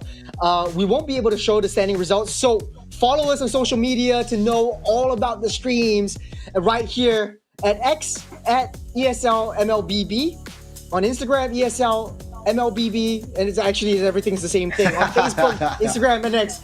I was thinking it's something a little bit different, but it's not. We are, I have been here for the entirety of today. It's been a long day.